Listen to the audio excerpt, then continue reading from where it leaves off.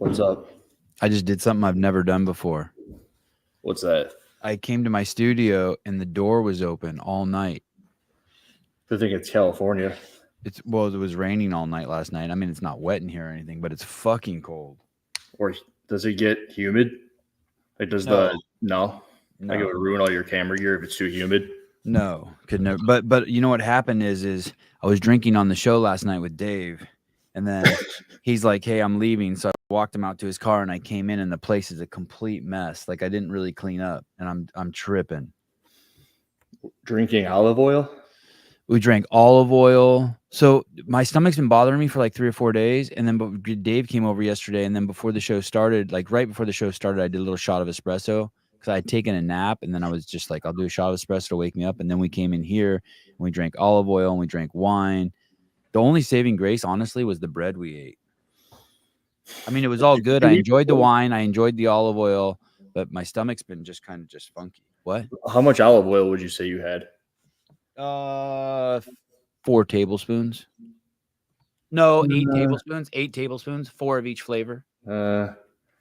So I was watching his garlic olive oil is good.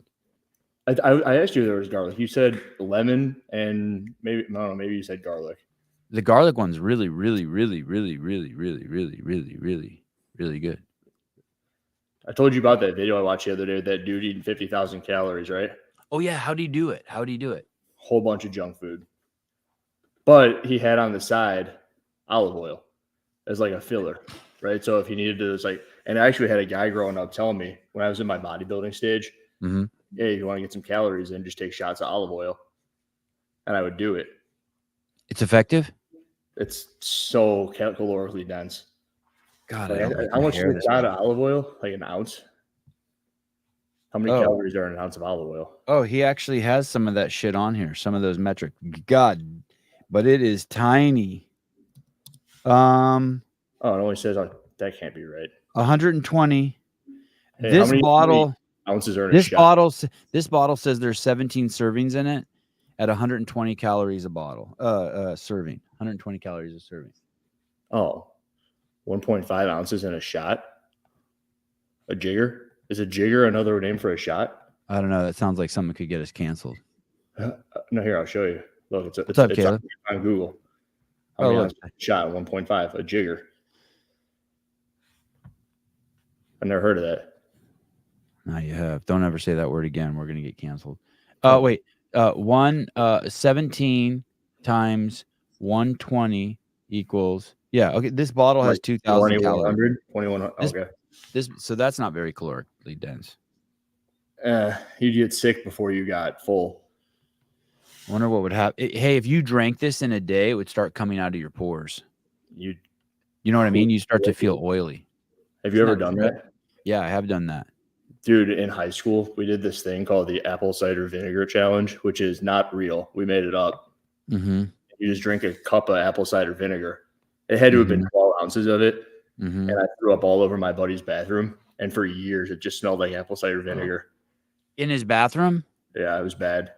Hey, you tried to drink 12 ounces just straight? Like straight, right? God, I feel like that could burn a hole in your stomach. Not when you're 17. Right. Yeah, the liners are thicker at that age. It would start coming out your ass. Yeah, it would probably that too. Totally.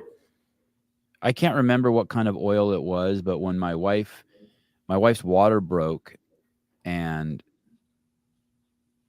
she hadn't started having contractions yet, and her water had been broken for 2 days. So there's this kind of oil, castor oil. Oh. And I gave her castor oil, and she immediately went into contractions, and 7 hours later she had the baby. I mean, she had to drink a lot of castor oil. That's what Dave should have called his oil. And castor oil, and she shit her pants like crazy.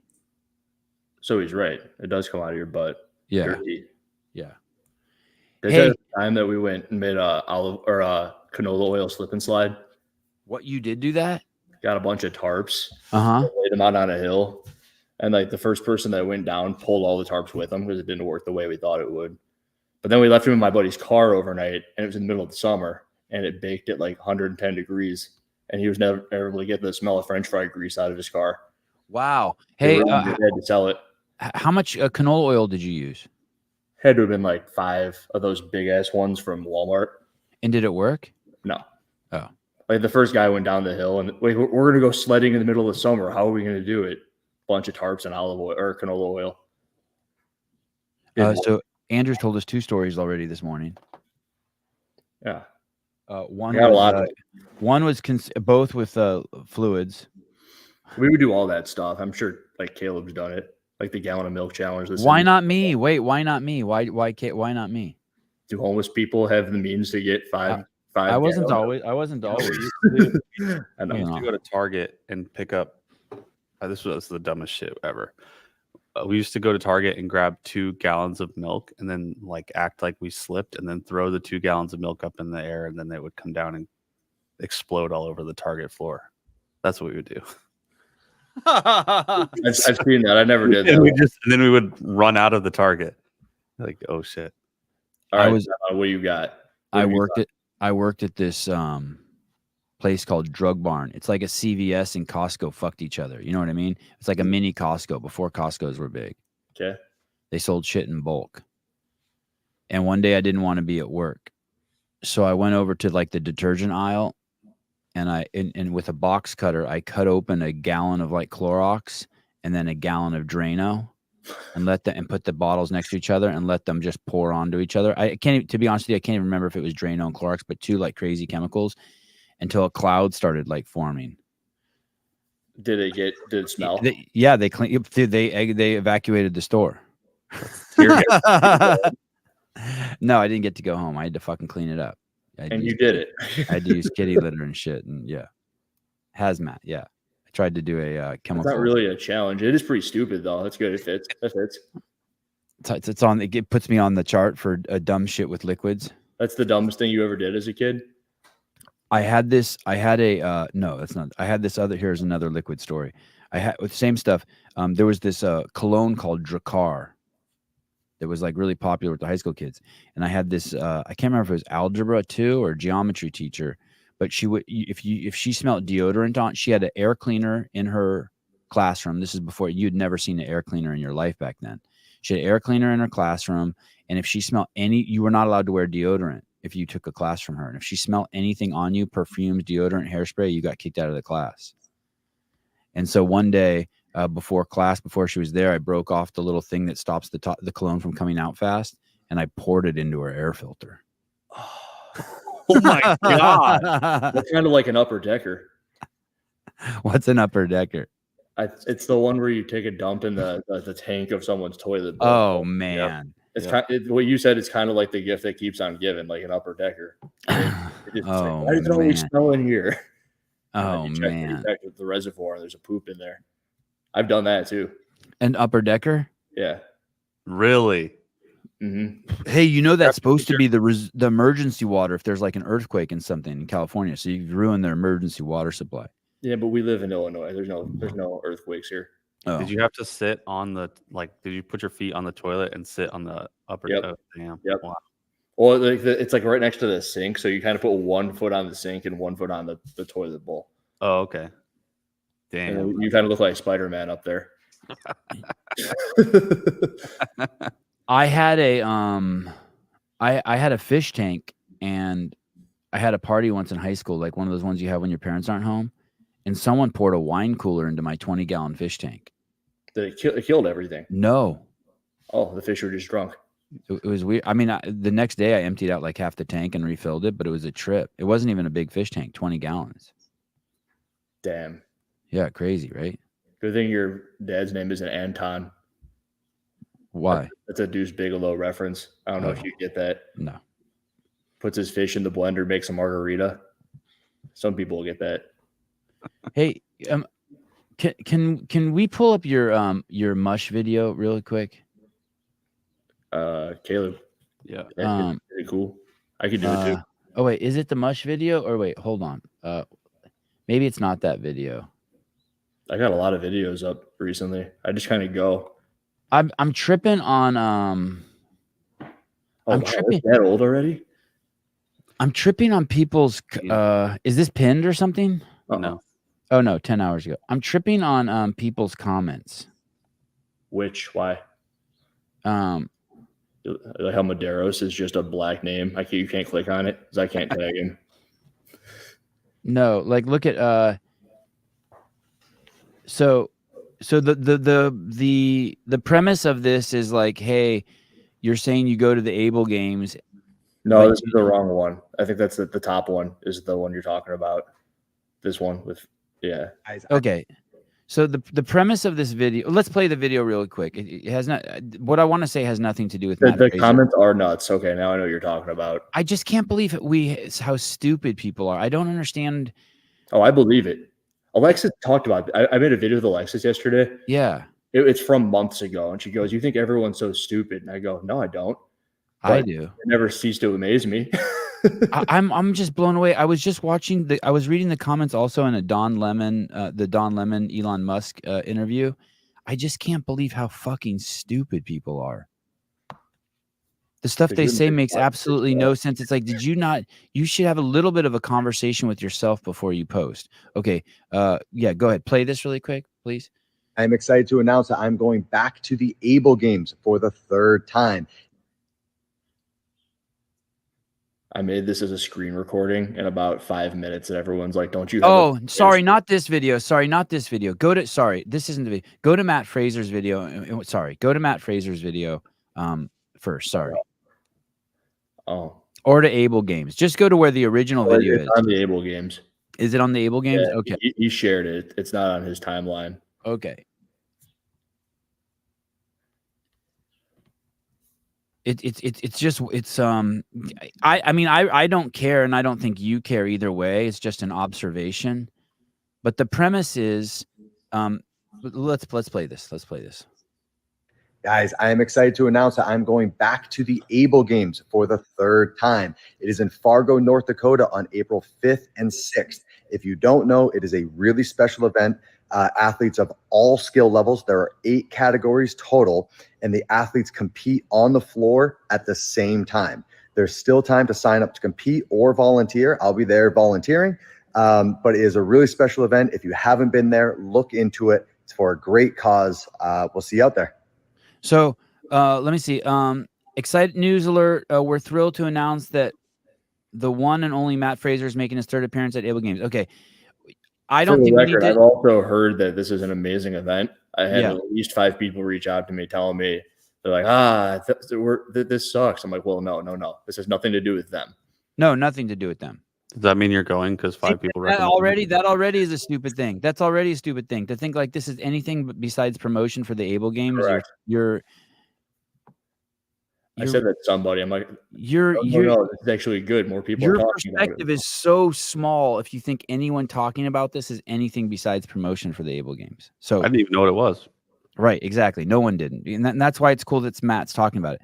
And then so the Able Games tells you, even though we already know, they tell you, get ready as the 5-time fittest man in the world himself joins us for an unforgettable event. Matt's personal mantra of hard work pays off guided him to become the most decorated, dominant athlete in the sport. Now he uses it in his business, HWPO, hard work pays off. Matt's passion for inclusive. Damn. Matt. Do I need to call Haley again? I think you're having a stroke. Hey, that's just not true. Matt's passion is not for inclusivity. It's for fitting in. It is. I could argue that forever, but jeez, I've never seen anyone from the KKK on his fucking or a flat earther or a or me. I did 20 podcasts with him. He never posted a single post about that. I mean, his shit has nothing to do with inclusivity. He's running a business. I don't believe for a second it's about inclusivity. Maybe it's for the perception of inclusivity. I just don't buy that. I don't mean that in a bad way either. There's just tons of people like that. I just think that's a lie. Matt's passion for I think it's the wrong words for inclusivity.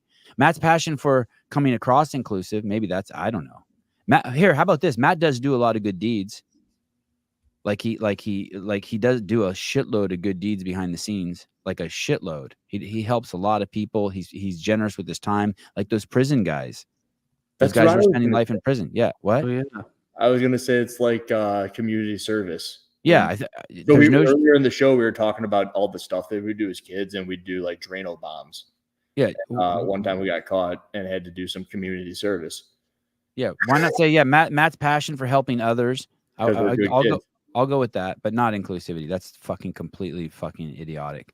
That's not just a lie. Matt's passion for inclusivity and athleticism. And why do that? Why not just do Matt's passion for helping others? I mean, that I'm fully on board. Matt's passion for inclusivity and athleticism perfectly aligns with the spirit of the Able Games, and we couldn't be more honored to have him with us. Whether you're competing or cheering from the sidelines, this is an opportunity to be a part of something truly special. So I still don't know what the Able Games are, but it doesn't matter because it's on their Instagram account. So if you're there, you probably know what it is. But you have to assume Able Games is like a play on disabled, right? So it's their way of being like, we're not. You already know it's like, hey, we're not disabled, we're able. Like right. So it's okay. But if I just saw Matt saying that, like. There's anyway, how many followers does that account have? Able Games. Nothing crazy. 1,278. Okay. And look in the first post, you can see something's up right away. The guy in the first post, something's off with him, like he has Down syndrome or something, right? So you just know right there. It's some sort of event. Have you ever been to the Special Olympics, Andrew? No. Have you? Yeah. I wasn't. I went like five times to in Santa Barbara because I worked with Did development. you go when you were working disabled adults? Yeah, so I would take them there. How do they like it? They loved it. It was cool. They loved it.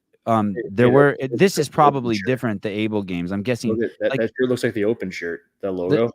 The Special Olympics. Everyone got a medal. Everyone wins. Oh, I hate that. Yeah, I hated that too. Okay. So now let's go to the Fraser or go to the Hiller's video now and look at the comments. It's wild. Have you ever seen the movie The Ringer?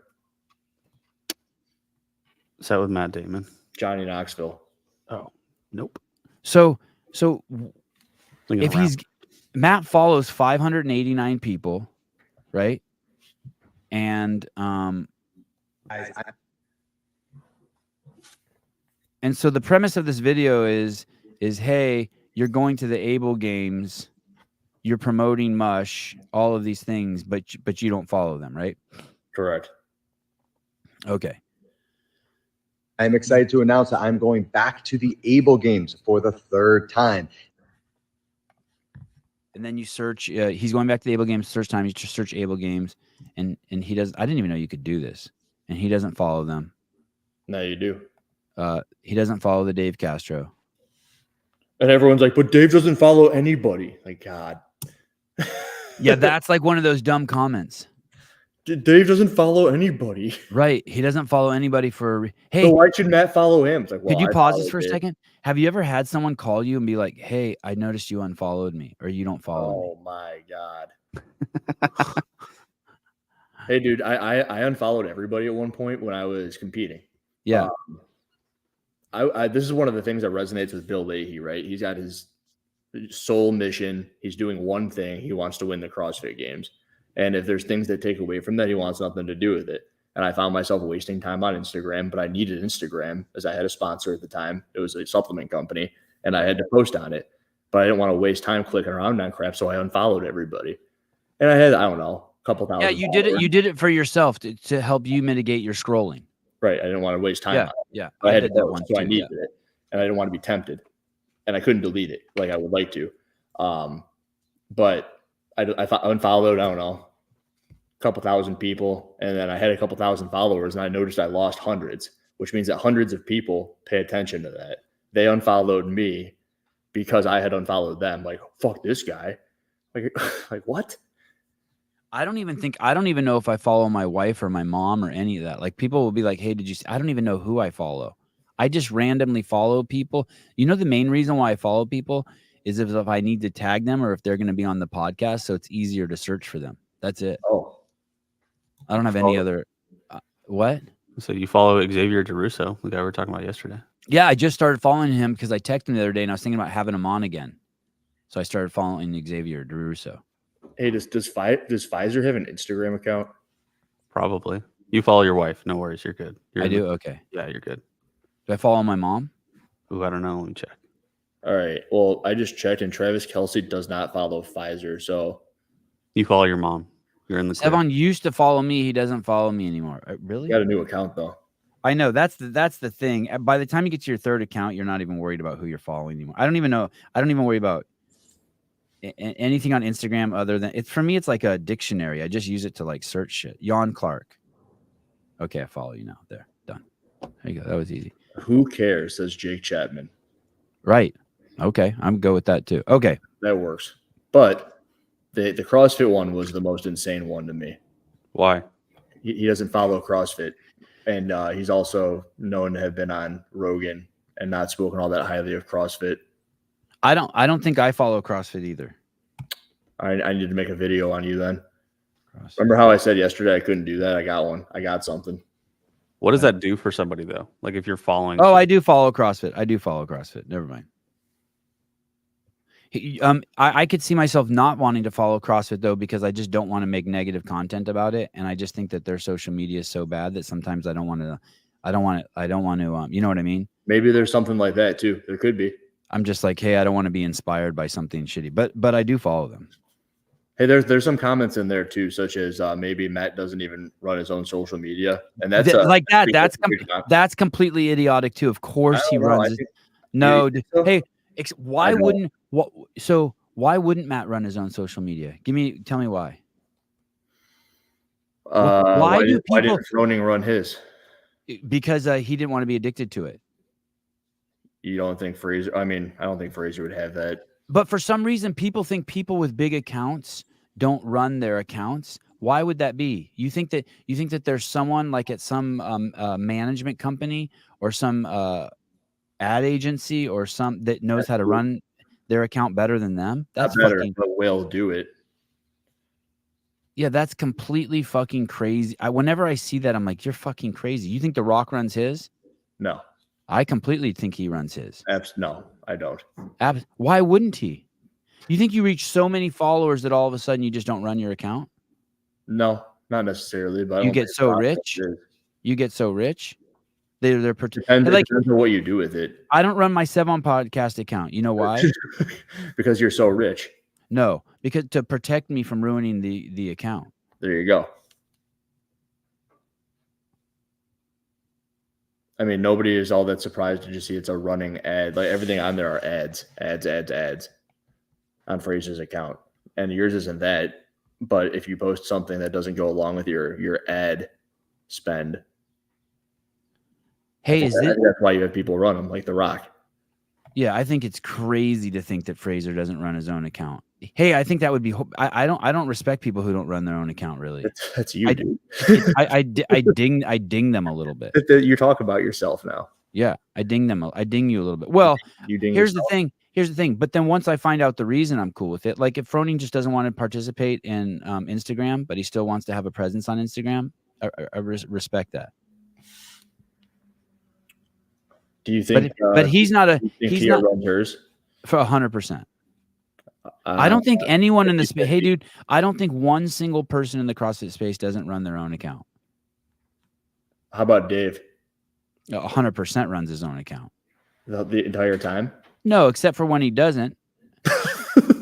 But you know what I mean. But you can totally see why. So there's an event, and he wants to He wants to use his. What if following. Your life is an event?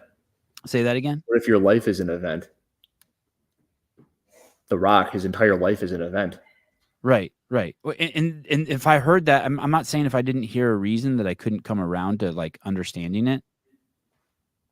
Anyway, for example, going to what I was saying, someone wrote on there, but Dave doesn't follow anybody as a comparison to what you're saying about he doesn't follow the Able Games. And those, where is someone even making that leap? Dave doesn't follow anyone. That kind of makes him exempt. Or Froning, I think, only follows like 5 people, and it's obviously his own accounts. That makes you exempt. You can easily be like, okay, probably Dave doesn't follow people because he doesn't want to scroll, or because he's in the limelight, he doesn't want people to feel bad for the people he follows versus the people he doesn't follow. I mean, there's a million reasons why you could think that why he doesn't follow people. But the whole premise of Andrew's video, tell me if I'm wrong or right or wrong, is Matt's claiming, hey, I've been to this event 3 times, and he's trying to pump it up. But obviously, he's not really connected to it because he doesn't follow it. Yes. That's the premise, right? It's like mush. just like Mush. Unlike Beam. Apparently, he's got some sort of connection to them as he follows them. I'm In guessing the CrossFit Games versus CrossFit. I'm guessing he has some ownership in Beam. There you go. Jan Clark, who cares if he follows? He promotes it. He's made content on it. Yeah, and that's fine too. That's fine too.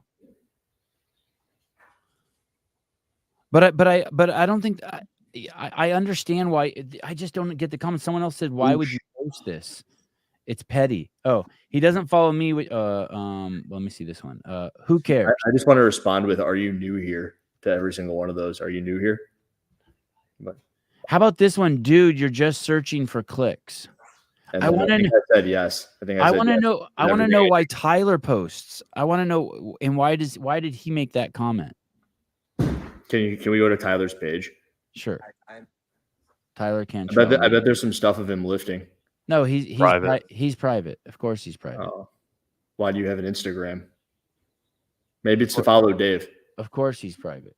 Maybe you have an Instagram to follow Dave so you can see the open clues. At which rate, Matt Fraser has a entire program based off of the CrossFit ecosystem.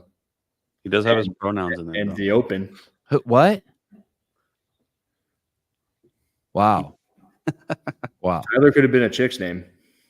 Yeah, that's the thing. And it could have been the chick on the left, and now I know that it's the dude on the right. You think Tyler wants to have that in there, or is that a street parking member? Or you think he's forced? Member? No. Or do you think he's forced to because of his work? What is this? His wife. Why is that her picture? That's not the same chick, is it? That might be her mom and dad. Okay. That might be two boys. That might be her brothers. Interesting. Hi, Tyler.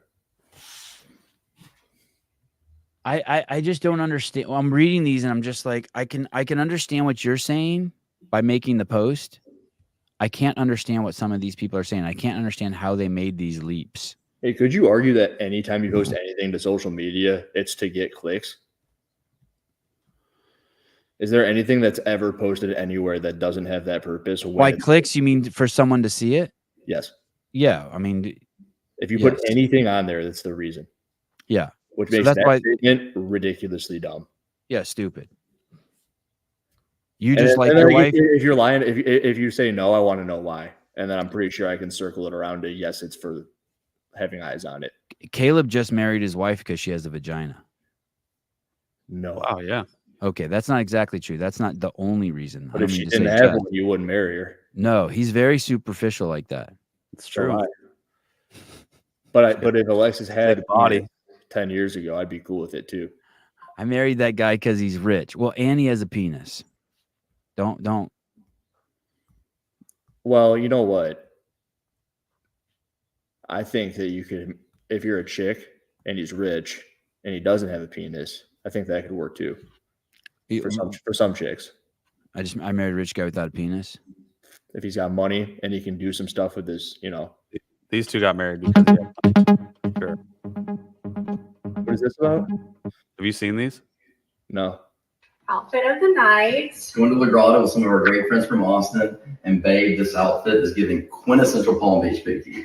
I absolutely love this. It's giving Palm Beach vibe, Nantucket vibes, Chanel vibes. What are you wearing? Thank you, babe. I'm wearing a. Is his name Reagan? No, his name is Jet, and her name is Campbell, but he calls her Pookie. Call her hi. I was just calling in for the penis talk.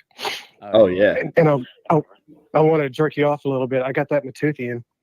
Oh yeah, great, right? Yeah, shit. I ordered two. I got the mint and the regular one. My wife loves it too. My 5-year-old, my wife, we all use it. So kudos to you and all the shit you're doing. Hey, a couple of people think it's too salty. I always didn't think it was salty enough. What did you think? Were you surprised by the saltiness? That's the first thing my wife said. She was like, why is there so much salt in it? And I was like, it's supposed to have salt in it, right? Is it CTP? No, Corey. Okay. Sounds like CTP. Yeah. Hey, there's the very first one I started with, the tooth powder I started with, man, it's I tried it again this morning to see if and it's crazy salty. Well, look at Olivia. It is too salty. Wow. Has I anybody don't used know. it? I don't mind it. I think it's like a perfect amount of saltiness because as soon as I've noticed with your Matuthian, as soon as I rinse my mouth out afterwards, Yeah. it's almost like I can taste the sweetness of the water. So it's like the contrast of the salt, sweet. I feel like my breath smells less. I'm not trying to do an ad read for you or anything like that, but I've been asking my wife over the last week. I'm like, do you feel like your teeth are cleaner and your breath smells better throughout the day? She was like, yeah. I feel like my mouth, my whatever whole it's in, it's mouth is working. cleaner. Yeah, it's badass. How's your balloon knot? Do you have an electric Well, my toothbrush? dick grew an inch. Oh, Do your what? dick grew an inch. That is one of the things that happens from a Toothian. Wow. Yeah, it's a byproduct. I'm also stoked for semifinals. So I'm in North Carolina. If you're coming out to Knoxville, you said? Oh, you mean quarterfinals?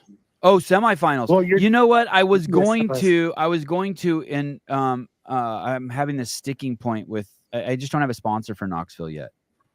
I really want All right, to. well, then- I really want to. I just don't Yeah, have it a was like the sponsor main yet. reason I would go. All right, then I'll look into it. But also, I'm going to 7 Carson. years I'm going to vegetarian. Carson for sure. What'd you say? 7 years sober or 7 years getting Yeah. head every day? Yeah, 7 years vegetarian. I just switched to full blown carnivore last week. Oh, tell me, what's the difference? Well, I did the fasting once a day for a year because of y'all, and I probably gained 15 pounds. Wait, so Good way or bad you way? fasted 1 day a week for a year and you gained 15 pounds. Yeah, because I eat Interesting. like an asshole the day before. Right, And right, the okay. day, Before Beth incoming. and then so I decided I had to switch it up. Lost muscle, a whole bunch of stuff, and I was like, well, what if I try full blown carnivore? So I stopped fasting last week, and I went full blown carnivore. And I mean, I've never felt. I know it's only a week. I know I got a lot more time to figure it out, but I feel amazing.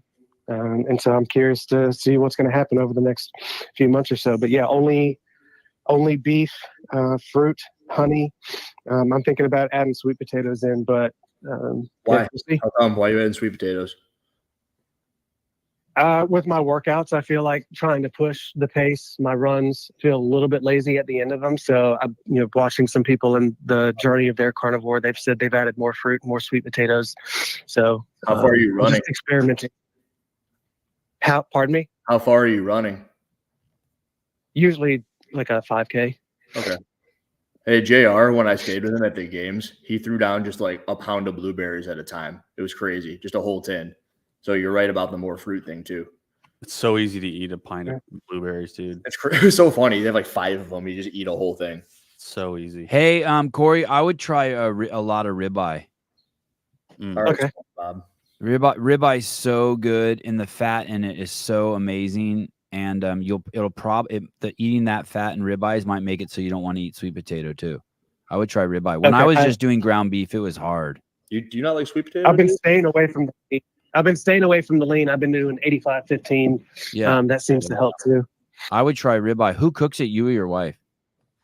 My wife won't touch it because she's still vegetarian. Oh, okay. Yeah, we were vegetarian both for 7 years, and so I cook it. Interesting. Okay, and You feel like you have more energy now? Yeah, I feel like I'm like on days that I was fasting, I felt like I didn't crash throughout the day. So I feel like my energy isn't, topping out and then plateauing and crashing throughout the day. So I definitely enjoy that aspect of it, but I'm not too far into it, so it's kind of hard to tell. That's awesome. Is this true? all right. Sweet potatoes are gay. At most, they're non-binary. Right. Well, yeah, I definitely feel more sexual when I eat them. So More open. You're more inclusive in your sexuality. yeah. All right, brother. Well, I appreciate y'all. All right. Thank you. Sweet potatoes. Look, the Heat 1 app is getting ready for the quarterfinals. He just Hey, whenever I see the word gay, I immediately go to happy. Really? that's I healthy. feel something and gay. God, I'm so gay this morning. Yeah. I woke up so gay. So what's this? I feel pretty. I feel pretty and witty and gay, and I pity. No. Any What's girl what? who isn't Mary Mary Pop? Is that Mary Poppins? They sing it on the bridge in anger management. Oh, geez. They stop in the middle of the expressway, and it's like, all right, sing I feel pretty. until you're calm. What is that West Side Story? Is it really? No. No, I don't think so. Sevan, did you ever tell Dave about the Heat 1 app? I'm sure I've talked to him about it. It's getting ready for quarterfinals. Yeah, I'm just looking. Tyler Watkins sent a screenshot because we're going to do some sort of game around Taylor Dallin, Jason Hopper, and Colton Mertens. Hey, how good was Fee? Speaking of quarterfinals. Yeah, she's the legit guest, So man. I was in and out of that one, and then I went back and I kind of re-listened to a lot of it. Yeah, and I know it's kind of worth it when there's somebody who's on for that long. And she was on for what, 2 hours, 15, 2.5. She's not afraid of being her. She's not afraid of being herself. You can tell she's enjoying herself. And she likes mush. Actually, what did you think about that? She just said something. Commented on my video and she said like, "Oh, it's nothing better than the Titanic with a thing of mush." It's like, it's cool. She's cool. Hey, and she leaned into it. Hell yeah, she did. She leaned into it. What'd she say? Wrong post, Caleb. Oh yeah, sorry. We got these posts backwards. Caleb, it's hard keeping the post that where he attacks people. Near, far, wherever you are, I believe how much goes on. Is that a movie reference? No, Titanic. Oh. Sorry, Celine Dion song from Titanic. Let me see what people say about in the replies. Let's see. You win. ESC Sounds, Fisagafi. Yeah, I like their account too. ESC Sounds. They're not really afraid of anything either. They are who they are. Let me see their account real quick. What are they? What? They're the headphones, right? Yeah. I always trip when I see these dudes in the comments. Let me play that video of the girls running. Let me see that. Fake records. Oh, that's Grace Walton. Careful with the sound. Careful with the sound. Fuck, she's hot. Damn. She looks different there, doesn't she? It's because she's sweaty, fucking au naturel girl right there. She looks. She just destroyed the Open too. Yeah, she did. Damn. She first. I believe so. Hey, I love. Do you remember when Froning and Camille won the games, and everyone said that there was some inside thing there where they want them to win, so they had the best looking people in CrossFit win the CrossFit games. Oh, maybe. And you just said she's good looking, and I agree. Grace Walton's attractive. Hey, and go back. Win the games. It could be huge for CrossFit. I don't know. Really, I don't think it matters. I don't know. Come on, dude. It matters. The hotter that really. Yes. Oh, because there's a difference between Froning and Fraser winning the CrossFit games. Absolutely. There's a difference between Froning and Medeiros winning the CrossFit games. Froning. All right. Meaning they get on the cover of more magazines and they're invited to come more places because of the way they look. Right. Hey, let me see that Grace Walton thing. You know what I find so attractive about her too? This is so weird. I like when people are on the runner and they start with their hands on it for a second like that. My favorite thing is when you do that at competition, all the judges are like, "Get your hands off the rails!" Oh, they do yell that at you? Oh, they get fear, or they used to when the runners first became a thing. Yeah, they would get furious. How many warnings do you get for that? I don't know. I also don't know what they're gonna do if you keep your hands on there. They're gonna make you stop. There's no precaution for that. That's interesting. But they do get pissed, or they used to get pissed. I bet they don't anymore. That ESC people, it's like Fee. When I brought up Planet Fitness, you know that there's athletes who would come on here who wouldn't touch that with a 10-foot pole. They'd be afraid that like somehow what they're saying is controversial, not wanting men in women's locker rooms, right? Or naked men around. For some reason, saying not wanting naked men around little girls is somehow become controversial. But it's the same thing with ESC. They'll just be here in the comments. Someone proposed this to me the other day. I saw it in one of your comments. They said someone in one of your comments basically said that they were like afraid to follow you because they didn't want anyone to know they followed you. And then after your Haley Adams video, they subscribed to your account. I'm like, holy shit. Imagine living under that social pressure. That's like not wearing this hat in the open. Like you know what I mean? Like your MAGA hat. Do you wear that in the open? Fuck no, I'm terrified. It's in his open video. I did put an American flag on the back of my car the other day. I bought some really thick latex ones. I never took you as a hillbilly. A sticker one, yeah. Not like the one that like blows around in the back of the pickup truck. Yeah. Still. Oh, okay. Okay. But you know what I mean? But I put a really thick vinyl one on both my cars. That's aggressive right-wing bullshit right there. Hey, I do love the United States though, so I don't blame you. Yeah. I just want to keep it in good I want to keep it like in good I want it to be good here. What's the Pledge of Allegiance these days? What is it looking like? Nobody says it.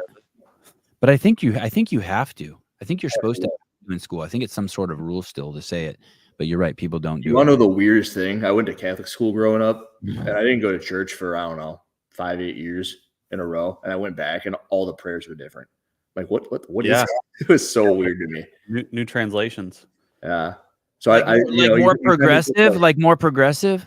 They'd remove certain words and add different words or just change it up. And I'd be like, this is weird. To what effect? And then I never went back to church ever again because I'm like, if you can just change what's the truth, then like, what the hell is any of this?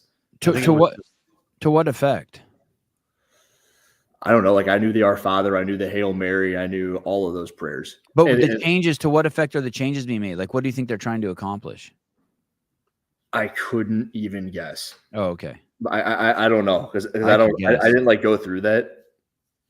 I just know that they were different, but I also thought it was like scripture, right? Like this is what the religion is, and if you can just change it because someone said so or someone thought something differently, then I want to say every few years they just go through and like retranslate things from Latin, basically, and it comes out different. Someone in here will tell me something that makes sense to them, and I just don't care to hear it. Like it makes no sense to me. Look at this comment. Bullshit plus microphone equals podcast. True. Philip Kelly, do your boys know the Pledge of Allegiance? I don't even know if they know it. I don't know. Oh, Heidi's correct though. You know, Heidi said something that's prayers can be whatever words you want. That's true. That's a true statement. Oh, I screwed up. Sorry. And you have no idea what you're saying, which is what you just brought up. BS plus microphone equals podcast. Hey, your Brian, that Brian Friend video you made. Yeah. I want to ask you a personal question about it. Please. How much money have you made off that? Should I look? Yeah. You want me to show you? You don't have to show me. I trust you. Can I show you? I don't know. I feel like showing someone your metrics is like showing them your like the backside of your business. If I were in anyone else's position, I would want to see their metrics. Yeah, sure, right. That's why I don't like to show anyone mine because I know they want to see it. Oh, that's why I like to show them. Metrics are like boobs. There you go. Holy shit! Holy shit! Looking good. This video's gotten 33,000 views. People want to know what this bump was, and this is because that one Tyson Bagent video took off a week after because I released the Tyson Bagent video, and then I put a little tag in the Haley Adams video, and people watching that clicked onto the Tyson one, and it made it take off like days after I posted it. What do you mean? What do you mean? You mean at the end you sent people from Haley to Tyson, and that skyrocketed it? Yeah. Wow. This video made you $500. It's almost $600. Yeah. And then when I click around to here, I always look at like how people watch this on average for 17 minutes. So what I think about in this case is I think about Wrigley Field, 30,000 people, and I imagine them sitting in Wrigley Field for 17 minutes watching me shout about Brian Friend. That's what I imagine. Dan Guerrero, is that enough for you to make a living? So it's trips. Maybe you don't know this or you just forgot, but Hillerfit also is very successful programming. I don't know what you call it, but the same shit, whatever that thing that Mayhem does or Sentinel Training does, Andrew does that also. Yeah, I've got the online program for. I have the individual track, and I have for 5-6 years, and now Jethro at Chief Nation, he actually follows my affiliate programming. So he was telling me how much people like that over there. I don't know if that's. I respect the transparency. I don't think that's. I don't know. I don't think that's true. I've shown him before. Hey, I know, but I just don't want. I don't think that that's transparent. The answer is no. Hey, do you think that if you belong to an affiliate and your affiliate own and your affiliate fees and your affiliate owner pulls up in a $122,000 expedition, Ford Expedition, brand new?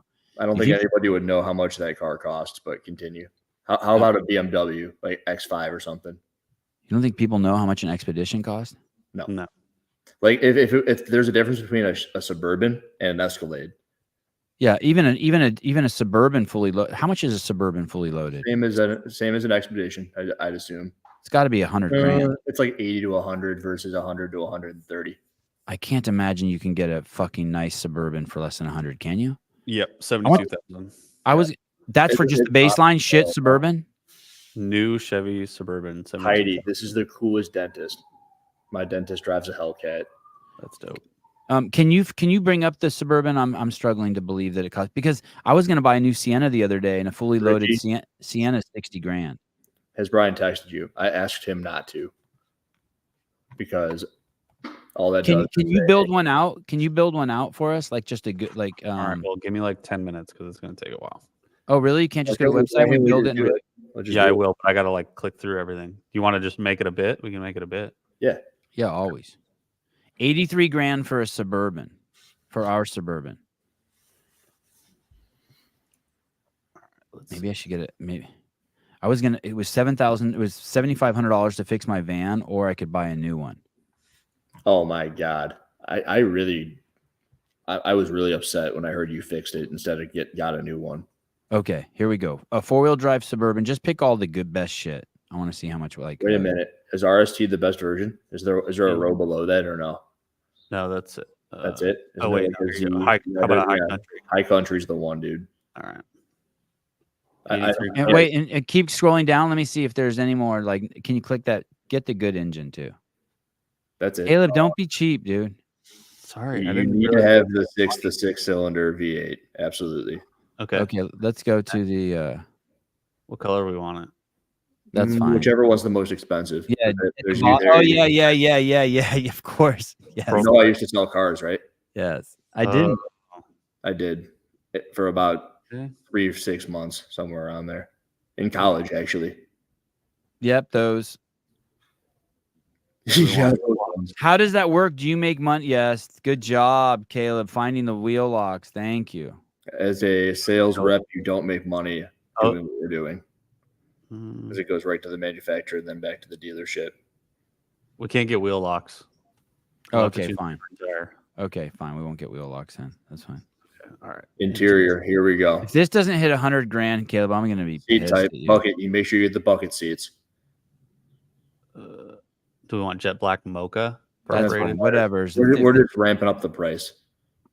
All right. Front bucket seats. Okay. You can't choose back bucket. Is that another page? I guess not.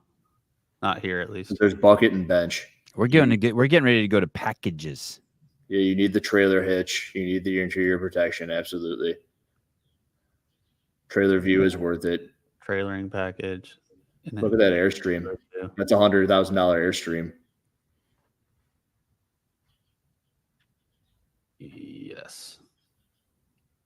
Oh, okay, good. Oh, 30. Yeah, get that thing premium package. On the bottom right. Yep. Yeah. Or what about this one, the High Country Deluxe? Is that? Yeah. Sorry, you're right. That one. And look, it's on sale. That pisses me off. That's not fair. Oh shit! Come on, Caleb. Let's break a hungy. All right, next options. Here we go. Interior. Included in package. That's a good thing. Yeah. Oh, we want the light, the illuminated emblem. The light really isn't very much. Oh, that's awesome. You can get all this shit. Hey, just scroll to the bottom. Usually there's just something to click. Yeah. The rear. Trackable steps. Oh, we don't get rear splash guards. Okay, that's fine. We want a panoramic sunroof. Duh. I can't believe we're not over 100 yet. This is a great car. Polished exhaust tips. Of course. Engine block heater. Of course. Adaptive air ride suspension. The Brembo brakes. Absolutely. Just so you got to pay to.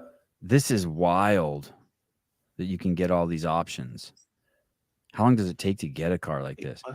Pedro, what about a BLM sticker and a Ukrainian? We'll get those. Don't worry, Pedro. Good call, though. I like that. What about BLM sticker and Ukrainian flag stickers? Those.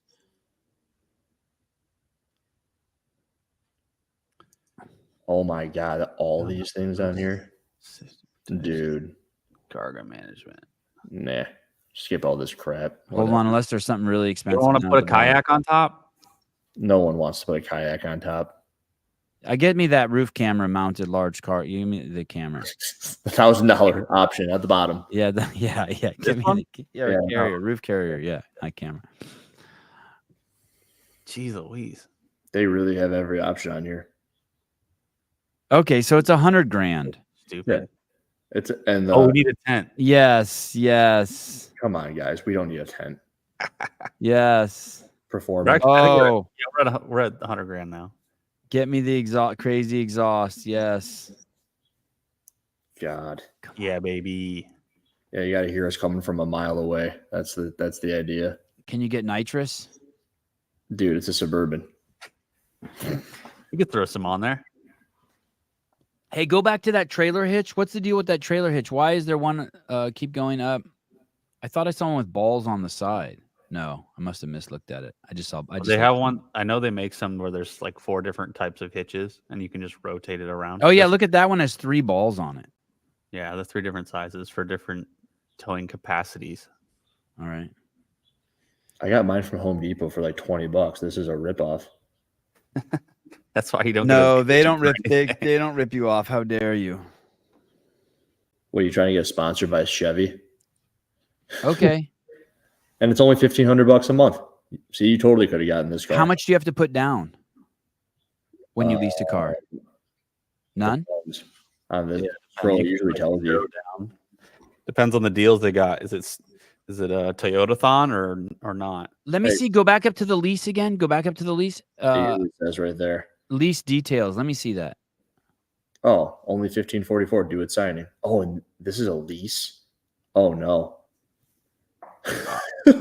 That means that you're going 6 years, 72 month at like 2,100 for sure.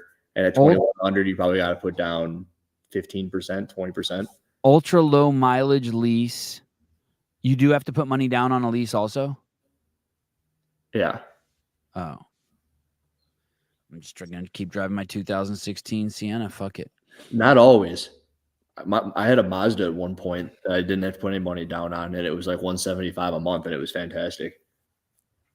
So it's $100,000 for a new Suburban. Yeah. For a fully loaded new Suburban, yes. It's $80,000 for the baseline, and then another $10,000 to $20,000 after you get like the stereo and the lights put in. Yeah. Dude, Sleeky, leases are great.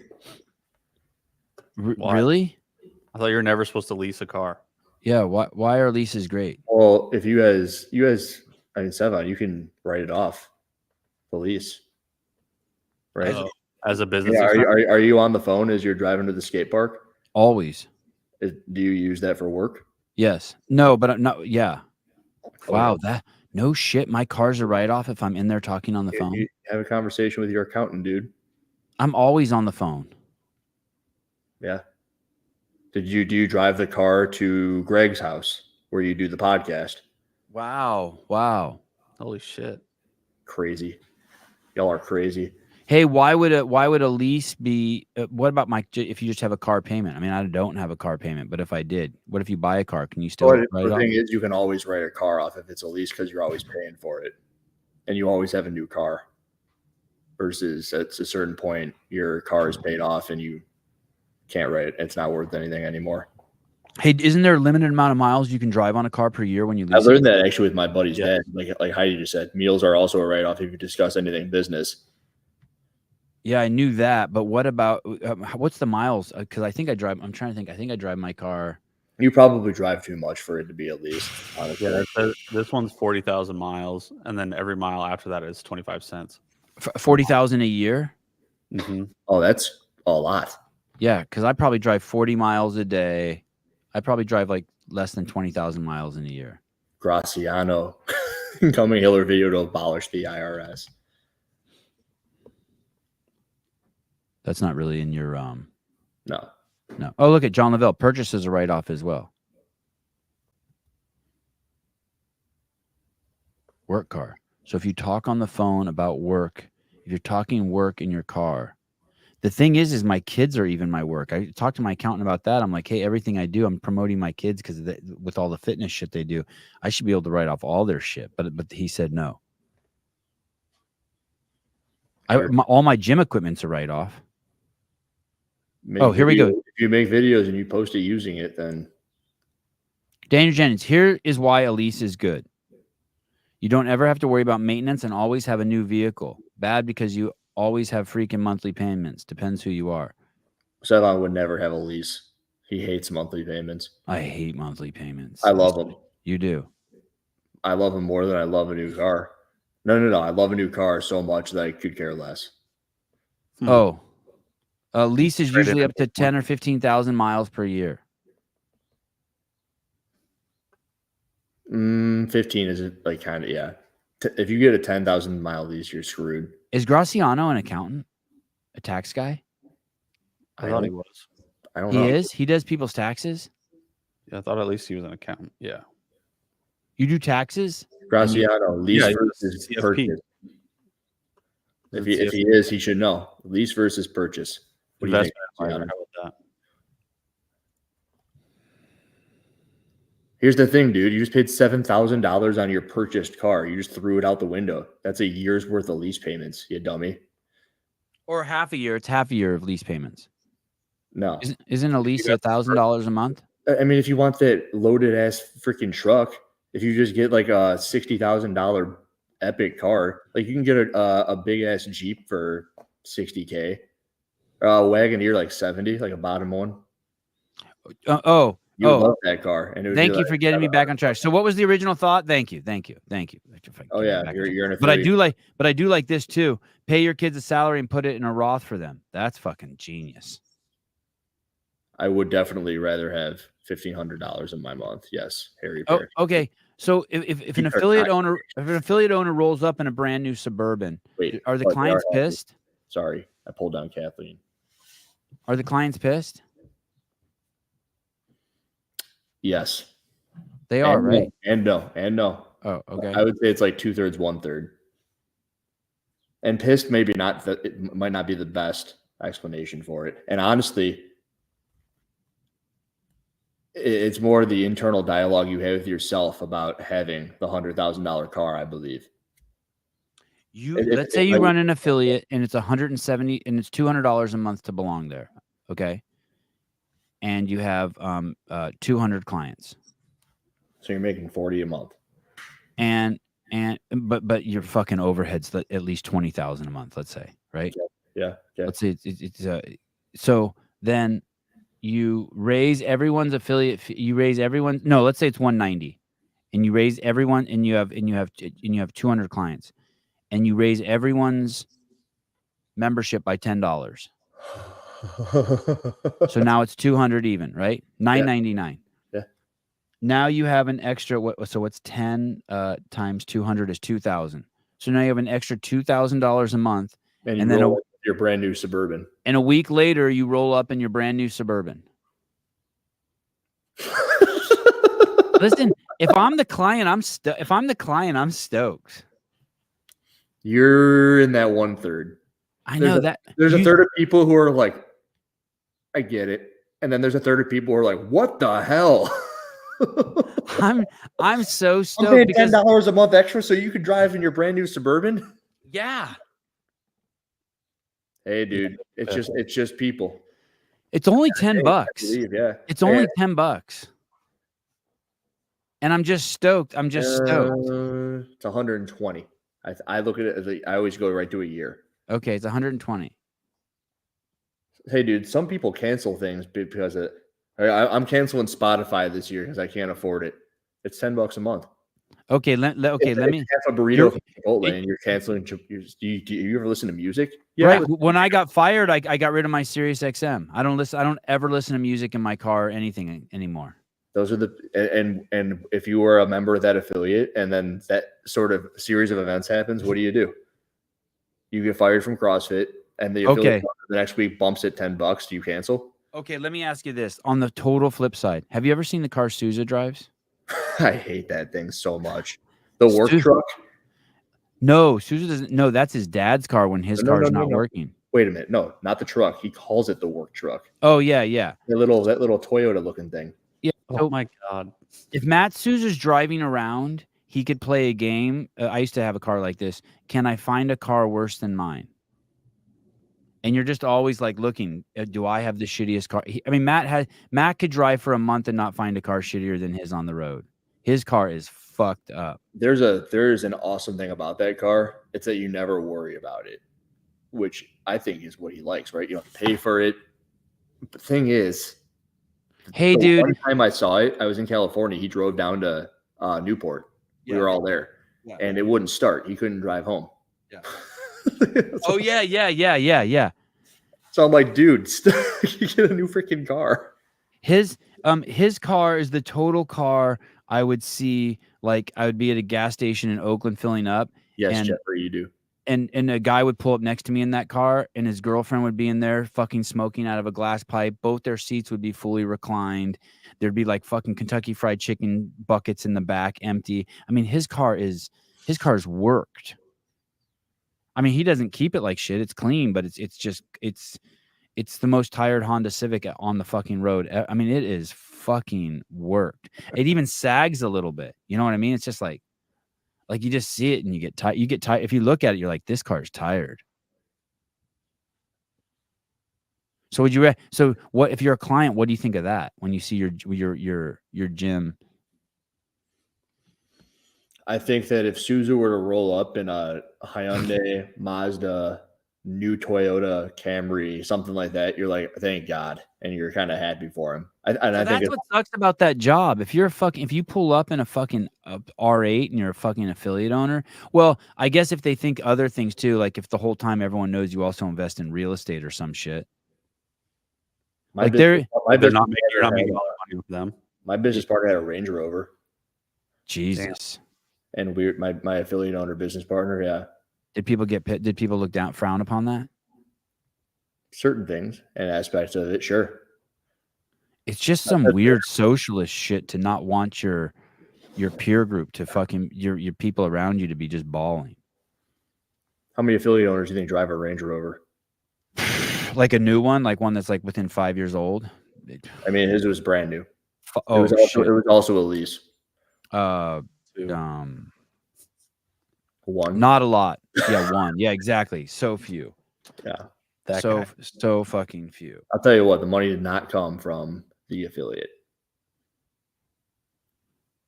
When I worked at CrossFit, I'm trying to think. There were one or two people, like we all made enough money that we could have driven any car we wanted. Like I made enough money to drive any car I wanted, no fucking Ferrari. problem. Yeah, sure. I could drive any car I want. I really wish you would have done that. I could have got a Bentley. Yeah, those are stupid. But I drove a I still have the car I drove. But there were some people who bought really nice cars that were over $100,000. Okay. The richest guy there probably besides Greg, the two richest people there probably besides Greg drove just like one of the guys drove like a 2000 BMW, like just like a girl BMW. Okay. Like a powder blue. It was just interesting. Like I don't know. When I see people in my area driving really nice cars, I think I just assume they're throwing their money away. Like, ooh, they're going to be in trouble. For the most part, I totally threw my money away on my car. But you also don't. I love it. You do, but by that means you drive a car that's outside of your means. Oh yeah. I do that on purpose though. I remember I was at the dealership and I'm like, this is gonna hurt. But every time I get in the car, I get really excited to drive it. It's almost like I get excited to go places. It's like, yes, let's go to the store. Yes, let's go. I know an investment advisor that has a Toyota Camry just to drive to a client meeting, so no one questions his fees, and yes, he gouges them. I've been to CrossFit Mayhem, saw the parking lot. Everything is $120K and up, trucks and SUVs there. They are all driving Expeditions. Probably all driving Silverados and Raptors and shit. Dave just bought the most expensive car I think he's ever had. Prius. I can see him in a Prius. What's he have? He has something really nice. It's just a big. It's a work truck, but it's got to cost $80,000. It's like probably like a Ram 250 or 350. It's a big fucking car. Might even be a dually. Yesterday when Jethro wrote it in here that he has he said when he picked me up in his minivan, and I really like Jethro's minivan. What, it was better than my minivan? Yeah. Why? Because it was spotless. Oh, mine is fucking mine's a trash can. I think they're very similar. It's got the automatic doors in the back. It's roomy. It's got the cloth seats, which I really liked. When you visited me, did you think my house was dirty? Get out of the way. No, especially not considering you got 3 kids. Like 3 kids, I assume it's going to be destroyed, and it was actually clean for 3 kids. Yesterday, I think my house is always clean. My wife's always cleaning. We have house cleaners come to the house regularly. And yesterday, Dave walked in. He's like, "Man, your house is clean." I'm like, "What the fuck does that mean?" Call her hi. Hey. Like my mom, my wife washes the couch cushions once a fucking month. You know what I mean? The vacuum's always out. Like I feel like I'm always like. Because you got 3 kids. Yeah. Call her hi. Hey, I need some advice, if you don't mind. You probably called the wrong show. You probably called the wrong show. To be determined. My kid's sick. Like, really sick. 18 months. Unvaxxed. Birth. She's been before. Wait, hold on one second. This phone's all fucked up. Hold on one second. I want to hear this, and I want to give you a clean line. Hold on. Are you back? Hello, caller. Hello. Hold on, caller. Takes a second. Hello. Maybe it was cluttered. I mean, there's just kid shit everywhere, but it's clean. But I mean, but there's whole rooms that are just empty where no kid shit's allowed. Caller, hi. Hello. Caller. Hold on, caller. Hold on. Oh, Jesus. Oh, I think I got him, and then I hung up on him again. Hold on. He'll call back, right? I don't know. This is. I can't tell if this is a real call. Hello. Why would it be fake, dude? His kid's sick. I know, but that's why. I hope it's fake. Oh. Caller. Savvy. Hey. Okay. Sorry. Kid's 18 months old, unvaxxed, and sick. Yeah. She's been sick before. But you know, the last time I had the feeling of like, damn, maybe we need to go to the hospital was when my wife was giving birth to her in our home. And we didn't go, obviously. It was home birth, and I didn't succumb to that notion. What do you do? Home remedies. How sick? Like just vomiting and stuff? It's like the craziest nasty cough with you can hear all this shit in her lungs. Oh yeah, that's been my house for the last month. I just want to I can't describe the feeling, but man, you feel so bad. And she's kind of looking at you like you betrayed her. And she's wheezing at night. Dude, here's what we do. Yeah. I don't know. Here's what my wife does. She turns on one of those humidifiers by the bed. And then I just make sure I still get my kid out. Is your kid, can your kid, like, is it able bodied? Does it walk around and stuff? Like, yeah.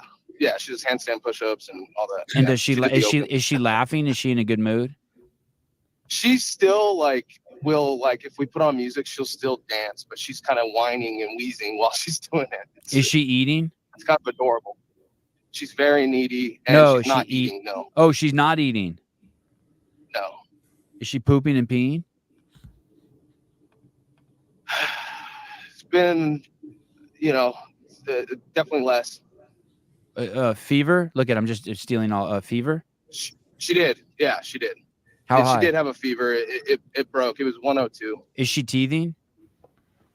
She is. Well, yeah, in and out. She's got a bunch of teeth already. So. When my kids were teething, they would always all sorts of weird shit would happen. Fucking crazy temperatures and but hey, there's something going around. Like there's definitely something going around. Look at David Weed. Jesus Christ, for fuck's sake, go see a doctor. I don't know. Hey, how's her color? In my head, how's her color? She's got like the cold face. She's got running red and around the nose. It's runny all the time. She's coughing, but eyes are kind of glassy. Yeah, eyes are like kind of red and puffy a little bit. And I mean, Jesus Christ, go see a doctor. I get that. Trust me, it's running through my head. I didn't say that. I didn't say that. Running... Someone wrote that. I didn't say that. I know, he can fuck himself. I don't, I'm battling with that fucker. Yeah. Don't you fucking think that I know that? Yeah. But the problem is when we go to the doctor, what are they going to do? They're going to say, I don't know, she's got a cold. Here's some medication. Right. So it's like, I don't know that solves anything. How long has it been going on? How long has it been going on? Just a few days. Oh, chill. She's good. A few days. Yeah, she's fine. I saw 50 burpees for time. I like that. My kids will have that shit for like 2 weeks. But the eating thing, but you got to make sure you got to get her to eat. Has she thrown up at all yet? No. Oh, that's good. Oh, yeah, that's a good point too. She's still drinking water, which is good, but yeah, I just you have this thing in your mind where you're like, I need to go to the doctor, but I don't. Once we had the home birth, I had that thought racing through my head. She was in labor for 3 days, so I was like, I need to take her to the hospital, and we didn't. And hey, everything's just fine. What's your wife think about the situation?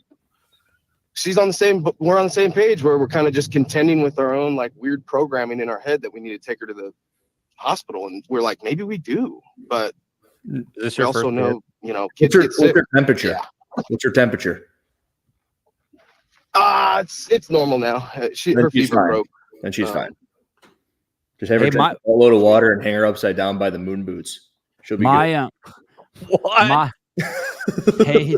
Hey, dude.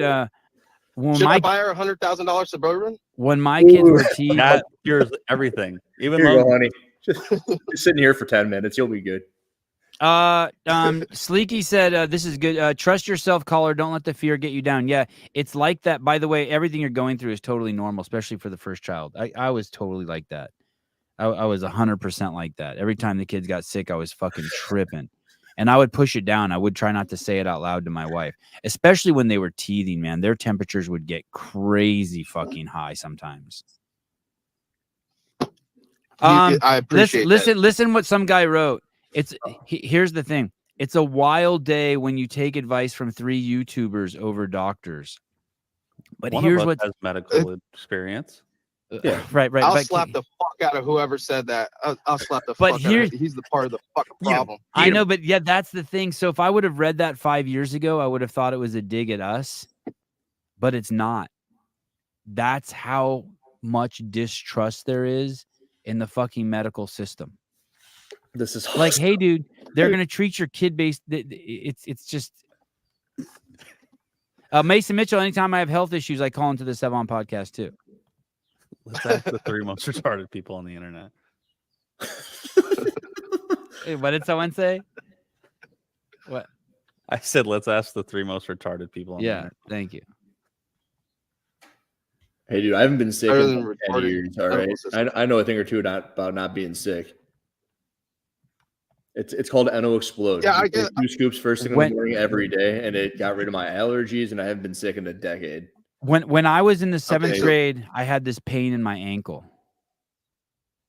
and the doc, they didn't do, and it would happen like maybe once or twice a day where I would take a first step and my ankle would give out. It was whatever, and it had been going on for like a year. So my mom took me to Kaiser, and the doctor said, "Hey, can I talk to your mom?" And so I stepped out of the room, and they told my mom that they thought I was making it up because my mom and dad were divorced when I was 5 and I was seeking attention. That's what the fucking doctor said.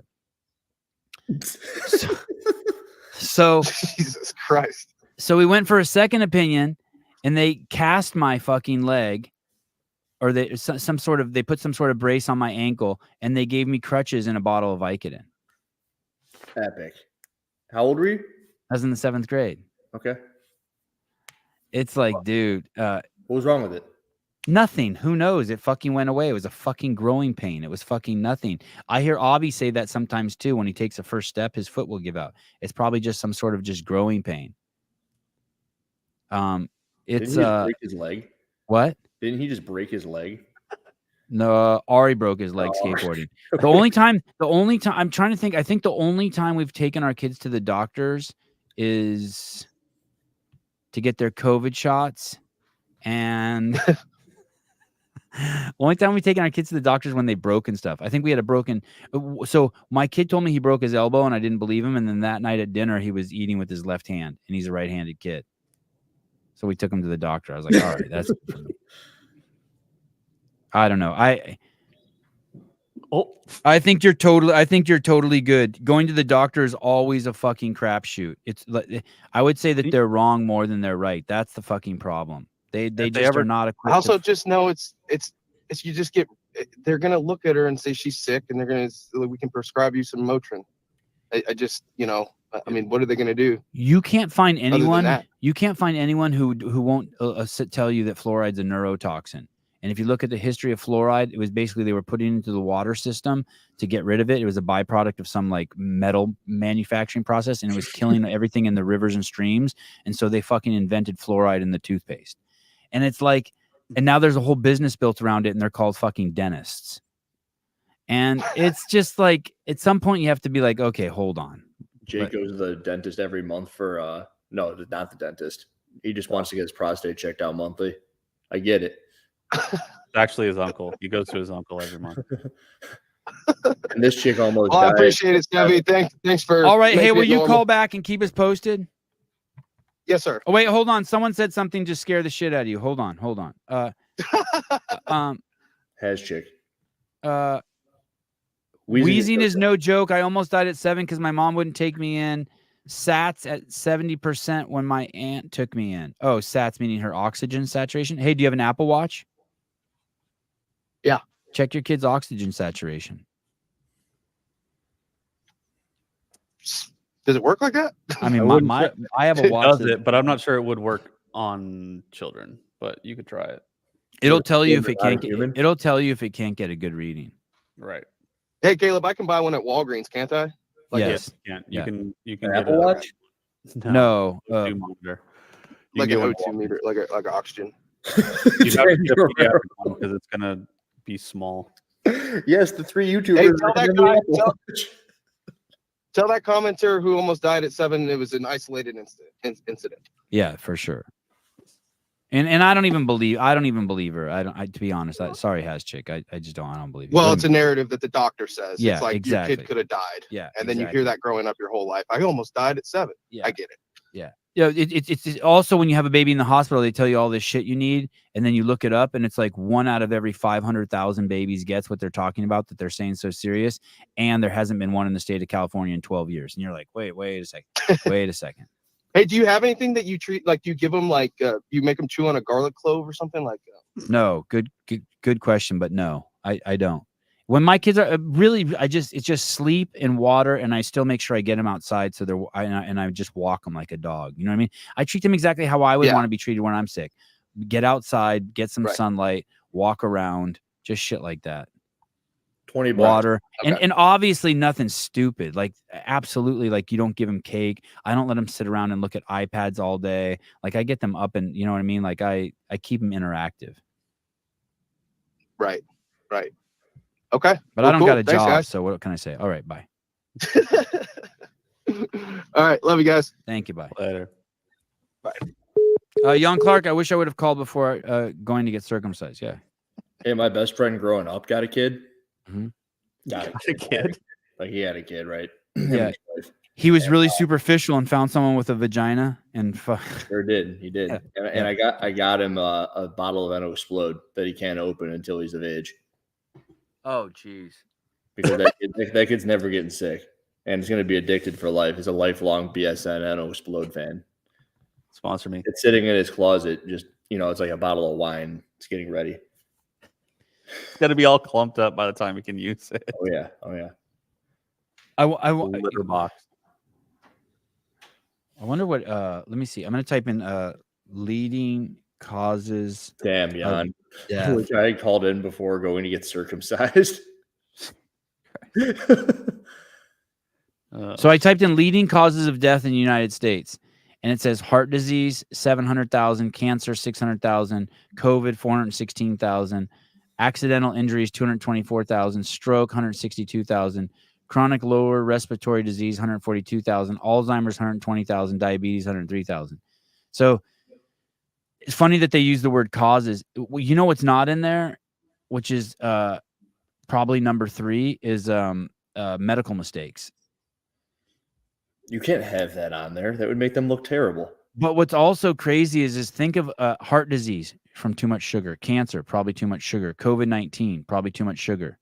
Then there's accidents like falling off a ladder. That's probably not from sugar. Does your Instagram show you that? What? So my algorithm is all people dying. No, I don't get any videos of people. If I open up my reels and I scroll through my reels on Instagram, it'll be here. Wait 1 second. Let's do it. Here, it's the first thing I opened up. There's this dude in a hole dying. What do you mean dying? I don't know. Like what's going on here? They're in this hole. No, they're not dying. Oh, it's like one of those videos. Oh, geez. Well, that one wasn't bad. Like those OSHA videos where everything's a. What happens here? I don't know, but it doesn't seem good. Maybe not here. Usually you can tell right away. You scroll a little bit, someone gets hurt. That dude just got kicked by oh, that was a pretty good transition. All right. All right. They've changed it a little bit, but it used to be way worse. I don't want to show you mine. Mine is breastfeeding and Nacho Libre while on zombie. Yeah, the breastfeeding videos are out of control. Get that corn out of my face. I have a lot of fighting right now. I have like a lot of fighting. Oh shit. I don't know. Here's some 16-year-old CrossFitting kid. He looks like he's pretty good. Who is that? I don't know, but he's skinny. That's skinny? Yeah. Not for 16. He's that proven. Kid's tiny. What are you guys talking about? That kid was yoked. What? Have you seen? Hold on. Oh my God. There's just some weird stuff. Like there's animals doing animal things. Like there's cats eating mice. Oh, here's a semi. Wow, this one's cool. Ready? This is what my algorithm shows me. This truck falling off of a bridge. Oh my God. Did that guy die? I'm sure. Andrew, has Brian reached out to you at all since making the video? I told him not to talk to me. I think I actually showed that in the video. My last text to him, he goes, "Hey, dude, I want to ask you personally what's going on with Athena." And I'm like, "I don't trust you. Oh, that's right. I'm not talking to you. Don't talk to me. I've tried." And this is the thing that people don't understand. It's like everything that you see on that video, I told him to his face via phone call. And it was the same thing over and over again. Like I told him the chest thing 3 or 4 times. I'm like, dude, knock it off. You're pissing everyone off. Everyone is upset at you. And I even told him, I'm like, trail of bodies. The thing you heard in that video, I told him at least twice. I'm like, knock it off. Cut it out. And then he goes on a public platform, and the most soothing comment in that entire thing was the "don't slap Mike Tyson in a bar and not expect to get hit back." Like, you slapped us all in the face with that, you stupid. It's not about me versus Brian. It's about everyone else versus Brian. You in particular, because you made his life harder. Remember? Yeah, that part was weird.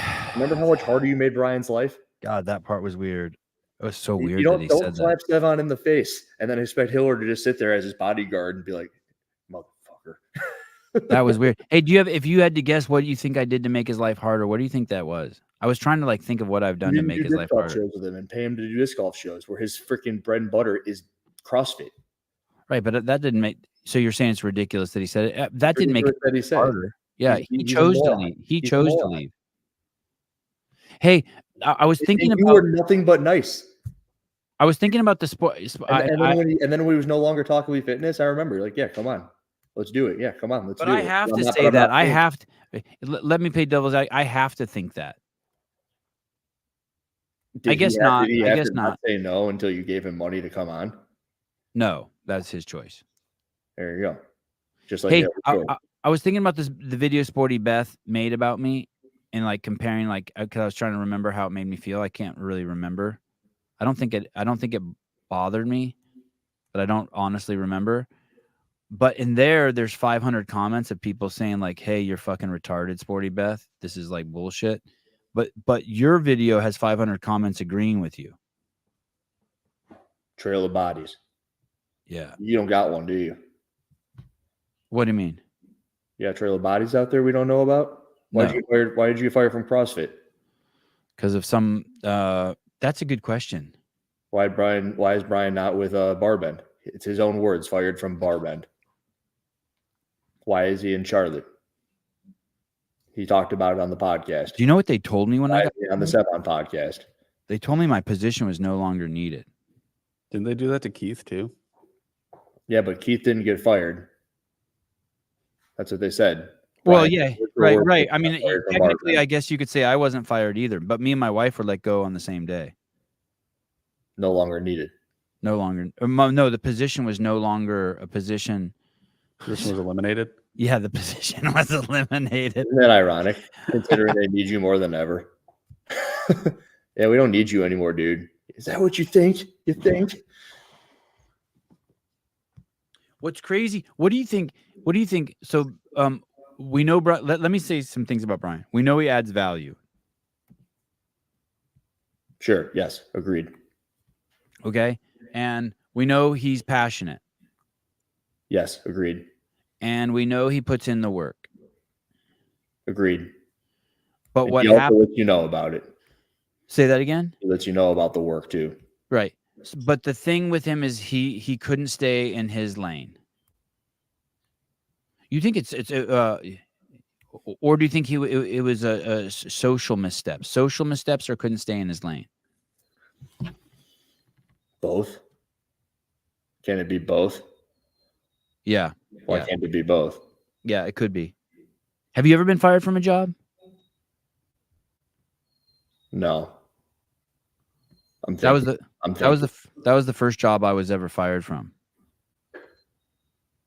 I'm thinking pretty hard. And when I dug around over the years, one of the things I heard reported, I didn't even know that somewhere in the file that it said that I called the HR lady, previous HR lady, I think her name was Kyla, a cunt. There was something in there.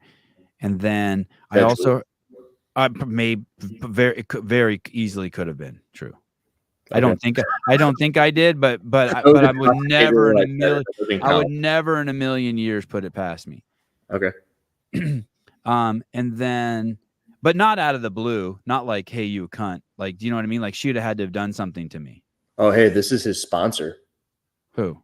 HGR CBD. Oh. Respectable response. That seems like a good thing. Okay. So you have never been fired? I don't think so. Then when I really knew that, like, that's weird, right? Doesn't everyone get fired from something or they go? I've left every job for like some other job. Whenever Rosa out of the job, leave. Then Rosa told someone that he thought that I should resign after the New York Times article. And at that point, I knew that he was a complete fucking piece of shit. Then I knew, because the New York Times article didn't say anything. Hey, have you seen this thing about this guy at Nickelodeon that's being like, have you seen this thing? I read 2 articles about what he's being accused of doing. I haven't seen the video. There's a documentary about it. He didn't fucking do anything. What do you do? Why did they fire him? They're accusing him. One of the things he's being accused of is being racist because he had black guys play bad guys in some show, and that was stereotypical. And I'm like, it would be stereotypical to avoid using anybody in particular. Yeah, I'm like, and how is that bad? I would watch the documentary. Oh, I've had a job. Have you seen the documentary? Yeah. Is he? He's like gross. Like I know he's gross looking. I saw him. No, like he is the one dictating what was going on in Nickelodeon, and all of the shows are very like suggestive, and he like refused to let anybody do anything otherwise. And I don't know. It's pretty. It seems it's damning. Okay, I read the USA article on it. He was accused of asking people for massages. That was part of it. Yeah, I think they found the people in the workplace he- found it weird, but He was accused of asking people to dress risque. Have you guys seen the fucking CrossFit games? No, those are adults. Tell Double me. boot. Oh, so it was kids he was asking to drive. Yeah, all kids. Yeah, I mean the CrossFit Games is. I mean it is straight. Seriously, guys, it is 30 years ago. That shit is just jerk off material for Macy's catalog jerk off material. Those people are wearing less clothes than fucking Victoria's Secret models now. But okay, I haven't seen the doc. It was just so disappointing, and the guy is really gross looking. Sorry to say that, but he is. You look at him, and your spidey sense does go off a little bit. Slovenly. If Caleb is convicting him, it's probably legit. Yeah, I just hate it. Like I read the USA. I read the USA Today article and some other article, and it's just like, hey, dude, I need to know what he did. Did he ask some fucking kid to suck his dick? Like, what the fuck did this guy do? I think they just won't say it. Yeah, I think everybody but that documentary is like tiptoeing around it. It seems like. Yeah, I hate that shit. Just say it. Hey, he stuck his finger in a fucking 4-year-old vagina. And everyone wanted to jump on me for sharing my text messages with Brian, but I had to say it. That's what it is. Like if I don't put those in there, then everyone's like, well, I don't know. I think you're being a little harsh. I'm like, look how he talks to me. It's like cool. What about the fact? Huh? Yeah. I feel like you left a lot out too. Even Here's the thing I trip on, and maybe this is the difference between me and you. You live your life like everything that you do, you're okay if it gets published on the front of the New York Times. Sure. It's probably even a good thing. Yeah, it's a fucking great thing. That's how I think that's like you have peace of mind living like that. I think I don't know. I just would have I don't think I could. Someone would have to do something. I'd have to be really defending myself. Like I'd have to be accused of murder and then be like, no, look, I was with Andrew yesterday. I was texting. I agree with this, David. It is not a dick move that I shared those text messages. I don't care because there's not one thing that I've said anywhere that I wouldn't be ready for it to be said everywhere. I don't care. Don't say it if you don't mean it. And if you're thinking that it's hiding behind some secret little wall, like you're a moron. Oh, hold on real quick. It's okay if if you're a pedophile and you do stuff and you don't think anyone's going to find out about it, is it okay all of a sudden? Like, no. Like, don't be a piece of shit behind closed doors because you think you're safe. Like, what's wrong? So let me ask you. So you're saying, by the way, I'm not siding with whether the guy's a fucking pedophile or not. I'm just saying the articles are you could convict anyone like that. I can't convict someone just based on what the articles I read. I haven't seen the doc, but it's like he hasn't done anything wrong if you read the articles, and it's fucking annoying. Andrew, let me give you some scenarios. For the record, I'm also not calling Brian a pedophile. People like the Bill Cosby thing was reckless, and I go, no, it's a sliding spectrum. No. People who brand diminish, like Bill Cosby, and people like Froning who don't. Anyone who thought that you were implying that he was a pedophile, that was a comedy bit. Like, you guys need to chill, all right? Yeah, that's fucking insane. Yeah, I'm not saying that. You're dumb. That's fucking. I'm not calling you dumb, Odd. I'm saying those are the same fucking morons who think that me asking if Olivia Kerstetter's dad stole her towel when they were sharing a hotel room. It's like, have you not fucking traveled? You're a family of 5 and there's 2 towels in the fucking bathroom. Like all you do is a race to get in there first. You fucking sickos. You go to the front desk and you get more towels. But here's my wife does that. Okay, I want to give you a sliding scale. You ready, Hiller? If someone accused you, if I told you, hey, never share my fucking text messages with anyone, and you're like, got you, and that's different. But then the police come to your house and they're like, hey, we know you were at the park and you killed someone yesterday at 5:00. And you're like, no, look, I was texting with Sevan. I'm right here. I'm like, and I even sent him a picture. I was taking a shit and I sent him a picture of my deuce. And that was at the same time you're accusing me of being in the park. I get it. Like, it's like you have to break the rule, right? You don't want to go to jail for killing someone when you were. There's no rule. There's no rule. There's not to me. There's no rule. But there's some line, like you're not.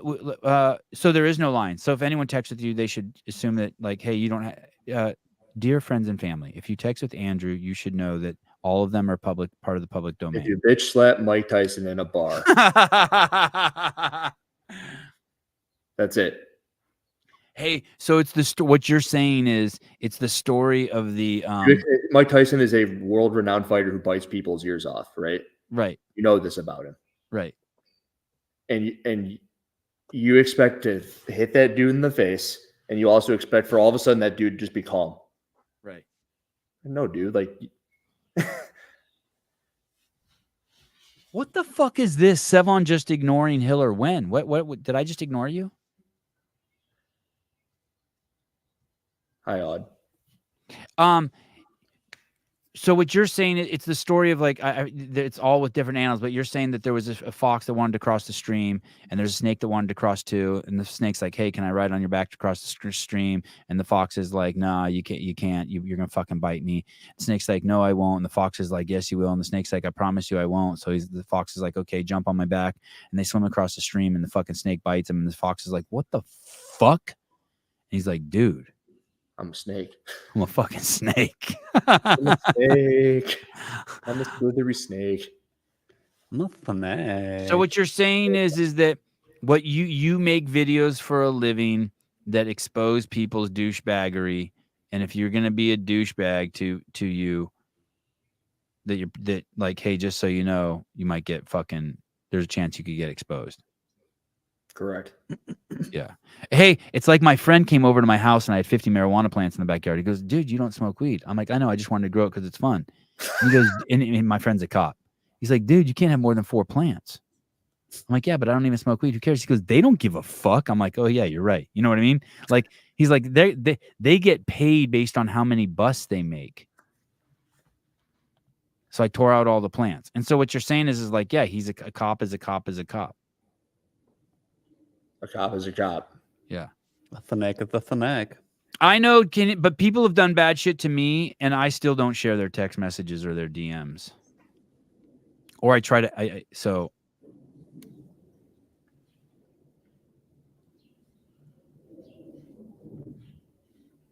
What's that? Ringworm? That happened yesterday. Somebody that was in the prelims. I haven't seen that yet. I thought that was a ringworm. He's doing it right here. He just shoved his face into his armpit. Started. And then what happens? He complains. He's like, "Hey, he bit me." Yeah, I think so. And then they went and reviewed it, and he goes, "Yep, he's disqualified." And he's like, "No, I didn't do it. I didn't do nothing. I didn't do anything. No way, I didn't do that." And then they pan over to the guy, his opponent. He's still denying it. Still denying it. Still denying it. And then they pan to his arm. They're like, "Oh, yeah, he did." That's not that bad, right? Why is his mouth so small? Fuck, that's a crazy bite, dude. Yeah, he got it tattooed on there the next day. He did? Yeah. Oh my God. Oh my That's pretty awesome. Here, I'll slow that up. Oh shit, the UFC dropped him? No shit. Yeah, they dropped him. I forgot. Wait a second. So you can kick someone in the head illegally and This be was Do you remember when Peter Yan fucking kicked Aljo in the head, kneed him in the head illegally, and you get to stay, but you bite someone? It was the guy's first fight.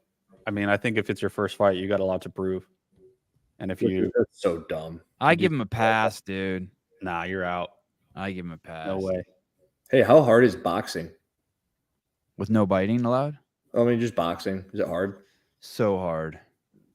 Do you think? Did you see the Hepner Bridges boxing match? Yes. Was it good? No. Who won? It wasn't as bad as it could have been, though. Why? What would have been bad about it? I mean, they could have just I mean, I don't really remember it, but I just remember thinking at least they're fucking like have some fucking modicum. Like neither of them look goofy. I think Bridges like jumped in last minute and fought him. No, was it? Yeah. Hepner was supposed to fight somebody else. I thought he was supposed to fight like Dave or something. And then somebody dropped out. And then Who won? Who won? Hepner did. Hepner's way too big for Hepner him. wants to box me. Should I box him? He does want to box you? Yeah. He's probably got a little bit more experience than you. I got 0 boxing experience. Dude, you do not want to box him. No? You guys are probably the same size though. Maybe, yeah, probably. I think a little. Why does he want to box you? Did you say something about his mom? Yeah. Are you Okay, friends no. with him, or does he want to box you because he wants I've clicks? come across him a couple times and said hey, and I'm fond of him. And I think vice versa. Oh, okay. Never mind. What? Jeff Birchfield said Bridges was supposed to fight somebody else and Hebner jumped in. It was the other way around. I said it the wrong way. Yeah, Hebner was too. Is a giant compared to Josh. Sorry, go ahead. I told him I'd rather wrestle him. I know how to wrestle at least. I just didn't know if he did. I told Medeiros I wanted to wrestle him too, because I thought that would have been.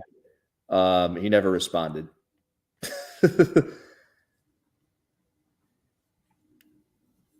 All right, if that's how Bridges is short. Oh, you found it. Yeah. I never. Yeah, saw I mean that's ridiculous. Look how fucking big Hebner is. Dude, this is kind of cool. Josh looks amazing. This was when Hafthor fought or boxed with Devin Lorette. Yeah. Same card. Yep. I'd say they look good. They look like they know what they're doing. No. Yeah. No one got knocked out though, huh? No. I win the distance. They got real tired real quick. Really? Yeah, like you get them a few rounds in and they're just. Ooh, that was a fucking shoddy game. Oh, shit. Yeah. This would be I think I'd get my butt destroyed. I'd rather wrestle. Dude, that was a I'd do great jiu-jitsu, I think, before I would do this. Damn. Yeah, cool to watch for sure.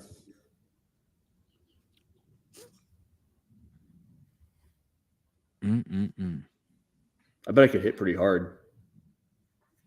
Eddie Hall tore a bicep, so he had to withdraw. That's right.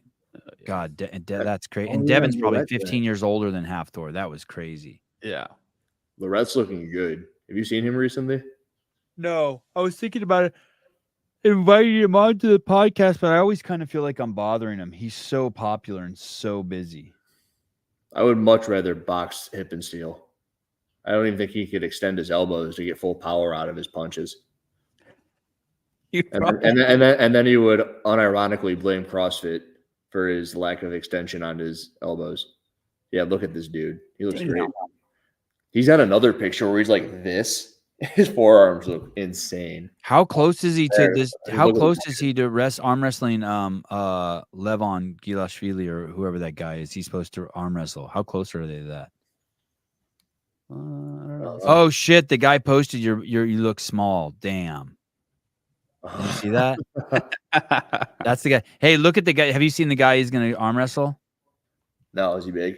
Fuck, dude. Hey, dude. I think this dude's close to 400 pounds. I'm not joking. Oh, dude, how much is he benching there? Oh my god. Play that. What is this fucking nonsense? 260. 3, 4. Oh my god. What is that in pounds?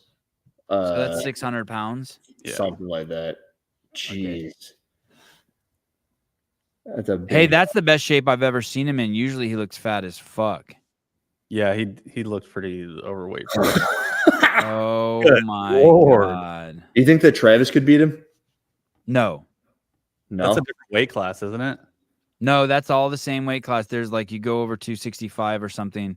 Look at the one of his forearms sitting on have him pick up like one of those preacher curl things. Yeah, let me see that. What the fuck's going on here? So this is a 250 pound 265, 264. Oh, that doesn't count. Oh, please. What? That definitely counts. You cannot do that. Yeesh. To do his bicep curl, he has to already break my 1 rep deadlift max. And then look at his dog. That's kind of funny. That little thing. Oh, of course. Massive man, and then this little dog. Oh my god, these are the ugliest dogs. God, that is so hideous. Hideous.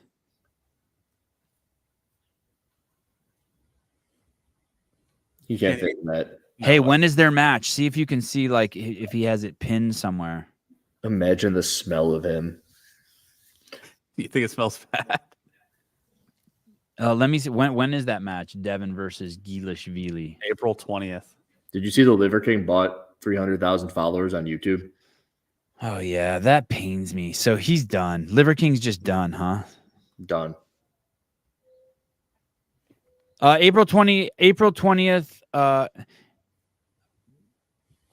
2024. So that's 1 month away. Devin Lorette versus Livon Saganashvili. Who else is in here? Is Travis doing this? Michael Todd's pulling. That guy in the left-hand side. He's been on the podcast. I think I've seen him. Look at that one guy. Looks like on the right. The guy looks like the president of the Ukraine, Taras Satidis. Yeah, president of Ukraine's arm wrestling. These names are all insane. Arm wrestling's pretty big, huh? Nah. Hey, you know what's cool about arm wrestling? Devin's bigger than the sport of arm wrestling, I think. You can just like go anywhere and do it as much as you want. Just go to a bar, start arm wrestling. Yep. Make a bunch of money, go home. Well, like Travis has a bunch of reels from 5-10 years ago where he's just sitting at a carnival. Hey, you want to arm wrestle me? He does like 600 people. He beats them all. Oh my God. Like you can't do that with CrossFit. It's one of the biggest issues with CrossFit. You have one event. The CrossFit. Well, you could be like, hey, you could be at a bar and be day. like, hey, I could do 10 burpees faster than anyone here. And then people line up and you just take them one at a time. And then after a little while, people like know how fast you can do 10 burpees and they're just waiting for you to get tired. And also you've got your hands in piss and shit on the bar floor. And no one will I see your point. and no one will take you up on your offer. Because they know that they can't do it. Well, like it's just too much work. No one even wants to do 5 burpees.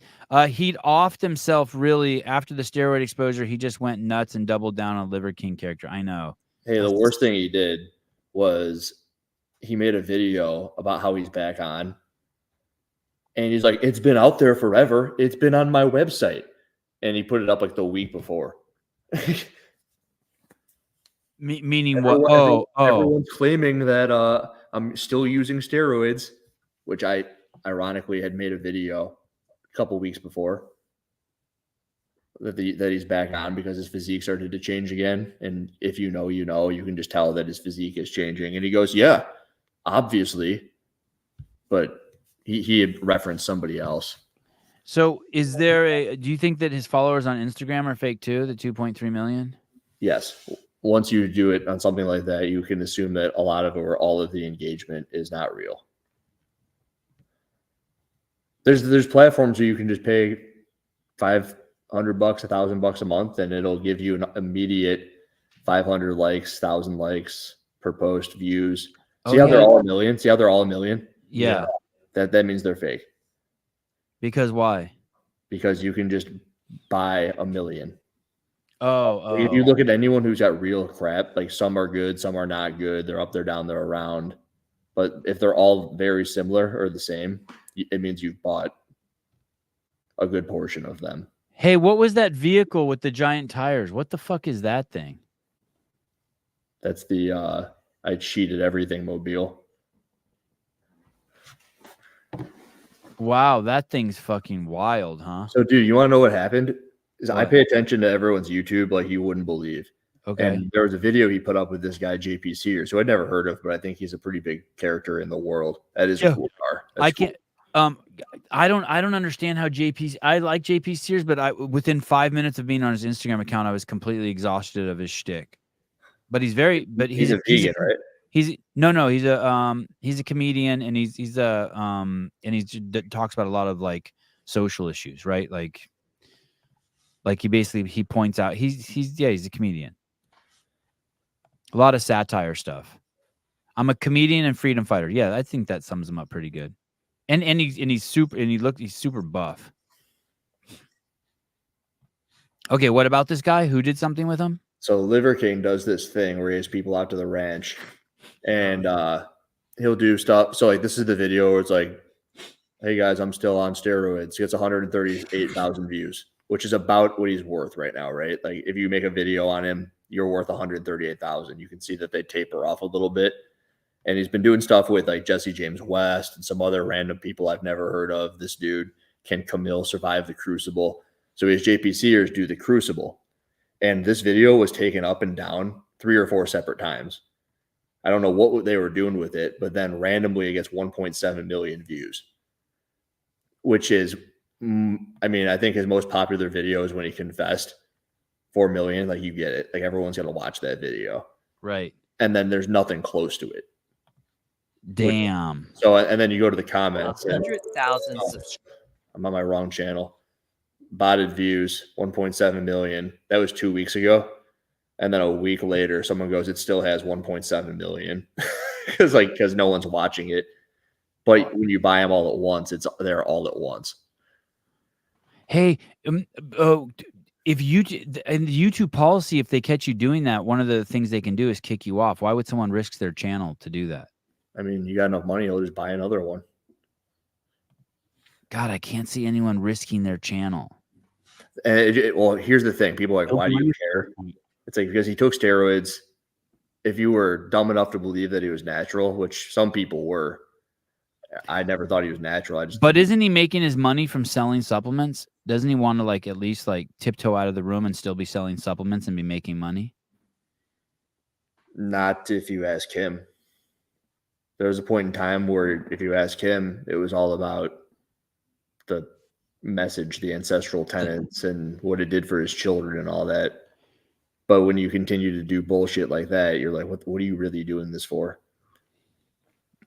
I agree, Mike McCaskey. JP's awesome, but I get my tolerance for him is just like once I saw like 1 or 2 of his things, I was just done. I was like, okay, I've seen it all. But Andrew, JP Sears is a bunch of people he probably sent over there all at once. Moron. Not JP McCaskey. Anybody who says that. How the F does anyone go about buying followers? You Google buy YouTube followers, and there's like 10,000 links you can go to. Yeah, a few times, at least once, Andrew bought followers for someone or John Young on the show. That was funny. on the show. That's right. Yeah, on John Young Barbell. And then another time, didn't you buy someone 5,000 viewers one time? Yeah, Brian, friend, live viewers. Yeah, you got 5,000 live viewers, and they held because I was trying to see if CrossFit could do that on their live stream, which I still suspect that they did. How what would you say you're convinced that they bought live viewers? 50%? 75% convinced. Wow. So here's the deal. And I know that like the open is over. Mm-hmm. And I know that it's different. But if you have 200,000 live viewers and the events are getting, let's see, I'm going to go look. I'm pulling it up. Hey, by the way, thanks for pointing people at the Glinton podcast yesterday. That was cool. Yeah, that was really cool of you. The Glinton podcast was fantastic. I really like them. So this one had the least amount dude, of live she was views. not that good 6 months ago, dude. I watched her first podcast. It was fucking, I was like turning bright red. I was on with her yesterday. I'm like, fuck, this bitch got control of the show. Do you think Dave will watch this portion of this show? Of this show? Yeah. No. He's going to be an hour 53 in. This is something that Dave should see. He should go like investigate his team on this. Okay, go ahead. This one had the most live viewers, almost 200,000. At least that's what the email that we all got said. Which one? 24.3? 24.2. Okay, right? 24.2. Okay. This one had half of the live viewers, but it has Okay. 200,000 more views. Okay. That would mean that more people would have to go in after and watch it, which is Okay, let me push back on that. Our show that we did, Taylor Self versus the World, our last show had someone said it had 4,000 live views. And I never saw it go above 3,000, but I think I saw it go to 4,000. Okay. And it's our least watched show of the 3. Now, not by a lot. Maybe, you know what I mean? You could say they're all at 30,000, but we didn't. Do you know what I'm saying? Yeah, it's good pushback. How are your comments? And also, I think people thought probably they went over to it. I think maybe people went over to it because they thought Tia Toomey was going to be on it. On your show? No, on theirs. Oh, where is it? So that there's 24.3. See how many comments that one has. Welcome. I want to see how many comments it's got. 49. Okay. It's got half as many comments as the CrossFit stream with 1/30th of the amount of views. Yeah, that's 1/35th. weird. Yeah, that's weird. Have you ever seen the comment section of something with 1 million views? It's just nuts. They're nuts. Like it'll have like 10,000 comments. I'm gonna see if I can find. I saw something this morning. I scrolled through the Nair video the other day, just looking through the comments of that one. Well, that one, you understand why they have so many comments on. Are the comments crazy? Yeah, it's pretty bizarre. Hey, so that was another thing. So there's a comment. Perfect. There's a comment on the Dave Castro video from yesterday when he was on the show, and it's like, I hate it how CrossFit's gotten so Christian preachy or something. I'm like, there was, You know this guy, Peter McKinnon. He does camera stuff. no, but I like his office already. It's got the same number of views as the CrossFit show, and it's got 12,000 comments. Whoa. And is that normal for a video that has 1 million views? It's normal to have more than 100. Go to a different CrossFit video that has 1 million. And here's another thing I want to know. Shows that are live with the live chat often have significantly less comments because people That is fair. Oh yeah. because people are blowing their load in the chat. Let me see. Can I see the open from the previous year? Yeah. You want me to do it? Yeah, 23 point whatever. And let's see how those comments are. Well, here's the thing though, dude, because I've done this. And you haven't been there for a while. And this is real tinfoil hat stuff here. How long have they been buying views for? Right.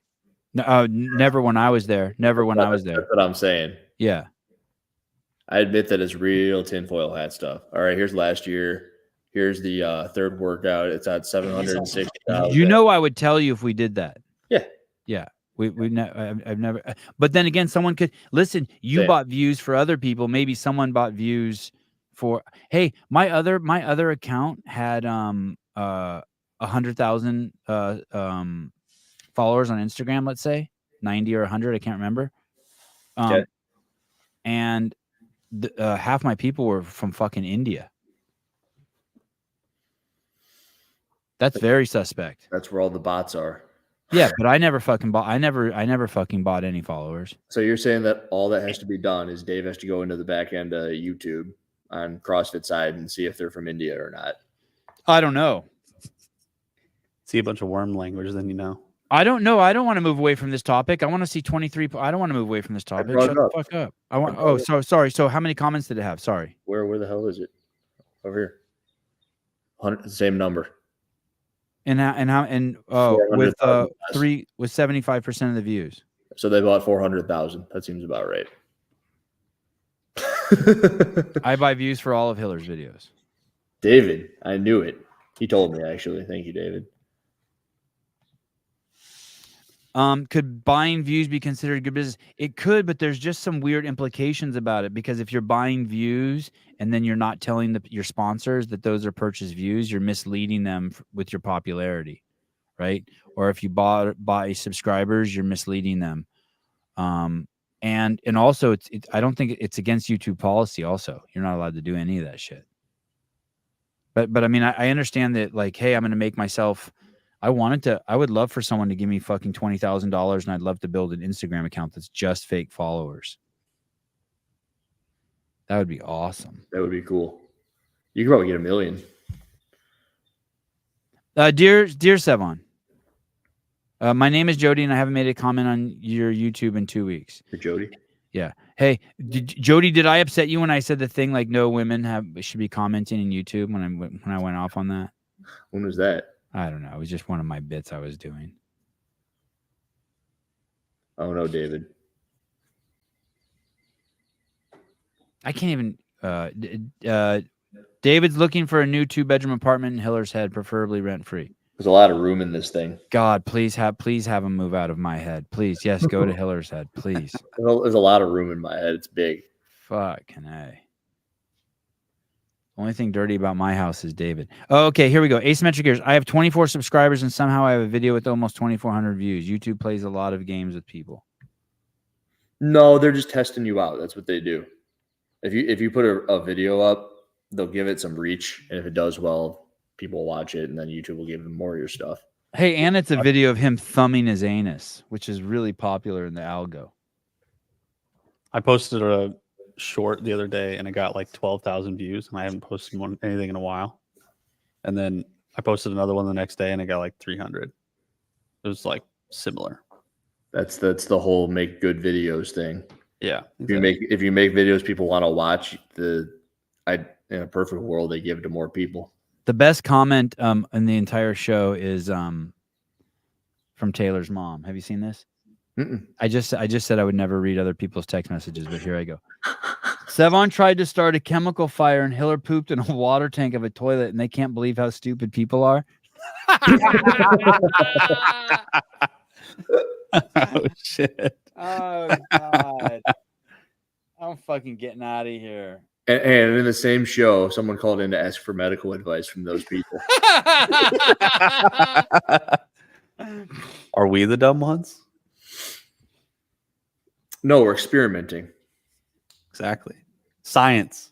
It's like science. It's seen in Step Brothers. Like we put liquid paper on. Oh, speaking of, how about like, look at this. Like this is another. So there's these comments on the internet that are just like, okay, that person has Down syndrome. Like I'm just here. Like when someone posts something and they just post someone like eating popcorn. But here's another one. Sevi loves the sound of his voice.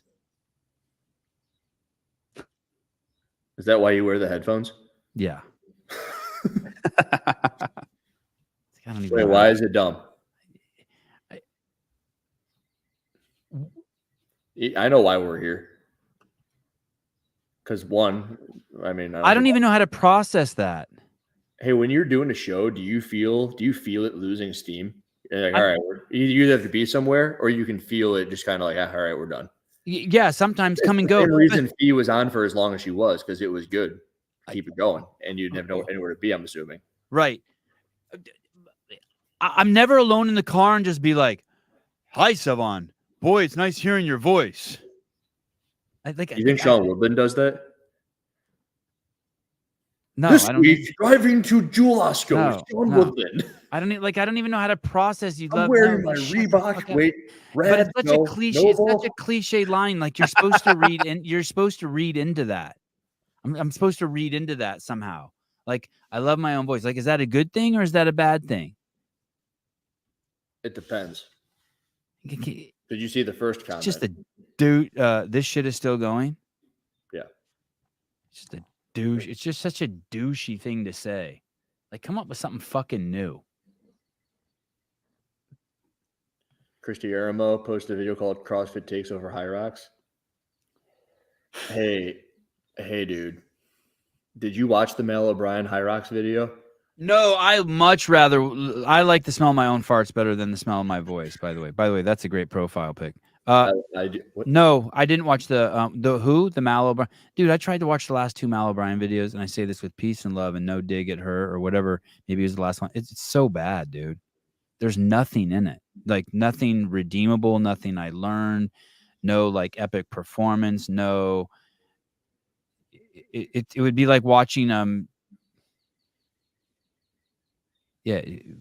Did you see Marcus Philly's Instagram post yesterday? Where he puts it up and he goes, I don't think I've exceeded my career because of my body. I think I'm summing it up pretty gently there. Oh, please tell me he didn't say that. Here we go. Being jacked is great. Make more friends by being jacked. Okay, let's hear. Can we hear? Okay. Oh, yeah. Here we go. I think it's great conversation starter. People can recognize that I have muscle and it stands out. Does that mean I make more friends or that I have more connections that are meaningful and long-term? No.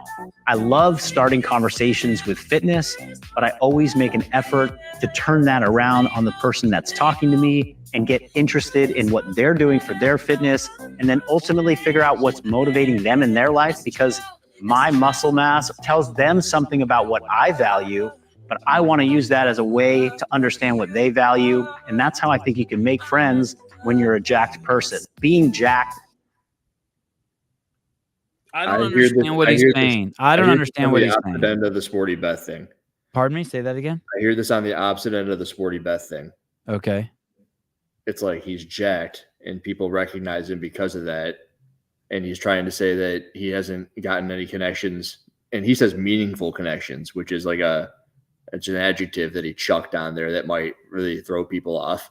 But if you remove that adjective, it's just, I don't think I have made any connections because of my body. And I'm like, dude, weren't you in Men's Health? Dude, weren't you at the CrossFit Games where everyone looked at you? Wait, is that what he's saying? I honestly, I couldn't process that really, but this is what I heard him say. I don't know if I processed it correctly. This is how I processed what he said. I have a great body and I attract people with my body, but the second I start talking to them, I try to put the attention on them. He does say that. Okay. That's how you heard it. Yeah. Maybe he clickbaited me and I fell for it. Let me see. What did you write? Let me see. Let's listen to it one more. Like, are you suggesting that maybe? Admittedly, I listened to it a couple of times, and I'm like, I'm just going to comment on the first 10 seconds. Okay. Let me see what you comment. Let me see what you comment. You think Arnold Schwarzenegger and Sydney Sweeney agree? Okay, and let me see what the responses are. Sydney Sweeney's great. That's the one with the giant tits. That's the one with the giant tits. Okay, let me see the replies on Hiller's thing real quick. Great. Now you've made your way into Philly's comment section. He's done more positive things for fitness and CrossFit than you'll ever do. Before playing your games, I'd probably start by asking myself why. I don't fucking even understand that comment either. Okay, let me see that. Is that a chick? Can I see her? I want to see her tits. Let me see her. Is that a girl? No, it's Bronson, and they're private. Oh, those chicks. God, he looks like Jet. Okay. Jet Bucket. He's probably not rich though. I really like Marcus Philly. But let me see. Being jacked helps make friends. I agree with that, right? Being jacked does help make friends. Yes. Yeah. Now he says no. Just like having a vagina helps me getting a boyfriend. Can you play it until the point where he says no, please? Jacked is a great conversation starter. People can recognize that I have muscle and it stands out. Does that mean I make more friends or that I have more connections that are meaningful and long-term? No. That's it. Do you think that Arnold Schwarzenegger got movie roles, became the governor of California, won bodybuilding competitions, and is the man he is without his muscle? Or do you think that Sydney Sweeney is known on Euphoria or any of the stuff from SNL recently without her giant tits? No. Okay, but are we talking about Marcus Philly right now if it isn't for his insane body? No, we're not. Yeah, that's true. That's all. Well, if he got really fat, we'd be talking about him too. Correct. That's why. That's why I said the same thing as Sporty Beth. But then okay. So that, yeah. If every single video he ever did was wearing this big ass shirt, we're not talking about Marcus Philly. Hey, so how should he have changed it? Hey, having a great body is awesome. It's good for making friends. Of course, people love being around beautiful people with beautiful bodies who work hard, and everyone. And I'm emanating health, and I'm a good role model for people. But also remember, it's good to be a good person too. I think he is saying that. He's just saying it wrong. Oh. I would think he's saying that. I mean, I love Marcus. I think that I do too. I love Marcus Philly's. Looking at Marcus Philly's body, I would hate for him to think that like. And I love the fact my wife has a vagina. As superficial as it sounds, I'm so happy my mom had a vagina. Thank fucking God. And I love looking at him. But I looked at him first. Right. Oh, yeah. Yeah. Oh, yeah. If he had never shown up to the CrossFit Games and looked the way he did, we fucking would have. He'd have fallen off into the ether like you did. He'd had to start a YouTube channel. Damn right.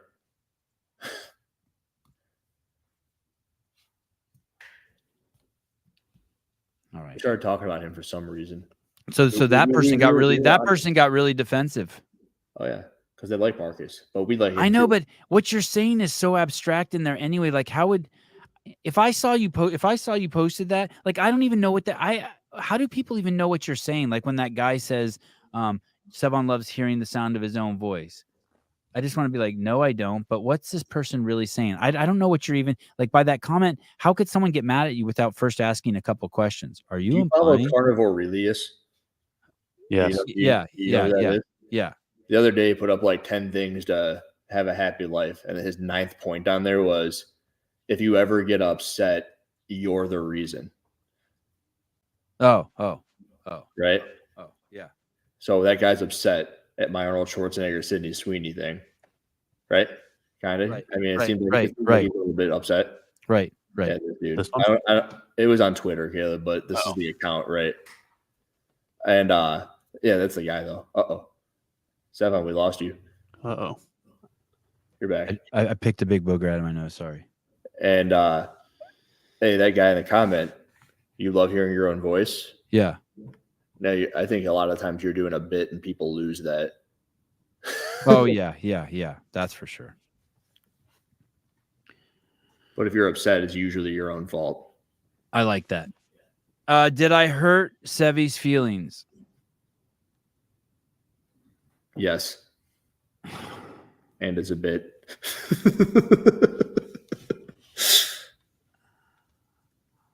I don't remember why we were talking about Marcus in the first place. There's someone else we were chatting about. Oh, Mal O'Brien.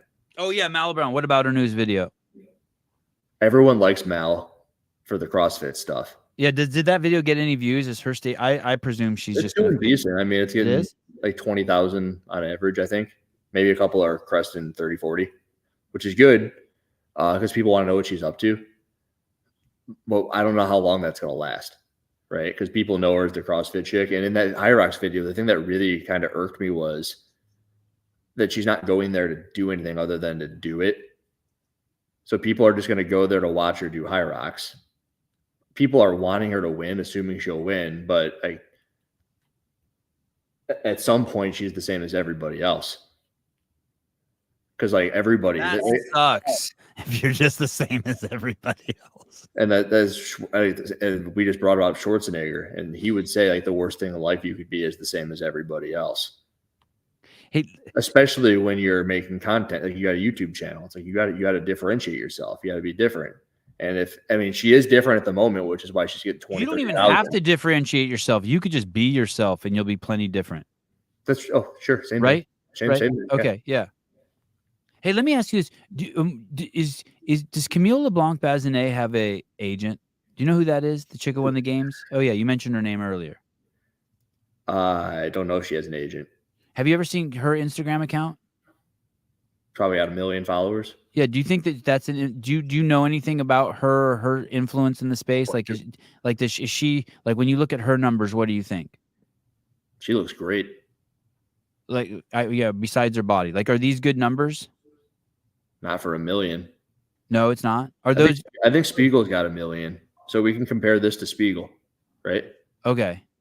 Spiegel, so she's. I'm just seeing a quick, just rough average. Camille has 50,000. Are those views or likes? What are those numbers? Views. Okay, so are you happy if we just say the average is 50,000? Yeah. Okay. Can we check out Spiegel? Yeah, let's check out Spiegel.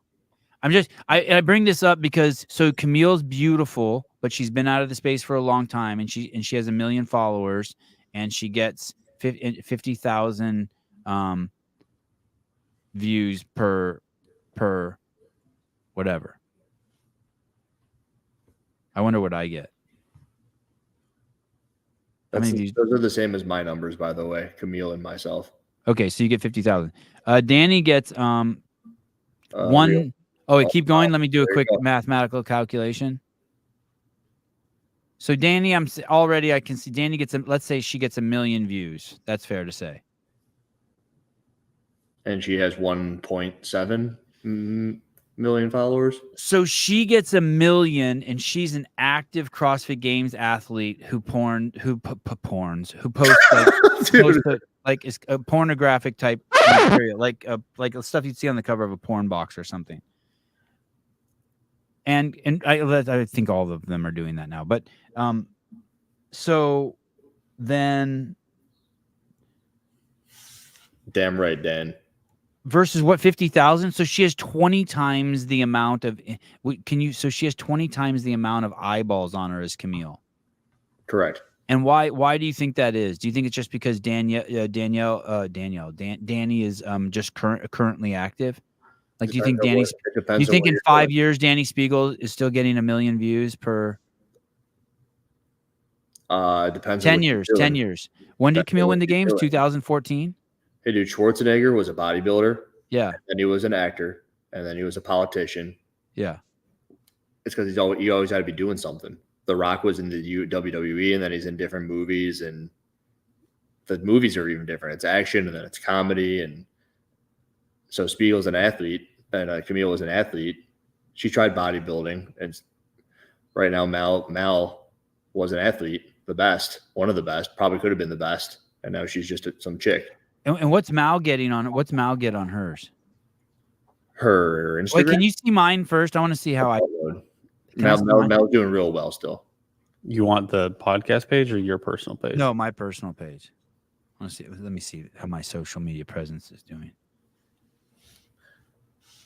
Let me see. 10,000. That's good. There's me. So I'm 1/5.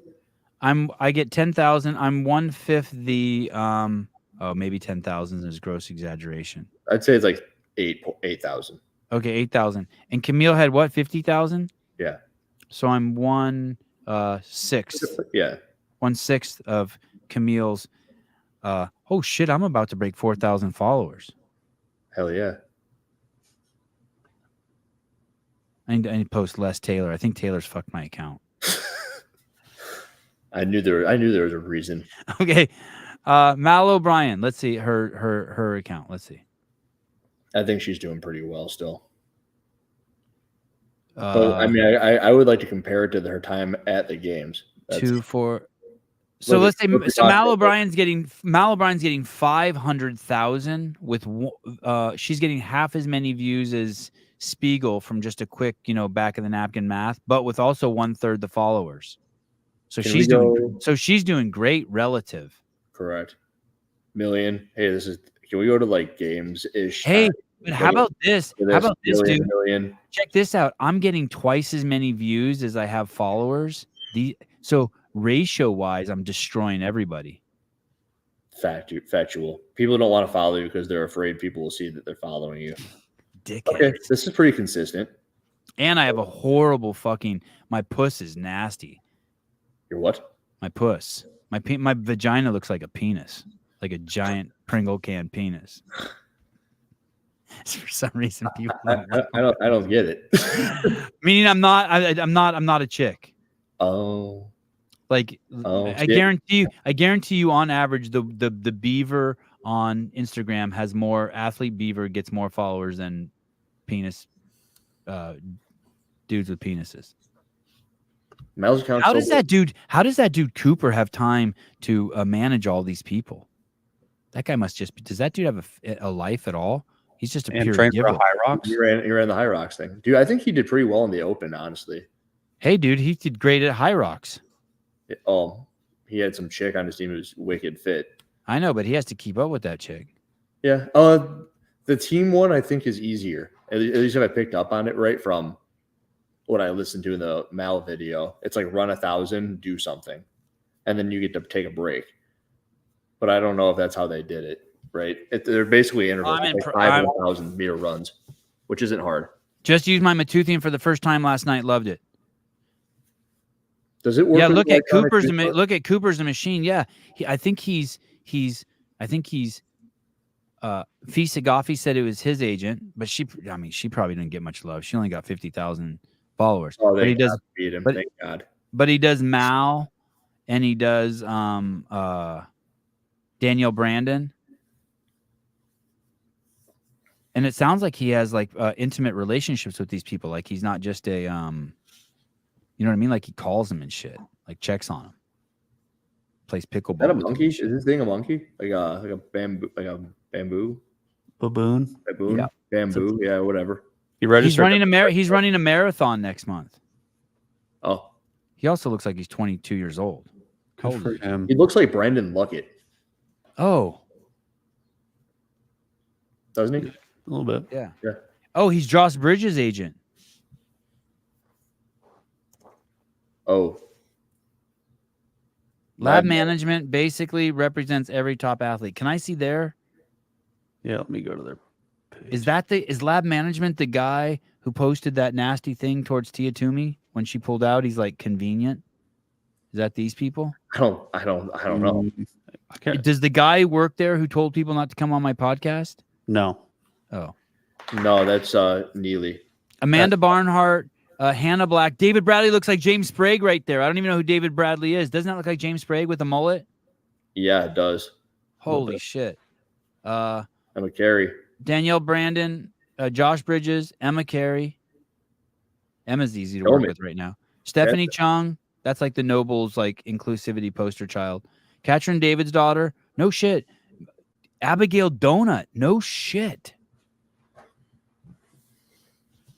Matt Fraser, Annika. No, they got Fraser. I thought O'Keefe was Fraser. Is O'Keefe part of these people? Yeah. I Okay, think let's see they run it together. Let's check their employees in a second. Christian Harris. Christian Harris looks tiny there. Why are his elbows down? Jason, getting ready for press. Jason Hopper, Nick Matthew, Justin Medeiros, Mal O'Brien, Dallin Pepper, Alexis Raptis. Can I ask you something? What do all these people have in common? They're hot. They all eat mush. Oh shit, that's the thing. And that's what it felt. Wow, look at Fee's legs. All right, now what? Cole Sager, Fee Sagafi, Trista Smith, Annie Thorsdaughter, Ellie Turner. Or remind me to ask you something off the air. Sydney Wells. Hey, dude, can you ask me something off the air? Patrick Vellner. My daughter has the most views. My daughter has the most views on the CrossFit IG. Oh, that's the guy. That's the guy that Jason is a former professional baseball player turned certified agent. Oh, this is the convenient guy, right? Certified agent. Yeah, I think this is the guy who said it. I would love to know what that means. What did he post that on? The Tia thing, right? Yeah. As an owner of a supplement company, how is that a fucking good line? As the owner of a scam company, he brings a wealth of knowledge and brand. Why don't they say what supplement company he owns? What's he own? I'm gonna go find out. Does he own that? He owns that stuff. X Endurance. No, not he does. Endurance. X Endurance. Father of 3 girls and husband to his wife. That's good, as opposed to a husband to his husband. Dre, he believes his family first and taking care of his tribe. I never know what that means. Family It's first. like a Liver King thing. He thinks of his clients as family. Oh, He's got a big ass family. Father of 3 girls and husband to his wife. Oh, his wife's name is Dre. He believes. Oh, that's a weird sentence. I think it's supposed to be father of 3 girls, husband to his wife, Dre, period. He believes in family first and taking care of his tribe. He thinks of his clients as family and aims to prioritize them as such. That's some fucking convoluted shit. So is it family first or Cooper Marsh? Brandon Luckett. With a background in education and sales, Cooper recognizes the importance of communication, relationship building, and works to be a pro in both. He cherishes the opportunity to help build client brands, and he cherishes the opportunity to help build brands. I think it's supposed to be works for yes. And works to structure the best endorsement for his clients. Clients.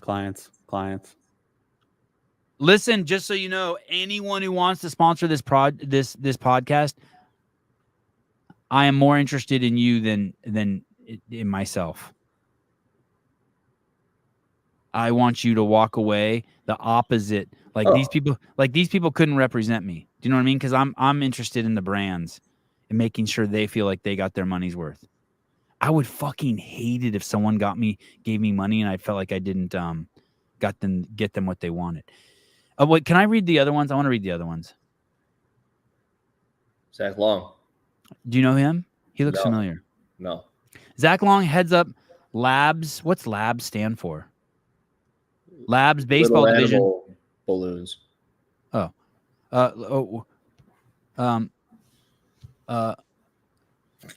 want to say it stands for liberal as balls. Working in conjunction with major agencies, notorious contract negotiations. Notorious, huh? Tell me. Zach helps clients build their off-field brand and presence to align athletes with companies. So they're trying to get athletes, not brands. Hey, This whole thing is about like trying to seduce to let athletes know they've come to the right place, not let brands know they've come to the right place. And I just want anyone out there to know that, like, anyway, keep going. Long ass balls. Ooh, I would not like that. Hiller has long ass balls. I have the longest ass balls. I do not like long ass balls. I judge you for that. They're Matt O'Keefe wears many different hats. A consultant to brands, representative of athletes. See, there it is. Consultants to brands. I like that. CEO of HWPO, but most importantly, a husband and father. If Chief isn't on the golf course, you can find him at a CrossFit event or besides his right-hand man, Matt Fraser. Yeah, I was actually pretty impressed that O'Keefe came to he had to drive 6.5 hours each way or something to come to that to see Hopper. I think I could probably beat him in golf. O'Keefe? Yeah. I'm going to call him and ask him? Yeah. What his best score is? Yeah. If it's under 85, I can't beat him. Maybe I could. Depends on the course. That's a really bold statement for a guy who says he spends a lot of time on the course. That's why I said I could beat him. But I don't know about this is going to be good. Did you know that the Android speaker is down where the mouth is? That makes no sense. The iPhone's up where your head is. There's not very much that makes sense about the Android. Olsen dudes, what's up, man? Hey. Thank you. Thanks for the loot. Your call has been forwarded Damn. to voicemail. Come on, leave a message. Hey, Matt, this is Sevan. I'm on live on the podcast. No, because when the show's over, I won't care. Right. It's a bit, Andrew. It's a bit. It would have been a good bit too. It's a failed bit. Okay, let's keep going. O'Keefe, past O'Keefe. Daniel Robbins. Daniel Robbins was born and raised in California, finding a love for sports early on, from high school football to helping the University of Michigan football program with simultaneously earning his master's degree. He has helped build athlete brands for a long time. You can find Daniel walking his dog or hanging with his wife. I want to know what these guys have done, though. Do you know what I mean? It's like, isn't Tony Robbins his dad? No shit. I'm making that up. No, that's way. good. No fucking way. That would be awesome. Hey, I want to know what it's just a thruster, and everyone knows what that is. I want them to be like, hey, I built ESC sounds from selling one set of headphones to being the leading headset in the CrossFit space. I want it to be like Matuthi. We took on Matuthian, and it's the #1 seller in at CVS. Like, what the fuck did you do?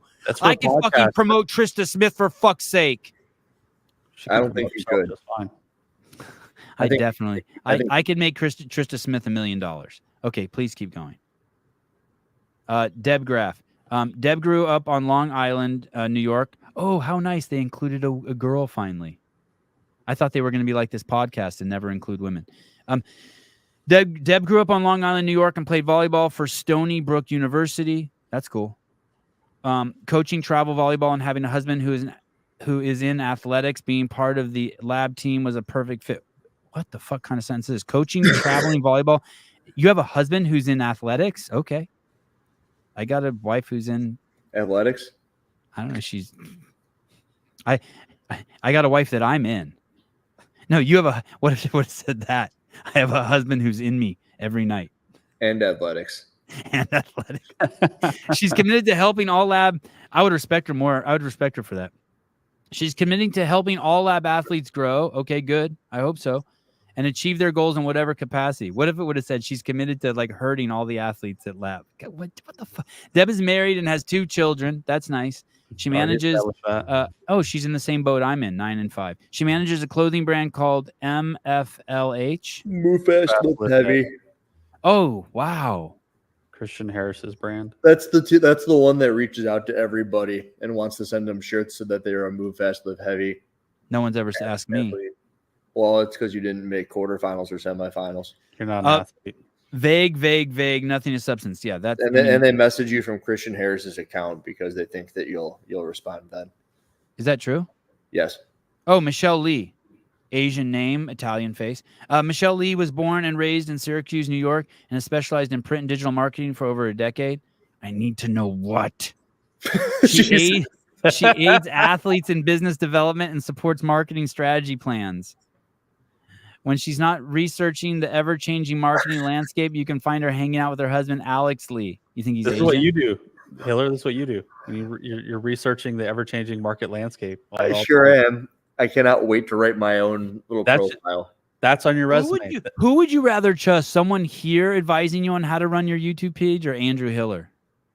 Like he brings up. I'll let you know I reached out to these people to tell them how to run their YouTube page, and they showed zero interest. You did? Oh yeah. Were you going to charge them? No, I just for free. I just wanted to help them out. And they said, "No, we got it. We have a lady who researches it every day." Not in as many words. It just kind of seemed like that. It's okay. We got a lady though. She seems cool. She's been doing it for a decade, Andrew. I apologize. She was cute. That girl was cute. The lead girl was cute. I apologize for the show taking 2 hours to get good today.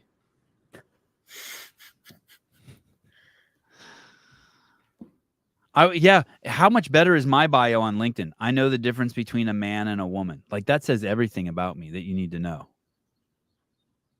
Racist MAGA fucking. That's what your bio says? Right wing. Like on LinkedIn, I just changed it recently. Does it say I know the difference between a man and a woman? Yeah. That's cool. I think I do too. It's like dick or no dick. Sevy's bio, once woke, now broke, but his podcast isn't a joke. Oh, nice. That's nice. Thank you. That's a shit sandwich. I know the difference between profile? a man and a woman. Dude. You use that picture? That's a good picture. That was I went to a Christmas party dressed like that once as a joke. Humble monk. For 52 years. Yeah. CMO of the fastest growing chain in the world history. Didn't even know it. I don't outsource my discernment. What are your skills? Public speaking? No, He's been endorsed quite a few times. I don't have any fucking skills. Hey, everyone should go and endorse this. Hey, this podcast shit for me, I don't think transfers to public speaking. You don't? What does? No. I don't know, but I would be terrified if there was like 6 people standing in front of me. I had to address them. I'd fucking I want to run. tell our sponsors that you've only been endorsed one time for sales. Hey, I did a live podcast with Pedro at Wadapalooza, not this last year, but the year before it. And I think it does translate. You just have to imagine you're doing your thing. Say that again. You what? What? There was a live podcast I did with Pedro at the Wadapalooza stage, whatever that is. Yeah, and he lost all the audio to it for whatever reason. But I remember being there, and like as long as you think you're just doing a podcast, the same. We don't believe in coincidences, Hiller. He lost your audio. He was in here. Maybe he'll say why. Daniel Robbins was an equipment manager at Michigan, not exactly on the team like his bio suggested. Oh, come on. That's in his LinkedIn. That's not true. It's public. It's true. That's crazy. I think it's actually at Cal, but. Oh, come on. Ooh, he should take that off. That's not a good sign if you went to Cal. Oh, wait, no, here we go. Equipment manager. And hey, if we go back to the lab thing, it says he was on the team, but here it says equipment manager. You're part of the team, right? You're part of the team. You give out the freaking helmets and footballs and shit, right? Shut the fuck up. Hiller's already like Instagram video, gotta go. This is but no, it's here. Daniel Robbins was born in California, final left for sports, so helping the university. Okay. All right. Okay. Daniel, you're off. Pass. Hey, you want to know how many times a day this happens? Probably 10. What? I'm gonna make something. I'm gonna put something up. Damn it. Damn, they're off the. Hey, let me see. He's off the hook. Let me see. Let me go back to that website. What else is there? I want to see. Hey, HGCBD says that we can see their rates somewhere. I know. I was gonna go look. Whose rates? The lab, I'm assuming. By the way, if anyone wants to start a show on my podcast, they can. It's $5,000 a month to do one show a week. That seems like a good deal. Yeah, I discovered that yesterday on the Glinton thing. I did hear that. I was like, wow, is that my rate? So this is a $1,200 show right now. Yeah, for sure. Right. It's good. We're going back to their website, Caleb. Yeah, I don't see their rates on here, but we can just, if you just want to scroll through. Yeah, let's. Dude, I'm going to ask you for the third time in this show. How does Metoothian do with an electric toothbrush? Oh, I don't know. I assume fine. All right, I got one, and the Metoothian's sitting on my counter, and I'm kind of lazy as shit when it comes to certain things. You haven't tried it yet? It's sitting on my counter. Yeah, try it. And I wake up in the morning, and I'm like, toothpaste, Metoothian's downstairs. I'm like, you're kind of unfair as a tester too, though, because like you don't use you don't even need soap because you eat so clean and you live such a clean life. Like you don't smell, your teeth aren't fucked up. I mean, I didn't. Wait, hold on, go a little slower. Let me see. They support Good Dudes Coffee. Here. Yeah, Stephen Flores. It works well. Jay Shetman. It works well. That's the only way I do it. Oh, all right. Everyone says electric toothbrush. He got Metoothian all the way out to the Isle of Man. Yeah, it was only $50 shipping, right? Just don't turn on the toothbrush till you put it in your mouth. Oh yeah, the powder will go everywhere. That makes sense. Hey, I'm seriously going to put a scoop of Veno Explode in an unflavored Metoothian, and it's going to be fruit punch flavored with some caffeine in there. Wow. It's a nice website. Oh, Maddie Rogers. Colleen Foch. Oh, hey, these are Did you know Colleen Foch? Oh, they represent Mitchell Hooper also?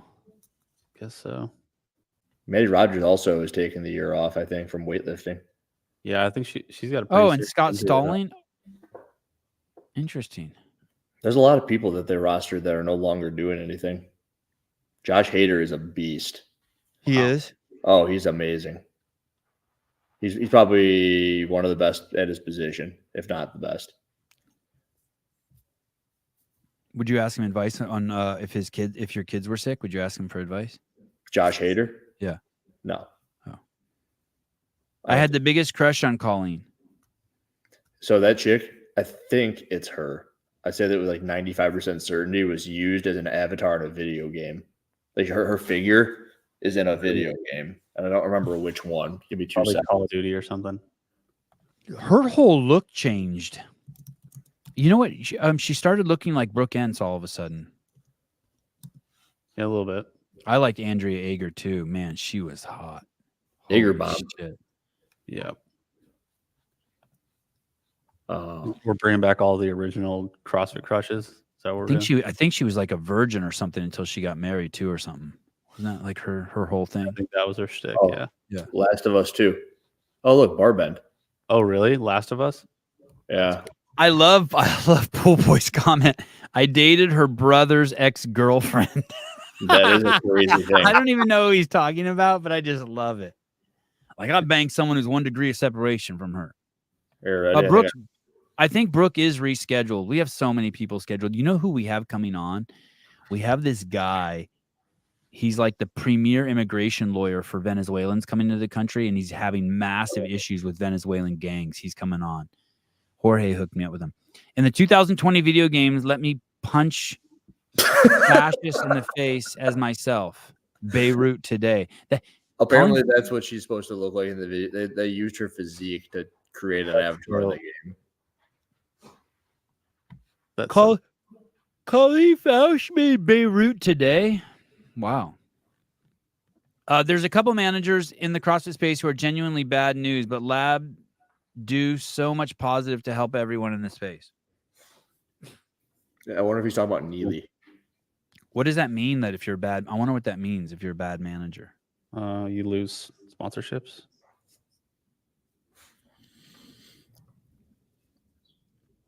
If you represent Camille and she has 1 million followers, I don't know. Maybe she's doing well monetizing it. And maybe that's the point of having a manager. I was at a CrossFit event and it was who is Camille's agent? Dave Lipson. Not true. She had an agent, and I think I know who it is, and I think he's part of that lab management team, but I don't know for sure, so I won't say his name. But I was at a CrossFit event in Las Vegas. It was after an open we did at I think it was an open. Sam Briggs was there, Camille was there, and I want to say it was at the Wynn. I had a fat room there, crazy room, and there was a party there, private CrossFit party there, and people were dancing and getting drunk, and this guy walks up to me and fucking gets like standing right in my face and gets like way too close to me and goes, "Do you know who I am?" And I go, "No," and he's like, "I'm Camille's agent." I go, "Oh, what does that do? What's an agent? I don't really understand." And he goes, first of all, he was like telling me, "I can't believe you don't know who I am." And then what was the movie with Tom Cruise, Jerry Maguire? He's like, "I do what Jerry Maguire does." And he starts like just fucking like yelling at me. "I do what Jerry Maguire does, and I can't believe you don't know who I am."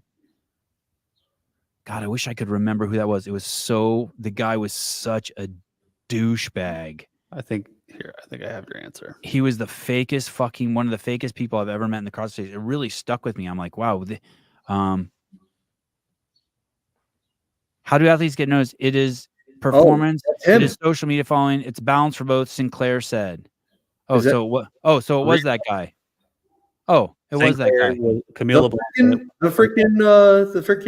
The main dude over there. I thought it was him. It was crazy, dude. Now, granted, he was drunk as fuck, but it was so. I don't give a shit. Yeah, cocaine. Yeah, that's probably right. It probably was coke. He was so fucking frustrated that I didn't know who he was or what an agent did. It was wild. I still don't know what they do. Hey, it only took 2 hours and 38 minutes to get to the best story in the entire podcast. God, I wish I could remember the details. I just remember just this, and I couldn't fucking get away from the fucking dude for like fucking 10 minutes. He was like following me around, like posturing on me. Do you know who I am? Yeah. No. Do you see what I've done to Camille? No. I took her like a sponge and I did this. So he's not her agent anymore. She's not on the No, she's not worth anything anymore. Didn't you see his roster? It's all the who's who of who's going on right now. You know what? That may have been cocaine. Now that I think about it. Guys? Are they trying to manage you guys? Who, me? Yeah. No managers ever reached out to me. I got one once. Really? Yeah. Do I know who? I told this person all I want is more time. Okay, let's see how we can get you more time. And I'm like, what do you think we need to do? And then I heard that, and I'm like, I don't want to answer that for you. Like, isn't that the job? Why am I answering this question for you? Yeah. You're supposed to figure it out. Do I know who it is? Do I know who it is? I don't think so. Hey, dude, if I was an agent, I would. I like the person though, but I like the person. It was cool. You do like the person? Yeah. If I was an agent, nice. It was just like, eh. You know why an agent would want you, right? No. Because to mitigate, let's say lab management, let's say all right. I know Ellie Turner's on our roster. Stop talking about what she's doing. Knock it off, dude. Yes. And also, yes. You know that mush thing? Nice job. They wouldn't say that because that's too sophisticated for them to understand how good you did for them. But yes. No, he didn't have a point, Pat. He didn't have. He just wanted to posture on me. He just fucking searched me out at the fucking party and was just posturing on me. And I'm really quiet and kind of awkward in social settings too. Like I'm not interested in engaging with people. How tall is he? I don't know. He'd look like an agent. He was all slick, wearing a fancy suit and like good looking and nice hair and the whole. He was good looking. And then he had his beard shaved like he had a special shaver to make all the hairs the exact length or some shit. You know what I mean? 5'10". Like what? 5'10". Yeah. You know, he towered over me. Oh, what? Let me see. Can you go to CrossFit's page? Frank was saying that his daughter's post has the most views.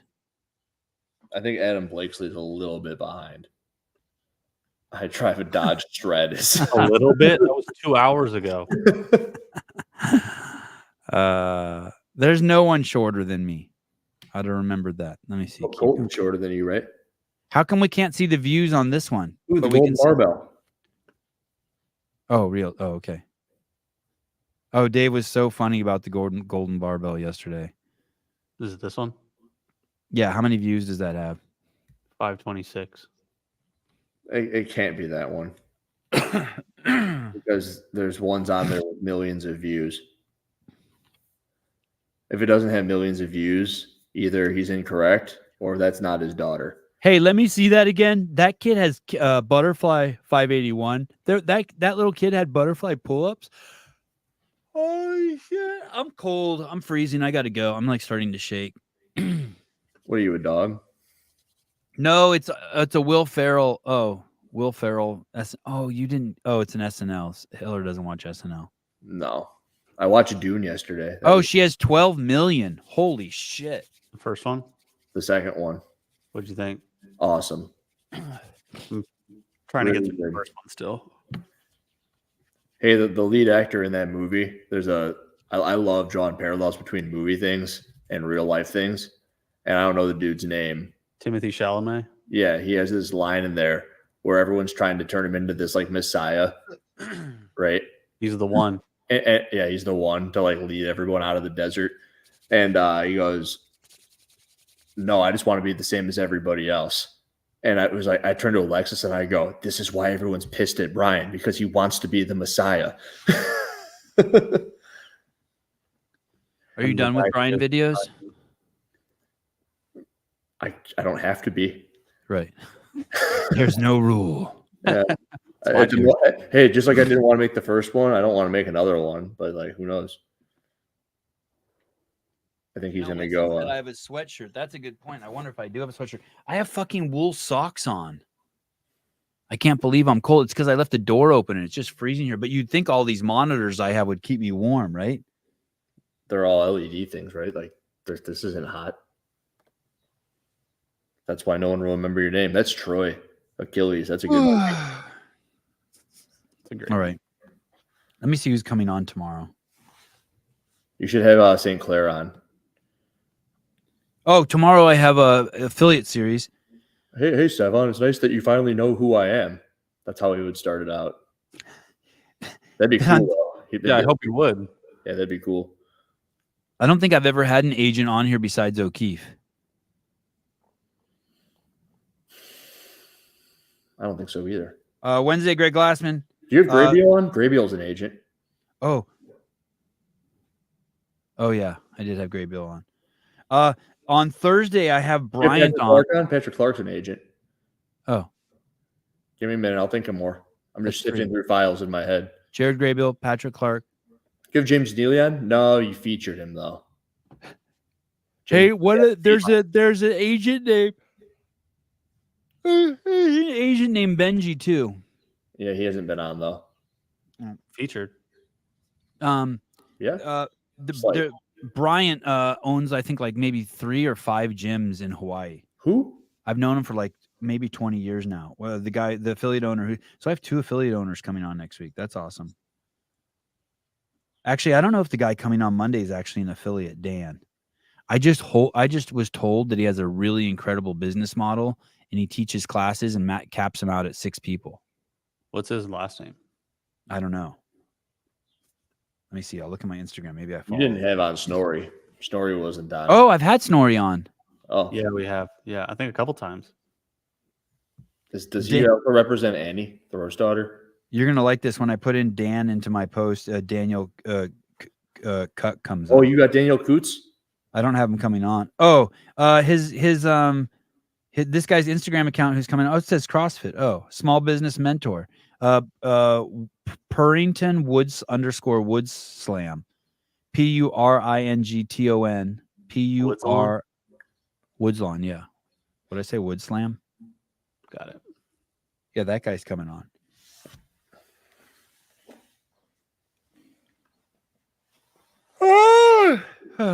And then we have Jack De La Maddalena coming on. If you don't know who that is, you're crazy. Oh, John Singleton's coming on. I've never had him on. I like him.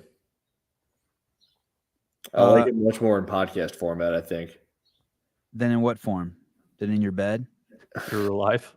He did a piece last year on the treadmills, if I recall, and it was just really slow.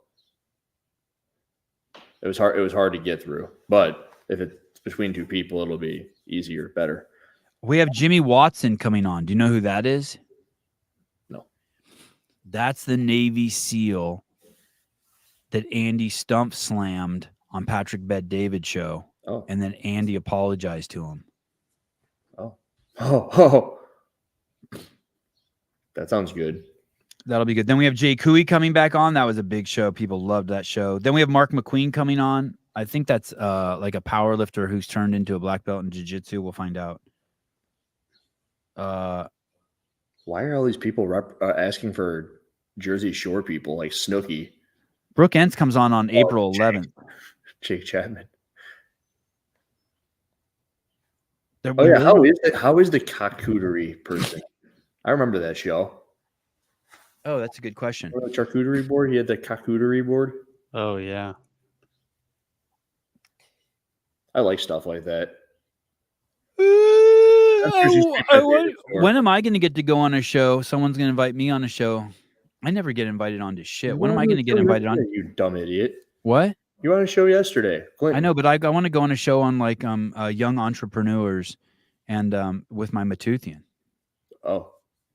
You should probably start screaming to the high heavens about it and ask why people don't have you on. No one respects me. Hey, why haven't any agents reached out to me? Too hot to handle. Too cold to hold. Call the Ghostbusters and we're in control. Hiller's like, I didn't know you knew any pop culture shit. See, I don't even know what you're talking about. I'm assuming it's Ghostbusters. Too hot to handle, too cold to hold. You call the Ghostbusters now. I think it was MC Hammer maybe sung that. Oh. Was that Hammer? You're 50. 52. So toxic people don't get agents? Is that Bobby Brown, was it? Yep, Bobby Brown, actually. Oh my God, I would fucking melt if I got the D1 breeder on. I would melt. Has she ever done a podcast? Probably not. I would go bonkers, dude. Probably worried that her whole thing's gonna get fucked up. Hey, I'm not even joking you. I think I could convince my wife to let her move in with us. Like, I think my wife would do polygamy with her. My wife doesn't even know she exists. Who is this person? I've never heard of this person. The D1 breeder. She's this chick. I'm making some assumptions about it, but basically, the insinuation is that if you have sex with her, she's gonna give you a D1 athlete for sure. And she's 7 feet tall. No one knows the truth. It's already 306,000. Okay. How tall do you think she is, Caleb? 6 foot. You do? That's it? Max. Yeah. Oh, is this in person? This is her? Yeah, this is her too. Look at that fucking hindquarters on her. She has a Tesla truck. The D1 breeder. Crazy, right? Awesome. It started off with just her being like 6 foot or something, and now it's gotten to the point where she says she's 7. You just gotta scroll. Hey, there's a dude there. Is she standing next to that dude in the middle? That's her brother. That giant lady's her mom. Hey, she probably is 6'3". There you go. No, the dad's 6'3", she's saying. And she's 7 foot. She's claiming she's 7 foot tall. That's probably also not her dad. That dude right there in the middle. There you go. Like, he's probably 6'2", 6'3".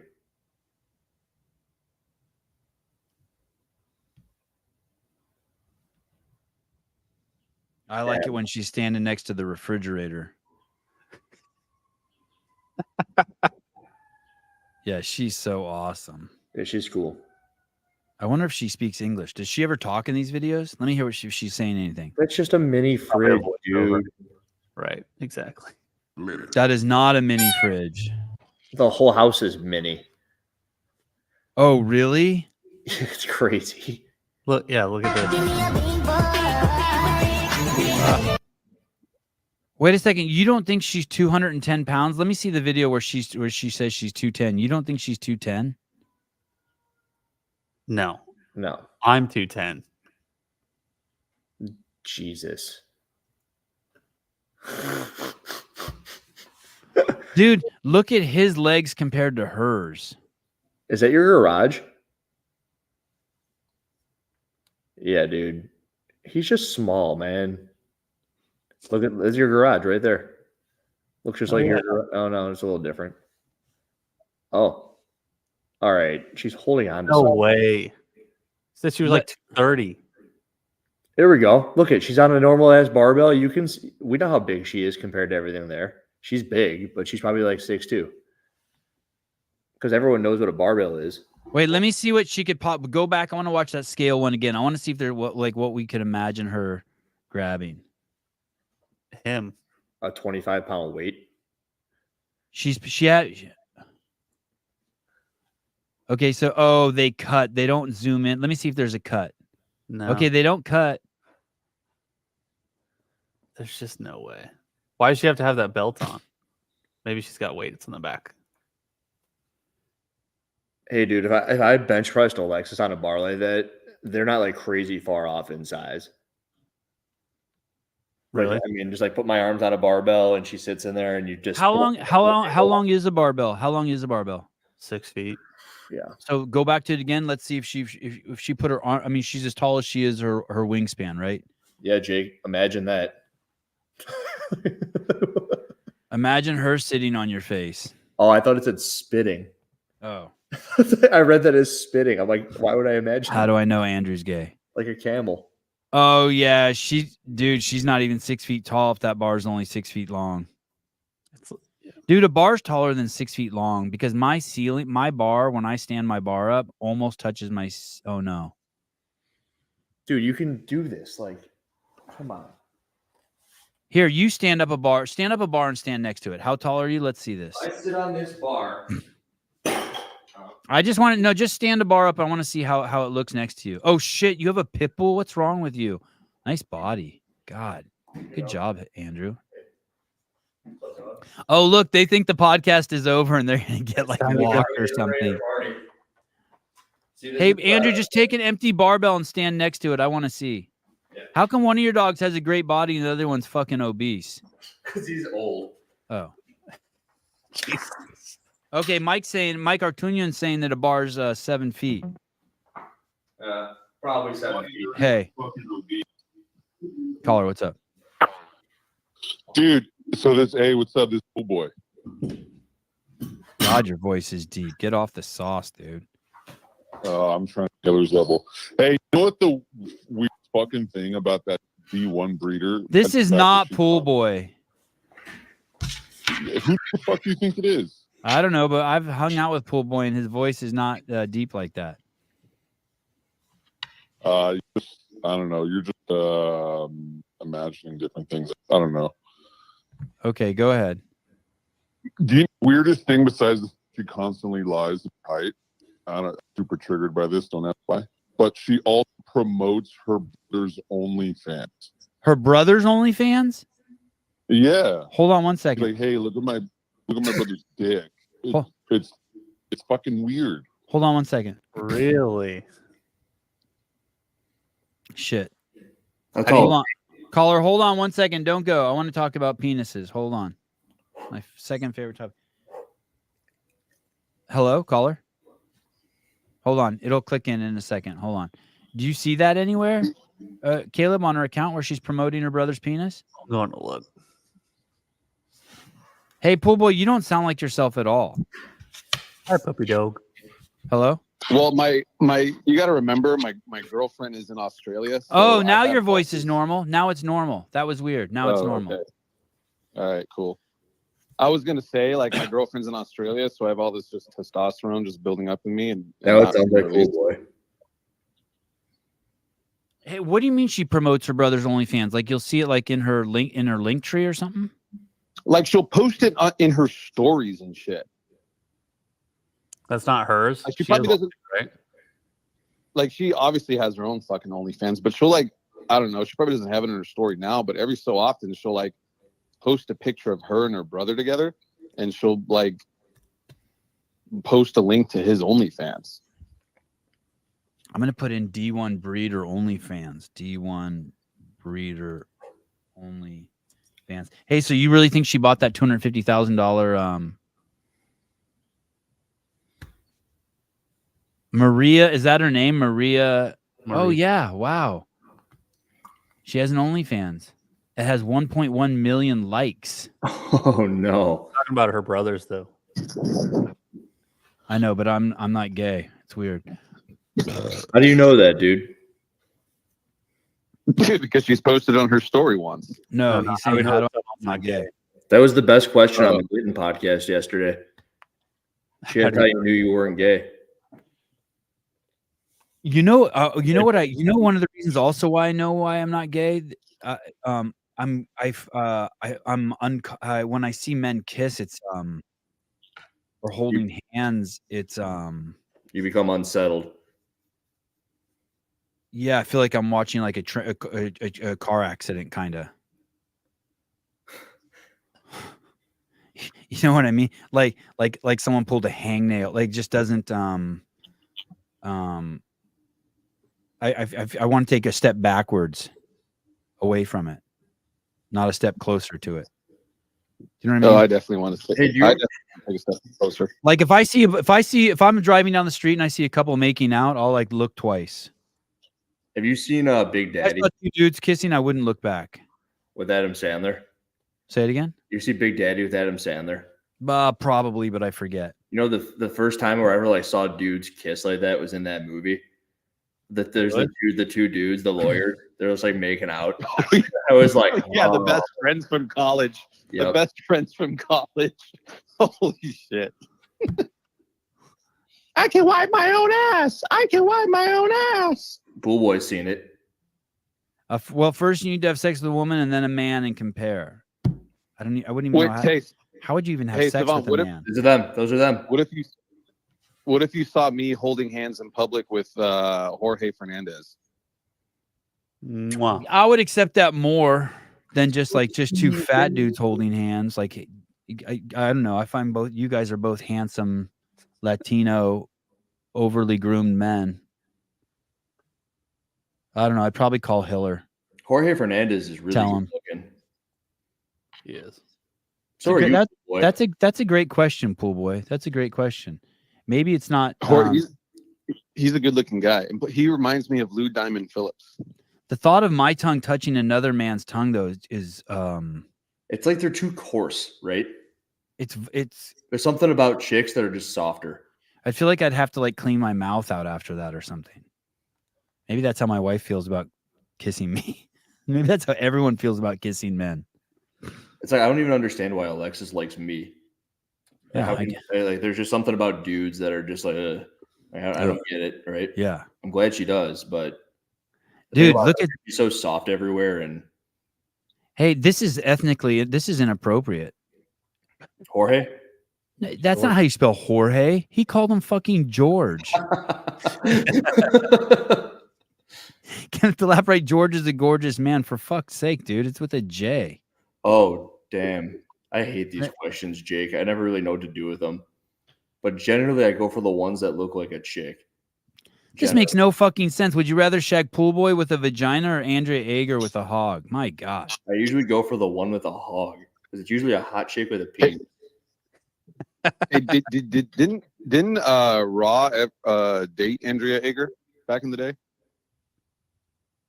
Yes. The first time I ever heard that Did you ever see they were on way back in the day they were on an episode, it was a couples edition, an episode of Fear Factor together with Joe Rogan? Shit, really? Dude, you can YouTube that right now. You can YouTube that right now. Ronnie Teasdale, Andrea Ager, Fear Factor. Bro. She gets like covered in leeches and she fucking flips out. It's hilarious. Ronnie Teasdale, Fear Factor. Or like Andrea Ager, Fear Factor. And he just like stares at her like he's trying to channel energy to her. It's pretty funny. God, she could have fucked Joe Rogan. She could have maybe married him. I wouldn't go that far. I mean, but I mean, she could have. She could have. She had an opportunity. So did you. Hey, technically we all did. There was someone else who. Oh, you know who else? You know who else I think maybe dated Andrea Ager was Fitness Lonnie. Do you remember him? Dorian, who's now a monk. Yeah. Oh shit! You found it. Come on. They look like children. They're just little babies. So is Rogan. How'd you find this? Oh shit! Yeah. Oh my god! What the hell? Oh, this isn't that bad. He's eating leeches off her body. Yeah, this is the dude who eats semen, dude. He doesn't eat semen. He ate semen once. He tasted it. No, dude, he did it for like a month. It was his life force. I remember. It's okay. I don't care, but it makes eating leeches easier, no? Can you just go online and order leeches? Can we just order? Can I just order a bucket of leeches? Let's find out. Is he wearing jorts? Is he got his jorts on in this? I didn't see. That's a good question. Hey, Sleeky has a good question. What happens after Andrea dates people? She makes them go off their rocker and then break up. Yeah, it's all downhill after Andrea Ager. Is that right? Yeah. Who else? I Yeah, you mean, can buy leeches for I don't sale. think Ronnie's off his rocker, is he? He's just fitness Lonnie. He's just a little different. Okay. He's not off his leeches. Can you buy those? Yeah. Okay, let me see. Oh, what's the cost? Let me see. Jumbo, let's go large leeches. Let's just be modest. Well, maybe not. You can, I think, buy them. How much are they? You can buy. Wait, hold on. Let me find a price for you. Okay. Jesus. Was it you, Hiller, that brought up the fact that you can order like elephant shit and send That was it to me. someone? Yeah, that was me. Is your dog okay? Yeah, this is how it sits. Is your dog okay? Okay, so you Hey, can Hiller, I buy have a 20 to 25 dozen leeches per pound. Oh, so you can buy a pound of leeches. Really? 25 leeches weighs a pound? Does that make sense? How much does a leech weigh? So for $60, you can get 25 leeches. How much does a leech weigh? If you want a jumbo leech, Well, you get 12 to 15. It gives you like 12 to 15 per pound. it says like approximately. Oh, I spelled leech wrong. How about 12 to 15 dozen per pound? Hey, Jethro showed me a video of this dude getting a leech pulled out of his nose. It was crazy. Well, no, this doesn't make sense. They're saying a leech weighs a gram, and I think there's 28 grams. Well, that's probably a small leech then, dude. Oh, no, that's right. That's about 28 grams in a pound. Is that what it is? Yeah. Okay. Hey, have you ever eaten a leech? No. Okay. Have you? No. Damn, Jeremy. Damn. All right. Yeah, Christine, you're right. The dog was ready to get out. Andrea Agar is an anagram for rearranged. Hiller put down the dog. He's going to get neck pain. Jesus Christ, many people. That's how all dogs sleep. My dog sleeps like that too. That dog, hey, when I had that dog, it was a COVID dog, right? And we would always just sit at my counter. So I put it in my lap and we would just sit on the counter, me and the dog and these people. And now whenever I sit at the counter with anybody, the dog's like, bring me up there, dude. They'll like talk to me. And now the dog is 70 pounds. Jesus. But she likes sitting like this. That's what she does. That's awesome. Listen to this. Look at this comment. It's my mental illness dog right there.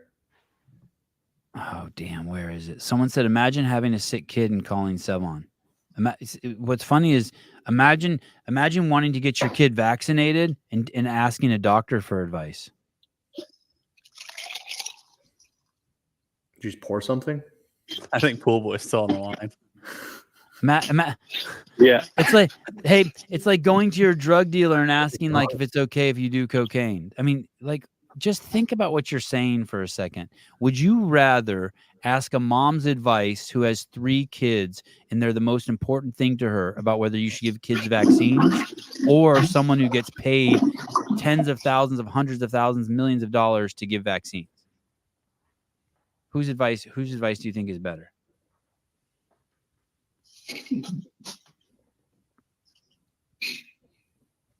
It's just. I think your advice is better.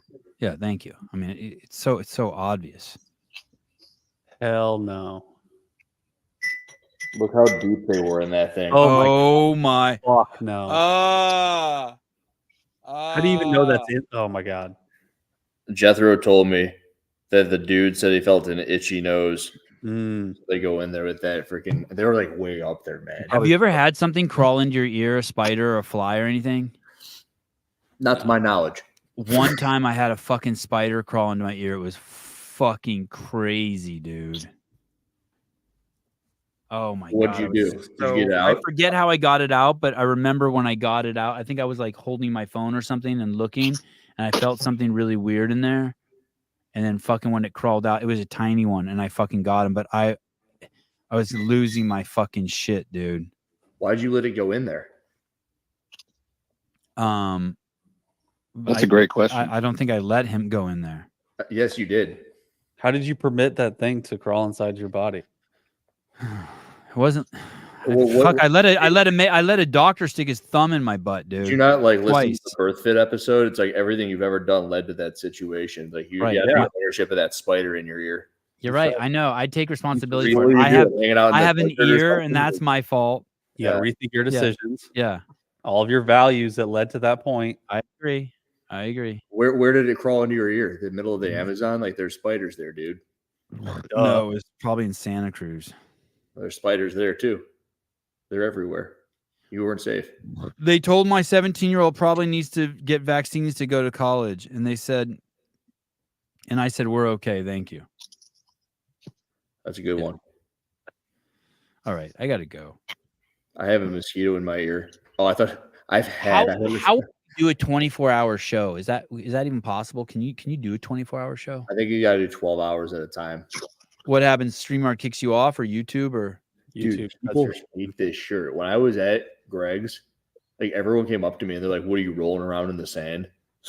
Dude, I love that shirt. I have that one in blue. It's great. I have this in blue as well, but the yellow one, everyone like, what'd you do to it? Longest live running stream on YouTube. What's the longest YouTube live stream? I think they only allow 12 hours. Yeah, I think we tried to run a stream of just all of our past shows and eventually shut it off. I don't know. That is a dope shirt. Someone Does that vindicate? It is. There's someone who supposedly started a live show in 2018 and hasn't stopped. Can we go on it? It's probably homework radio or something. Trippy holds the Guinness World Record for the longest running video blog series on YouTube. The number of episodes goes alongside. Oh no, that's just the most consecutive personal. What's the? Oh, Trippy TV. That's what this is. Jake goes on the random live shows. I've done that with pickleball. How long has that been going? It's just the channel. It's not this stream. How many views does that have? 31,000. Oh, hey, dude. It says on YouTube there's 400 people watching, but on here it says there's 500 watching. Twitter. Really? We're starting to get a Twitter following. Hey, dude, I sent Russell Berger a Roadcaster. Oh. And we're gonna just start. Oh, did I tell you what Planet Fitness did? You're gonna love this. I can't believe I haven't told you, Tiller. So after Planet Fitness, I should see if I could find the. After Planet Fitness, after we called Planet Fitness, they sent out a text message. And I'm not saying we're the only ones who did it, but they sent out a text messages to all of their managers at all their locations in a group text. And a random listener of this show was on that text thread and got a 2-page sheet on how to deal with people when they call in. What does it look like? One of the things is if someone comes into the venue, into the building, onto the premises, and they say, hey, I'm a man. I'm a transgender. If I'm a man, but I really want to be a woman, I don't know what that one's called. But you have to, and you're suspect of it. You have to ask for proof. Like if you think that's, and I'm like, and Russell and I were reading this paper, and we're like, how the fuck would you ask for proof? What would the proof be? Pull your pants down.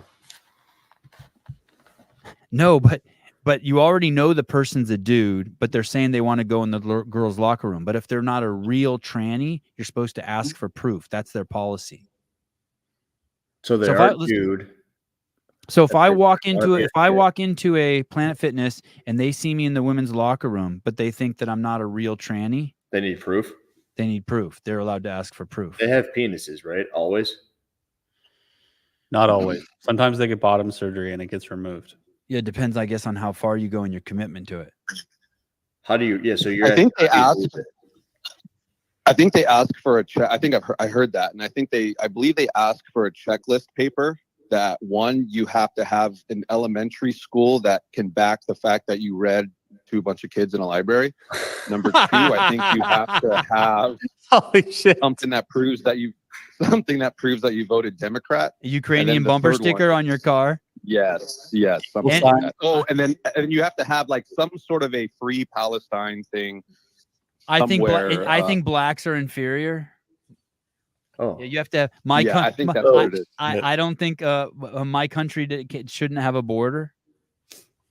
Oh, yeah, something like that. Hey, that actually is a pretty good idea. Like to piggyback on the Russell Berger prank call thing. Yeah, you guys should like pretend to be drag queens or some shit and just call elementary schools asking if you can come in and read to the kids. Shit! Oh shit! No. That's so good. Oh my god! Oh my god! Hey, dude, that show's only going to be on. That show's not going to be on YouTube, guys. That's a wrong. Don't be a bitch. Sorry. Don't be a bitch. Sorry. That's a fucking great idea. That's a fucking. Oh shit! Who are you calling? I was calling Russell Berger to tell him that idea. That's a fucking great idea. Oh my god! Oh my god! Hey, dude, we'll take it one step further. We'll call it the pedophilia reading hour. Pedophiles who want to read to kids. What else is on that sheet from Planet Fitness? You want me to pull it up? I can send it to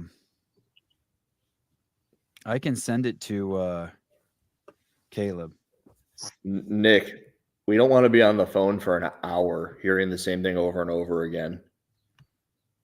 I think any conversation I've had. To absolutely no avail. And by avail, I mean I don't care to hear what they have to say. I'm going to send this to you, Caleb. Okay. Guys, I'm freezing. I'm like starting to shake a little. My kneecaps are cold. I'm wearing shorts. How cold's your garage right now? 60 something. How cold's your room? I don't know. How cold is it outside there? The manager wrote, or the HR or whoever this came from wrote, "Hello, all please read, and if you have any questions, let me know. We've been getting calls about this, and it's important you follow the script if these questions are asked." Let me see if I can read this shit. Cool. If members wish to cancel responding to member complaint. So if someone complains that there's a dude in the woman's thing, you're supposed to say, "Thank you for sharing your concerns. I understand that the issue is important to you. Planet Fitness, we're committed to creating a non-intimidating." Yeah, non-intimidating. There's a 6-foot dude with a dick in the fucking girls' room. "Welcoming environment for our members. Our gender identity non-discriminatory policy states that members and guests may use all gym facilities based on their self-reported gender. Our policy also includes provisions in case but that's the whole thing. Bathrooms aren't supposed to be gender specific. They're sex specific. Our policy also includes provisions in case the staff feels that any individual is fraudulently representing themselves as a member of the opposite gender. If a member of our staff believes that an individual is misrepresenting their gender for fraudulent purposes, we will ask members for proof of their gender identity." Dude, it is fraudulent if you have a penis and you claim you're a woman, you're a fraud.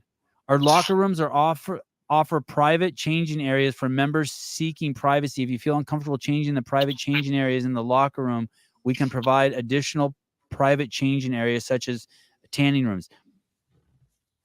I would rather my wife go into the men's locker room and use a private changing room in there than a woman's locker room where men are allowed. Because any man who wants to fucking go into a woman's locker room is fucking mentally ill. Do not comment or say no comment. Grant interviews or allow anyone to film inside the club. Instead, simply say, I'd be happy to provide you with contact information for the public relations team. A member of the team will get right back to you regarding your request. Wait, Sevi, you think any man who wants to go into a woman's locker room is mentally ill? Yes. I would push back and say I think most men would love to go into a woman's locker room. They're just morally smart enough to fucking know it's wrong. Okay, maybe you're right. There's a nuance there. If you try to go into a woman's locker room, you're mentally ill. Hi, my name is Sevan Matosian, and I'm the manager at this Planet Fitness location. And it's been brought to my attention that you are not behaving in a way that supports our judgment-free atmosphere. Or, hi, my name is Sevan Matosian. I'm the manager of this location. We take our judgment-free atmosphere very seriously, and it's brought to my attention that you may be behaving in a way that doesn't support our atmosphere. Hey, that's what's so cool about Dave's Weekend Review. This is the fucking world we live in, and we don't get this from him.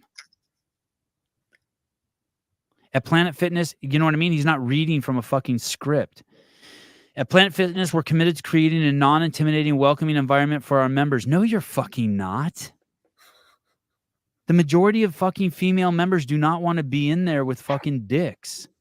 Hey, we got to get a chick on the show who's a member of a Planet Fitness and regularly goes into the locker rooms. Make a notation to their, we expect that our members will respect the boundaries of other members. No, you don't. By practicing modesty in the locker rooms and remaining covered as much as possible. However, our locker rooms do offer private changing areas. In the locker room, we can provide additional private changing areas such as the tanning rooms. Make a notation in their member file. For example, first warning for member regarding maintaining a judgment-free environment. Any subsequent issues should be addressed immediately and may result in termination. Oh, what the fuck? Back. I worked in a day spa and had to let some trans dude, I think it's just a dude, into the woman's changing room. I'm glad I quit that job. Dude, 10 years ago, you'd gone to jail for that shit. Yeah, they hate women. They for surely hate women. This stuff's unbelievable. It's fully unbelievable. And I told you about how I was telling my liberal neighbors about this, right? And they were like, that can't be true. I'm like,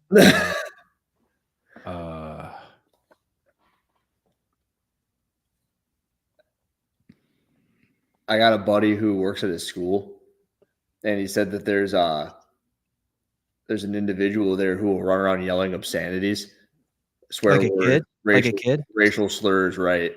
But they're on the spectrum, diagnosed, and you're not allowed to say anything to the kid or the parents of the kid. So the kid can just it's got a free pass to do whatever it wants in the school.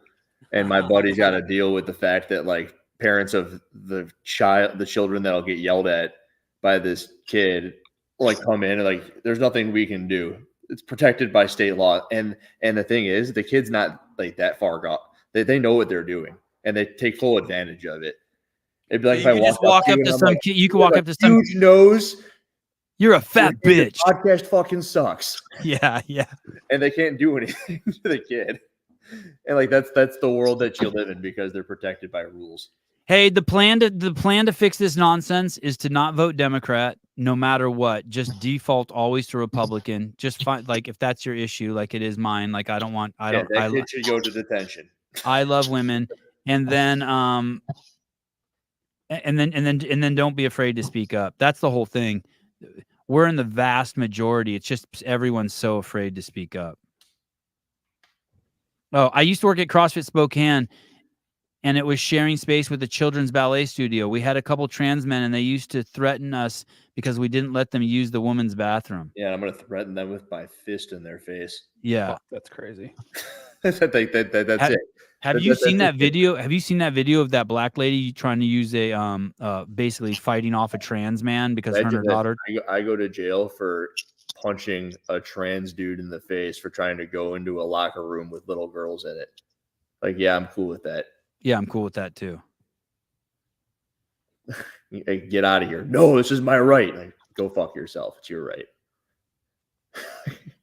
Hey, what does it mean when a trans man like threatens you, like threaten to put their nutsack on your drum set? Like, what does that mean?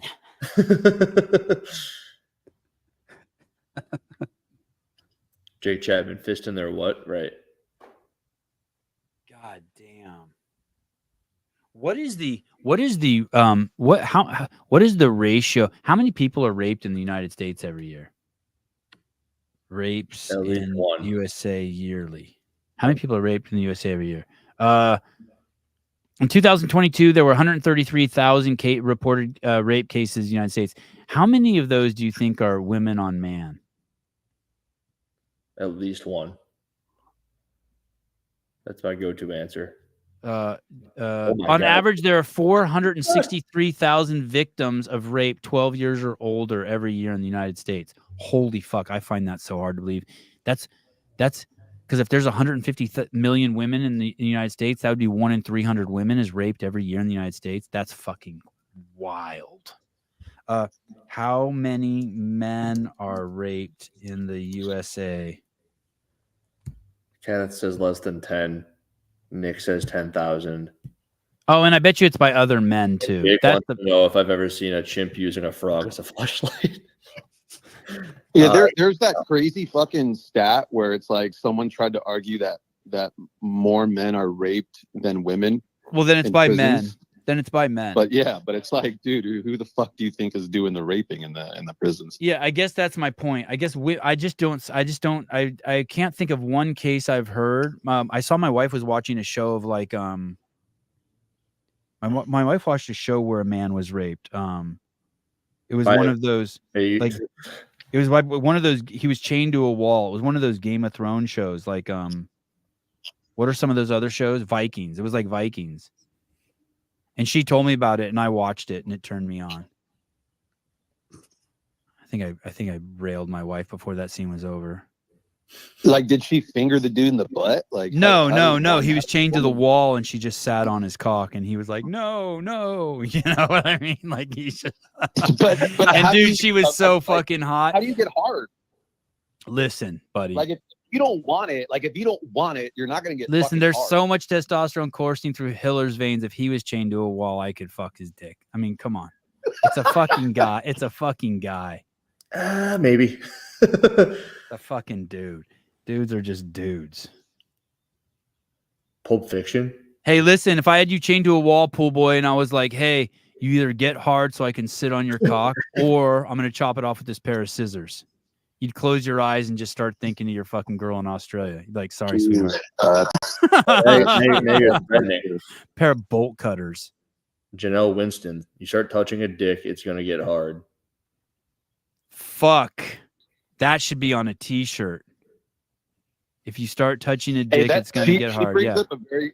She brings up a good point, which kind of freaks me out sometimes because I know you guys have had this happen to you before where you're sitting down at like a haircut and your arm is like on the armrest. Yeah. And as your barber is like maneuvering around you, like your hand accidentally brushes his penis and you always wonder like, is he going to chub up? Listen, I've never had that happen to me. He brushed against my mouth one time with his penis, but never my arm. My hair, I always used to get my hair cut by ladies, and then there's just boobs on my shoulder all the time. Dude, if a dude's cutting my hair, I'm sitting like this. I do like how it's like you bring a good point though, because there's one time at the barber. No fucking way. Listen, my penis doesn't brush up against anyone unless I meant it to happen. Yeah, if you got to pass somebody and you get squeezed by, you give them your butt. Butt to butt. Hey, he did it on purpose, pool boy. So your barber touched you with his penis on purpose. Let's just say, come on. I don't blame him. Yeah. You know Accidentally. Hey, I probably shouldn't tell you this story, but in high school, I had a creepy friend who would offer to give like crack girls' backs. You know, like how you're like, hey, cross your arms, and then they come up behind and they pick them up and like crack their back that way. Yeah. He would do that so he would feel his penis brush their butt. Shut the fuck up. It was the creepiest fucking thing. It was weird. Fuck, Like that's back in crazy. high school, you just laugh about it, but now looking back, you're like, dude, that dude was a fucking weirdo. What's he doing now? Jail. I don't know. Probably reading to kids in libraries. I didn't know John Young was on the podcast. Is that a waffle? What that I'm eating? Yeah. It's salami and cheese from last night when Dave was in here. I just got hungry. Okay, John. Yeah, this is a John Young move. I don't know if I've seen you eat on the show, other than like yesterday, right? Where that was the point of the show. I'm cold and so fidgety. I'm so fucking uncomfortable in my own skin right now. Hey, I got a bag of trail mix that I shouldn't have around because the bag has 10,000 calories in it, and I can go through a bag every 4 days. Mm. It's like one of those big ass ones from Costco, right? Does it have M&Ms in it? It does, yeah. Yeah, That- those and are that's good. And it's like 50. It's like 50 degrees in Santa Cruz, so it's probably like 45 in your garage. No, who, me? I'm not in my garage. I'm in a room. Oh, I thought your studio was in your garage. It's kind of garage adjacent, right? Salami is really happy. Yeah, man. Wait a minute. Trail mix from Costco is $44 on Amazon? That's not what it cost in the store. Oh my god. In I'm the gonna store, call it's like 15 What bucks. what was the idea? Call libraries and see if we can read there. Oh, it's a 2-pack. Your call has been Damn. I bet you Russell's in church. Probably. There it is. Damn, $40. Oh, it's a 2-pack. Oh, 4 pounds. 8 So pounds of trail mix. Are there seed oils in that? I mean, there's seeds, but there's probably seed oils in the M&Ms, right? Yeah. Canola oil. Yep. You see it? Yeah. Oh, I don't see canola oil. And I see red 40. That's the freaking M&Ms, though. But this stuff is great. So good. I could eat a bag of that in a day. I watched that video of the dude eating 50,000 calories in a day, and I've been trying to figure out if I could do it. The mukbang guy? Could you do that, pool boy? Could you eat 50,000 calories in a day? Dude, fuck no. There's this, I don't know if Hiller's talking about the same dude, but there is like a guy on Instagram that will post like videos of him just eating outlandish amounts of food. And like one of them will be like trying to eat the same diet as this from X woman from the 600-pound life. And he's just fucking gorging. Probably that guy, yeah. Pizza. Is it Eric the Electric? Yeah, that guy. Holy shit, that's the dude. Yeah, man. He went and he got And this burger. He's skinny. It's fucking nuts how skinny he is, but he eats so much. It's like Leah Shuttkeever. Where's this burger? Look at this burger he got. The meal macros. I used to in college, every time I used to go to the movies, like, I don't know, 4 times a month. And every time I ate a whole pound of peanut M&Ms. Dude, peanut M&Ms are the worst ones. What? Yeah, dude. How? Why? Oh boy, peanut or regular M&Ms? I'm peanut all the way peanut. Peanut or peanut butter? M&Ms. Do you know why the peanut, Hiller? Because you can play with it in your mouth. You can put it in there, and then like you crack it like a squirrel, and then you kind of extract the nut and eat and separate it. It's kind of gay, dude. All right, well, fine. Still, now I know why I think it's better. You should change your answer to that final question on Glidden yesterday. How do you know? Oh shit! Oh Mealtime. shit! Wait, what's going on here? What the fuck is this? I forgot about Epic Mealtime. The boys want to go to your mom's house. Oh, Is that guy still going? Epic Mealtime? I don't know. Oh, he is. 3,500. occasions of. This was I good. put gel in my hair. Did you? Yeah, for that. When are you getting another haircut? Soon. It's getting long. They have 134 subscribers now. Are there any bad comments? Hey, I liked all of them. No, there's nothing bad. They're all good. Everyone was, because they're all friends of yours. I liked them all too. See that? Hiller sent me. Dang, Epic Mealtime used to be huge. I think I remember Epic Meal Time. Janelle's become like one of my favorite listeners because of that one comment. Isn't that amazing? Which one? Which comment? She said, if you touch a penis, it gets hard. That is a good comment. God, that's such a good comment. I think Janelle's in love with my wife too. If you touch a penis, it gets hard. Facts. All right. Thanks, Pool Boy, for calling. You're welcome. We'll talk to you soon. Is it time? Is it time to pee? All right, let's go pee. Okay, bye. Hey, Janelle's also a chick though. Like, if I touch a dude's penis, I don't think it should get hard. It might, but it shouldn't. And she's a hot chick too. Yeah, Definitely a hot chick. but like, I don't know. I shouldn't. A dude's dick shouldn't get hard if I touch him. They shouldn't. What if he doesn't know? What if his eyes are closed and doesn't know it's your hand? That's different. Are you worried? Does your dick get hard when you touch it?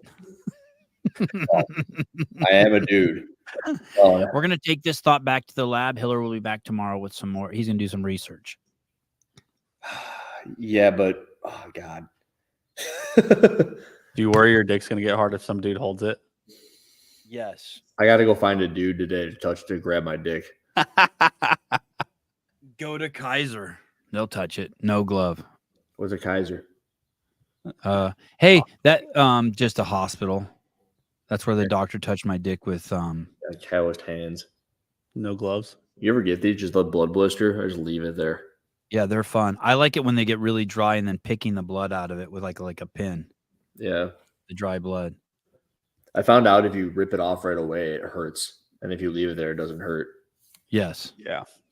$109 says Hillary gets hard when a dude puts a finger in his ass. Jeez. I mean, that's a weird amount of money. $109. Wait a minute. I think this is where Extra Sloppy lives. Will you hold my dick?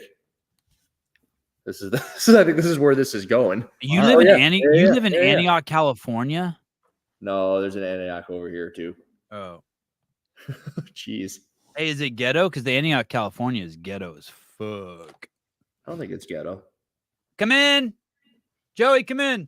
Janelle said, Caleb, you have to shave a dude for surgery, but you got to hold the dick. He doesn't show up. It has not happened to me, but I have heard people like when you were getting like a vasectomy or something, and the urologist is a female and she's really hot, the urologist will come in and the dude will just be hard.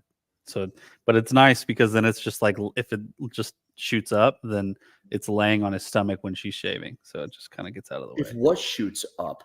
Like if your dick, I didn't mean like shoots up. I mean like if it lays up. Oh, okay. Then it can be out of the way so you can. I'm like, what are you doing with that dick that's making it shoot up? I mean like erect itself. That is probably the best part about a dick, though, seeing how far you can shoot stuff out of it, like pee, other stuff. Like when our bathroom's being worked on, I go outside and I pee and I try to see how far I can shoot it. I had a buddy who could shoot his pee really far. We used to do this thing where we would hold our pee for a long time, drink a bunch of water all day. Yeah. And my neighborhood growing up was unincorporated, and there was no street lights, no nothing. And we would just like walk with our dicks in our hand and see how far we could pee. And we would measure it and be like, that's the road. Yeah, we would just like walk and piss, like, waddle and pee at the same time. And I think that we have a spreadsheet somewhere to see how far we could walk and piss. I think we had like hundreds of feet. That's why boys should not be allowed in girls' locker rooms, because there's no girls who do this shit. Wow. Do you walk backwards when you do it, or you walk forwards when you do it? It's better if you walk sideways, because you can kind of like sideways. You can do one of these, right? Like when you're walking up it. Yeah. Because if you walk backwards, it's not as fast and it kind of like wiggle waggles. Yeah, right. And you lose some distance. Yeah. But and then that same buddy, whenever we go to the bathroom, it was just always right next to where we'd be sitting, and it just sounded like a fire hose got unleashed. I wonder if because of that reason, I would always win the pee line too, because I'm like, you pee too fast, dude. I wonder if Your women dick won't be understand big. how men work too. Like, my wife can be showering, and like we don't have like our bathroom doesn't have a shower. Our door, we don't have a door to our shower bathroom or cover or anything. Like our bathroom's just this one room, and there's a shower in it. And like, if she's showering and I walk by, or if I go in there to use the bathroom, I'll just get half mast, even though like it's not even me. I'm not even thinking about her. I'm not even like interested. I'm not. But like your penis is like, oh, naked woman, and it just starts like filling. Filling. Yeah, just it's like, hey, Engorging. yeah, it's like, yeah, it senses like it might need it. It's like senses it might be needed. But I'm like, what are you doing? Like what? It's not even related to anything. It's just It's not even time to party. It does No. sound like we're all on board with this, right? Like your dick fills up. Bye, baby, I love you. It's just Have you- weird. have I you don't ever- I don't have know you if ever I don't talked to think women are somebody like who that. I think I don't think women are like that. I think that if they're I don't think they're like that. I don't know. Maybe they are. But for dudes, it's like it's not even like part of you. It's got its I don't think own like chicks are agenda that. kind of. Alexis would totally talk about this if she were around right now. It's your responsibility. It's like a creature that lives on you. And sometimes you're not in sync with it. We will never understand. Yeah.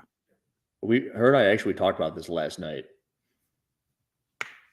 About just spontaneous, just the penis is like looking, it senses that there's a nude woman. So it's like, hey, like, do I need to be ready? Like, Right. nah, it's cool. Just settle down. We're good. Just walking by.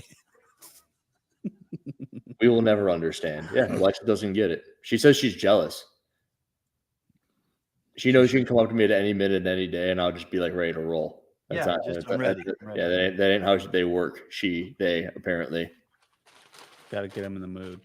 Now on the flip side, dudes, how many guys do you know that just have erectile dysfunction shit? Because that blows my mind. That blows my mind It too. doesn't really make much sense to me. Mm-mm. And honestly, the only time I ever experienced any of that was when I was like 3 months deep into stopping taking testosterone. I was like, that's not as hard as normal. That's different. Only time I have erectile dysfunction is when I'm asleep. Or if I'm in the middle of a workout. Dude, I wake up with a boner all the time. Yeah.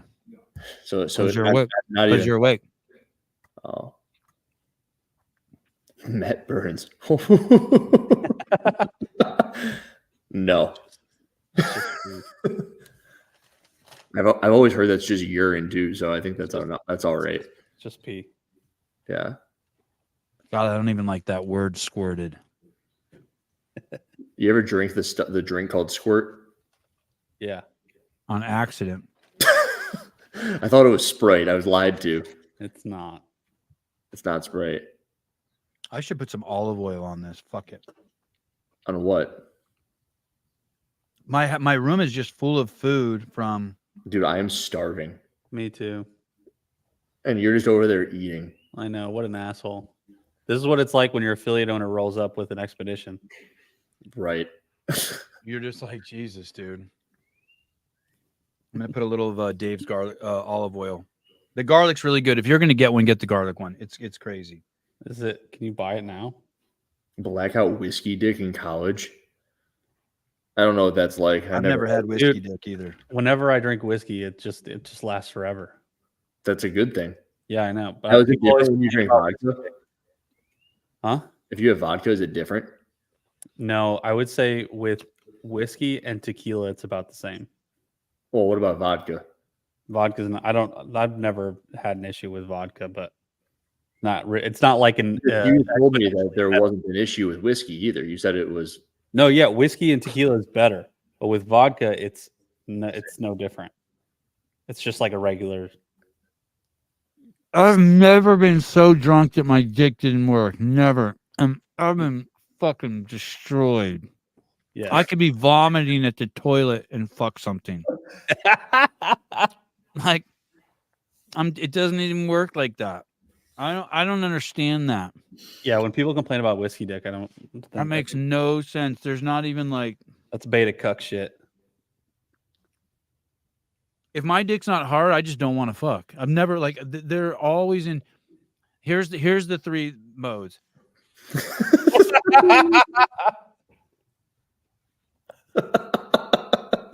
Oh. Meaning me eating? Sorry. I think so. Oh God. I just wish I had food in here, dude. There's your dick's not hard and you don't want to fuck.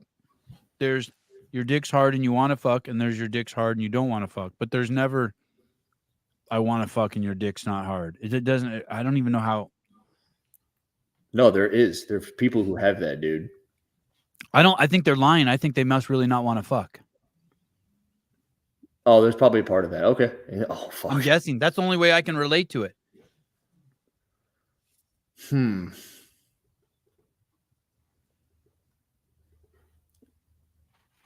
Oh my God, the garlic olive oil is so good.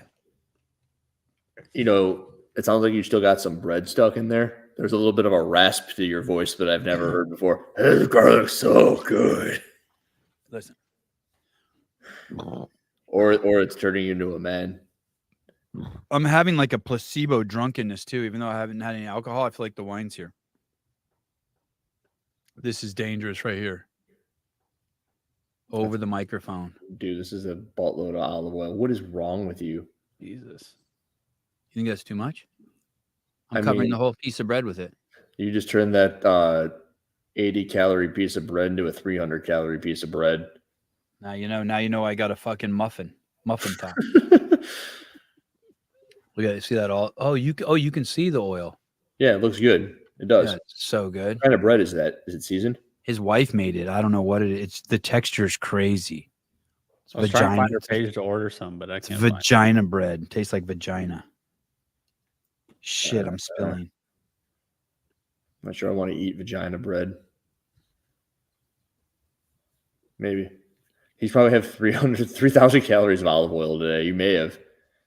And the salami. You eat so much fat, which is fine. Don't judge me. Hey, I like it really a lot. I like it quite a bit with Parmesan cheese on there.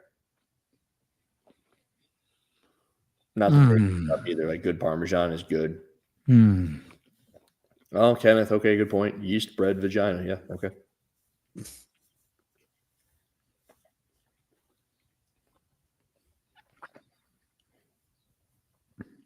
All right, is the show over? Fuck, we're approaching 4 hours. Have we ever done a 4-hour show? No, this is the longest show we've ever done. I still have the original. This is the first ever. So you can never have this. You're never gonna open it, are you? It's like Borat. You cannot have this. My wife. I used mine and filled it with water. Oh, you got one? Mm-hmm. Oh, you use it filled with water. Yeah, there's still olive oil in here. What does this mean? This isn't true.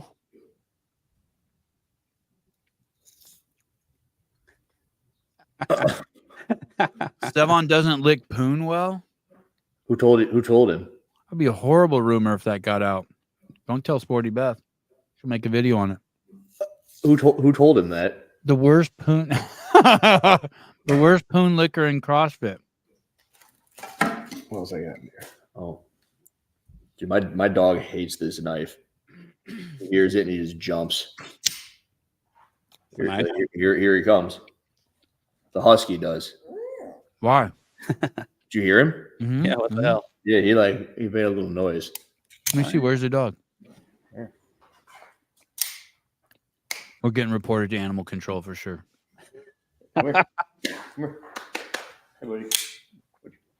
Yeah. I don't know. He doesn't like the sound of it. This dog isn't even fat, dude. You say this dog's fat? Fluffy. He's got all this fur. Yeah. I couldn't enunciate words that required tongue coordination. Go up here. That's a strong piece of evidence. Come on. Come on. It's like, I'm trying, Dad. Come here. Olivia, my dog hates when my husband racks his gun, but my husband loves my rack.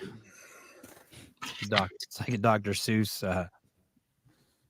Oh, he loves you. These dogs are so chill. I told Sevan that my dad wanted me to watch his dog. And my yeah. dad's dog is a menace. So he was here for an hour, and I brought him back. Imagine that his dad's going. I was really disappointed in you, Hiller. His dad's going out on vacation. His dad's going on vacation for a week, and he says, "Hey, Andrew, can you watch my dog?" Andrew's like, "Sure." Andrew brings the dog to his house, has him there for 2 hours, loads the dog back up in the car, takes him back to his dad's house. His dad's trying to leave fucking town. My dad shouldn't have a piece of shit dog. Just being an asshole to your other dogs or what? Yeah, it was being an asshole to the white dog. The white dog is a male, and the other dog was like doing this, and it was like licking his dick, and I'm like, leave my dog alone, dude. No, they like that. No. You're projecting. You're projecting. My dog didn't like that. He was getting spooky. Yeah. I had these 3 Great Danes, and they had a pecking order, right? And every morning the alpha would get up and take a piss, and the other 2 males would lap a few sips of his piss every morning. You're saying. I'm just telling you, it was crazy. Has anyone else ever had a dog that did that? You ever seen a female dog lift its leg? That's why this chick I know, she was so fucking hot, and she had the fucking greatest fucking body, and she'd wear this wife beater with these giant tits. Okay. This is in college, but she was such a fucking femme douche nozzle. It sucked that she was trying to be a boy so hard. She had a boy haircut, and God, she was fucking annoying, especially because she was so hot. And she had this fucking boxer that was a female, and it would fucking lift its leg to piss. And it was like, holy fuck, your dog is you. It was crazy. That's cool. Your animals are like a mirror of you anyway. If it means well, that being said, Sevan had a gay harem of Danes. If it means my dad's dog comes in, the first thing it does, and I've never seen this before, it comes in over to the backyard, it puts its ass on the tree and starts shitting on it. Oh yeah, one of my Danes used to only shit in bushes. He would shit in bushes. It's so weird. He tried to shit all on top of stuff. I don't know what it means, but I didn't like it very much, and it was just like a bad omen. Like, oh, this isn't gonna last very long. We got a history. By the way, you don't know about the history of that dog. It's got a history. Like, if I'm my dad, I honestly don't even ask him to watch it in the first place, and I don't know why I said. What do you mean your dog has a history? Like, not my dog, his dog. Your dad's dog. What do you mean it has a history? Like Pablo Escobar used to own it, or like what do you mean? Yeah, that dog's a cocaine addict. You got to freaking coke it up every 30 minutes or it loses its shit. Damn. Do you know what every guy thinks? She just needs a good railing. Yeah, and my friend back on topic. My friend who was dating her was fucking like, he was into crazy shit. Like, he probably licked her butthole, or they probably did like, is rusty trombone when like someone's eating your ass and jerking you off? They probably did shit like that. He was a freak.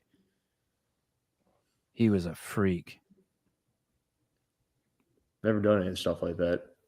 Yeah, I didn't do that. You're not into that? No. No. Like normal plus, I'd say. You think David Weed's into that weird shit? Rusty trombone? Just all the weird shit. He does weird shit, right? Let's see. Yeah. No, I don't know. I can't tell by looking at him, but I thought it was funny. Licking butthole is freaky? Question mark. Yes. Any other questions? I'd agree. Yeah. Licking butthole.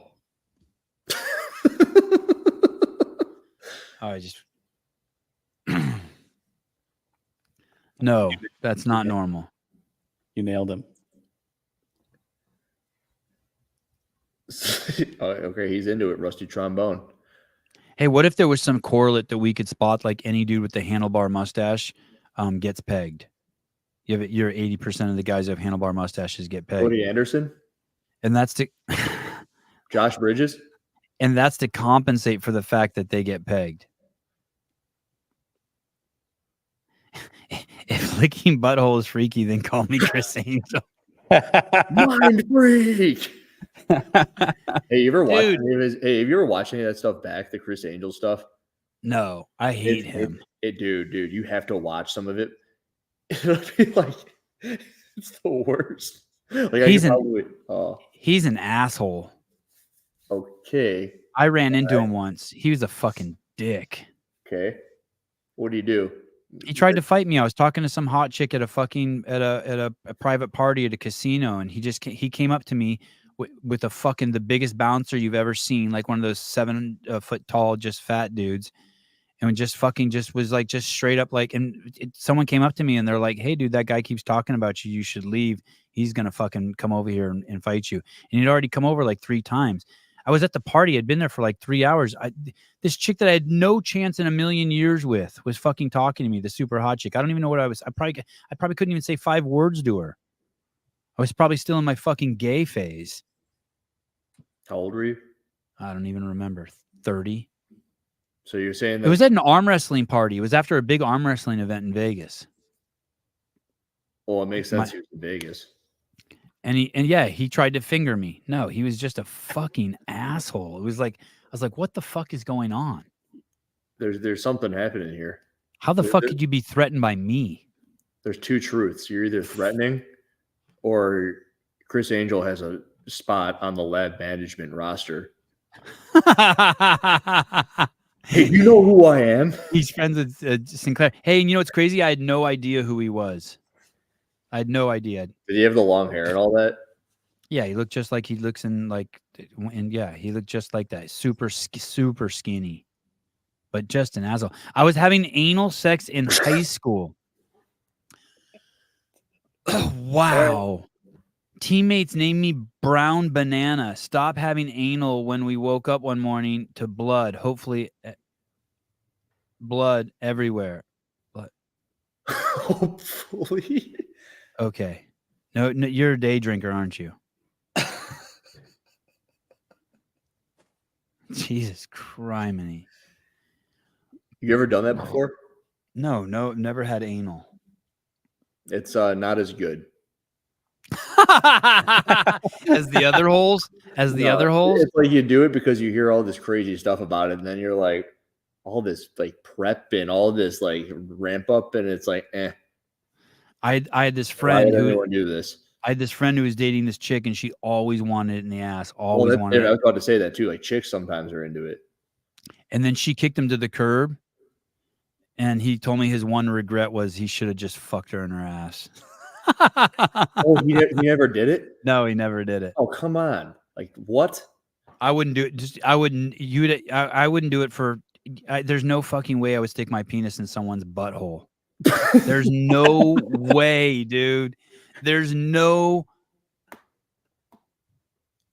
It's not like your penis has an eyes, ears, and a mouth and nose and stuff. It's fine. It's just like before I even have sex with a girl. Listen, every time right before I have sex with my wife, I take a piece of duct tape and cover her butthole. Hey, I think I did that with a little duct tape I saw on your nightstand. I duct tape all the butt. I put a duct tape on any chick I've ever had sex with. Before I have sex with her, I put a piece of duct tape on her butthole. Make sure nothing comes out of there. Butthole. Listen, butthole. Vagina hole. You put your penis in the butthole. B-U-T-T. Yeah. Yeah, it just doesn't make any sense to me. Anal is cool because the girl is willing to be embraced by you. Embarrassed. Oh, embarrassed by you. Like, hey, you're willing to have my penis in your butthole. That's pretty funny. I saw a clip on Instagram the other day. Some guy's like, yeah, no man has ever said to a woman, can I make love to your butthole? The butthole does not get made love to. I would disagree. There's probably people out there who love buttholes. Here's what I think. There's someone out there for everyone and everything. What? CrossFat. And to think Brian Friend wanted money to be on this show.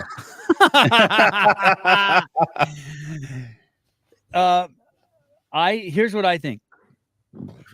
And I'm totally open to the fact that I'm wrong, but I still think it. I think all the dudes who are into anal, it's because they got fucking Uncle Buck got their butthole. Why would Uncle Buck? So there's just a chain of butthole fuckers and like their entire lineage. It's like once you've been butt. Well, there was a first one. There was like Adam. There was like Adam of butt fucking. Like the first guy obviously did. And then everyone after, it's a lineage of butt touchers. Yeah. And yeah, so I just think like I think like if you're a dude so ridiculous, listen to me. I think that if you want to fuck a chick in the ass, it's because some dude did it to you, but you're somehow living that out, and some chick has to like now deal with your pathology. No, Like a vampire bite. Oh, Zach, no, man, it's because of all the porn. Yeah, that's probably true too. Probably the porn doesn't help. I mean, you get all sorts of great ideas. I mean, bad ideas from porn.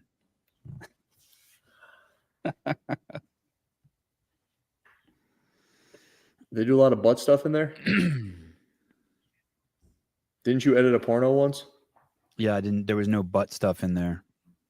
But God, that's I don't like. You go to Pornhub and then it's like you're going through the thumbnails looking for something that's going to work for you, and there's one that says like gaping. It says like gaping, and it's the shots of just like a butthole that's so wide open that you're just like, what?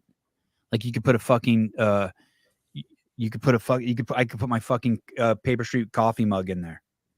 Like, what the fuck is wrong with people? Not me.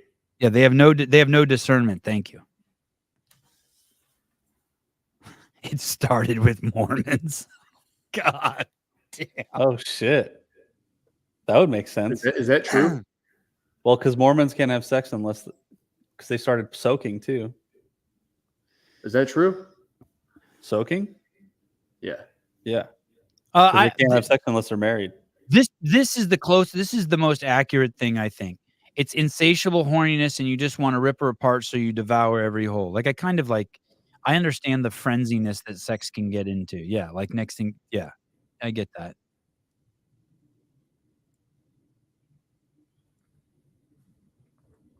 I get that. You just want to. You're just like you can't get close enough, so you put your dick in her ass. Oh, I don't know, man. I love you so much, honey. Let me prove it to you.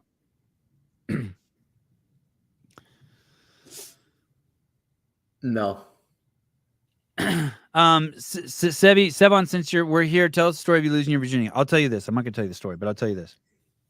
I had this girlfriend from when I was 15, 16, 17, 18, 4 years. I went to the junior prom, senior ball with her. She's captain of the cheerleading team. She was so fucking cool. I did not fucking deserve her. I do not know what her fucking problem was. She was so fucking cute and so nice, and she was just the coolest chick ever. And when I was 16, I had my own apartment. Oh. And we dated for like, I don't know, the first 2 years, 15 and 16. I got someone coming to pick up an assault bike. They're here right now. Oh. All right, that's a good time to end the show. All right. Shit, no, I'm in he's walking to my garage right now. Yeah, that's fine. What's wrong? You can't do two things at one time? You can't be on the show and your dog will bite him? There it is. Do you know who it is? No, I don't know who it is. Some dude from the Facebook Marketplace. Oh. Let's see. Well, let's watch you operate. All right. All right. Here we go. I don't even watch the show even. Ladies and gentlemen, what you are seeing is a live.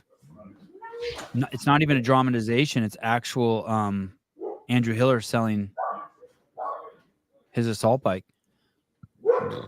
live on the air. Brought to you by Paper Street Coffee, CA Peptides, and BIRTHFIT. I need to sell my assault bike too. I want an Echo bike. Yeah, dear Bill and Katie, Jesus, send me an Echo bike already, for fuck's sake. That'd be so nice. Oh wow, nice. Here, you're coming to make a guest appearance. Making a guest appearance. Hey guys, this is Alex. How's it going? Alex, what's up, dude? I'm a fan of the show. Thank you. So you're getting the assault bike? I am. I'm getting an assault bike, putting together a little garage gym, and I need some machines. So Andrew's gonna sell me one here. So when you get home today, are you going to be so excited and just make yourself fucking get sick on it? Are you going to go hard? I might. We'll see. Yeah. I worked out this morning already, so maybe we'll find something to do to hurt on it later. We'll see. Yeah, you have to do an inaugural, like 50 cals for time or something and just hurt. 50 cal for time. That's rough. What's your 50 cal for time? I have no idea. I've never done that. I've done it once a long time ago. It's been a while. Yeah, you got to get on there and hurt. How has it been doing business with Andrew? Good. It's fine. You can be honest, but answering his message. He's been a little slow answering me on Facebook, but I don't check Facebook much either, so I get it. Oh my God, that thing looks brand new. It's like a nice one. Pretty sweet deal. I initially told Andrew if I messaged him. I said, hey, if I beat you in 24.3, would you give me the bike for $300? Yeah. And then I think he messaged me like a day or two later. I'd already done it. I think he beat me by a little bit, right? What'd you get? I got 14.11. Good job, dude. Dang, awesome. Yeah, it's good. Thanks. He finished it. Had a little bit of a knee injury. That was only about my third or fourth time doing thrusters or squatting since October, since Wadapalooza, but made it through the open. So. And he cheats. He's on performance enhancing drugs. I know. Yeah, he's not clean. So yeah, so he's a cheater. Maybe I need to get on that and capeptides.com. All right. We know a guy, a girl. We know a team. Okay. Well, hey, dude, congrats on the bike. Good to meet you. Thank you. Yeah, nice to meet you. I'm gonna help him out. Okay. Well, you want to check it out? You want to ride it? I'll take a quick spin. Just make sure the thing works. Wouldn't it be awesome if it didn't work when he got on it right now and Andrew was selling him a fucking lemon? That'd be awesome, right? Hey, dude, the monitor doesn't work. Oh, you're stupid getting rid of that, Andrew. That's a chain one. The chain ones are awesome. No. Yes.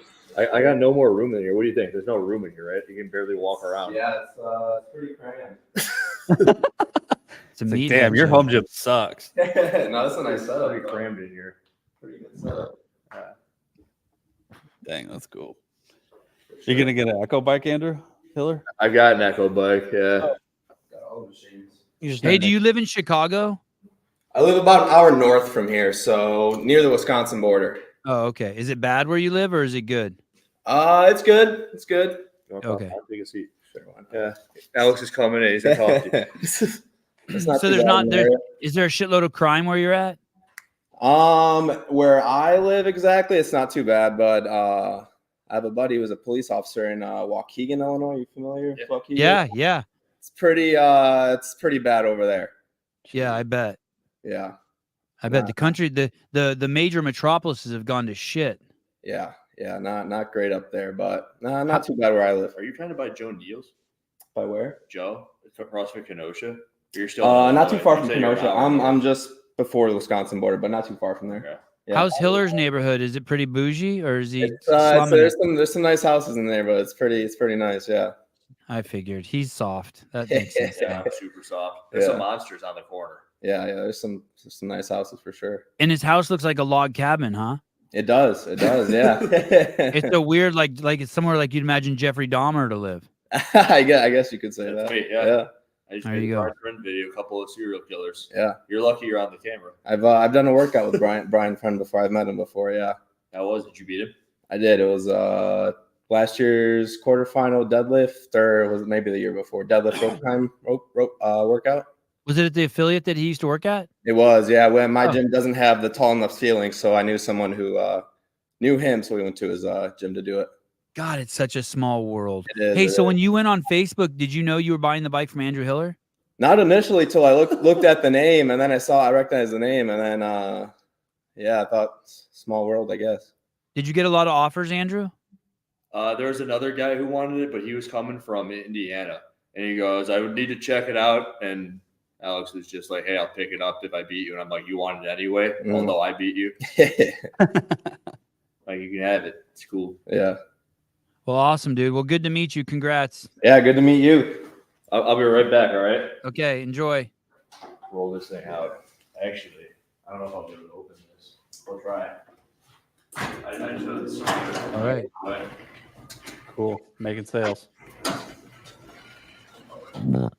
Does that guy look like he could finish the workout? Yeah. He looks strong? Yeah, he looks strong. I would say yes. I think he looks like he can finish the workout. He's the only person. All right. All right. I think the bread's kicking in. I'm ready for a nap. All that olive oil. Gross. Oh, okay. So there's nothing more to the story, but basically I was dating her when I was 15, 16, 17, 18. And it wasn't until, and she would spend the night at my house all the time. And it just wasn't I don't know, it wasn't a priority for me to have sex. I don't know. And she'd made it clear like a year before we ever had sex that we could, but for some reason, it just wasn't a priority for me. Wow. You shit the bed. No, I never shit the bed. I didn't have whiskey dick. I don't know. I had never eaten fruit from the tree. So because you loved her. Maybe I loved her to death. She was so fucking cool. Yeah, I don't know. I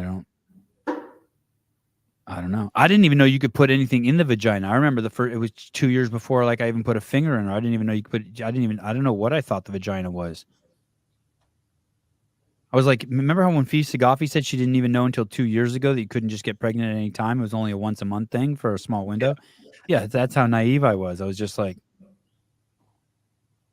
I was so excited when I found out the vagina was actually a hole. I was like, wow.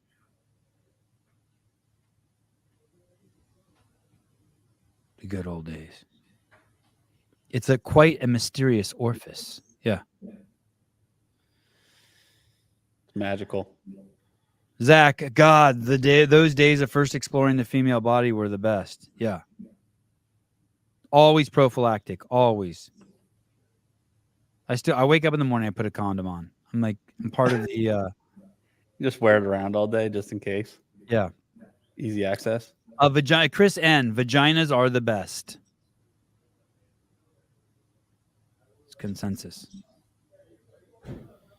All right, I'll wait for Andrew to come on. I have to go.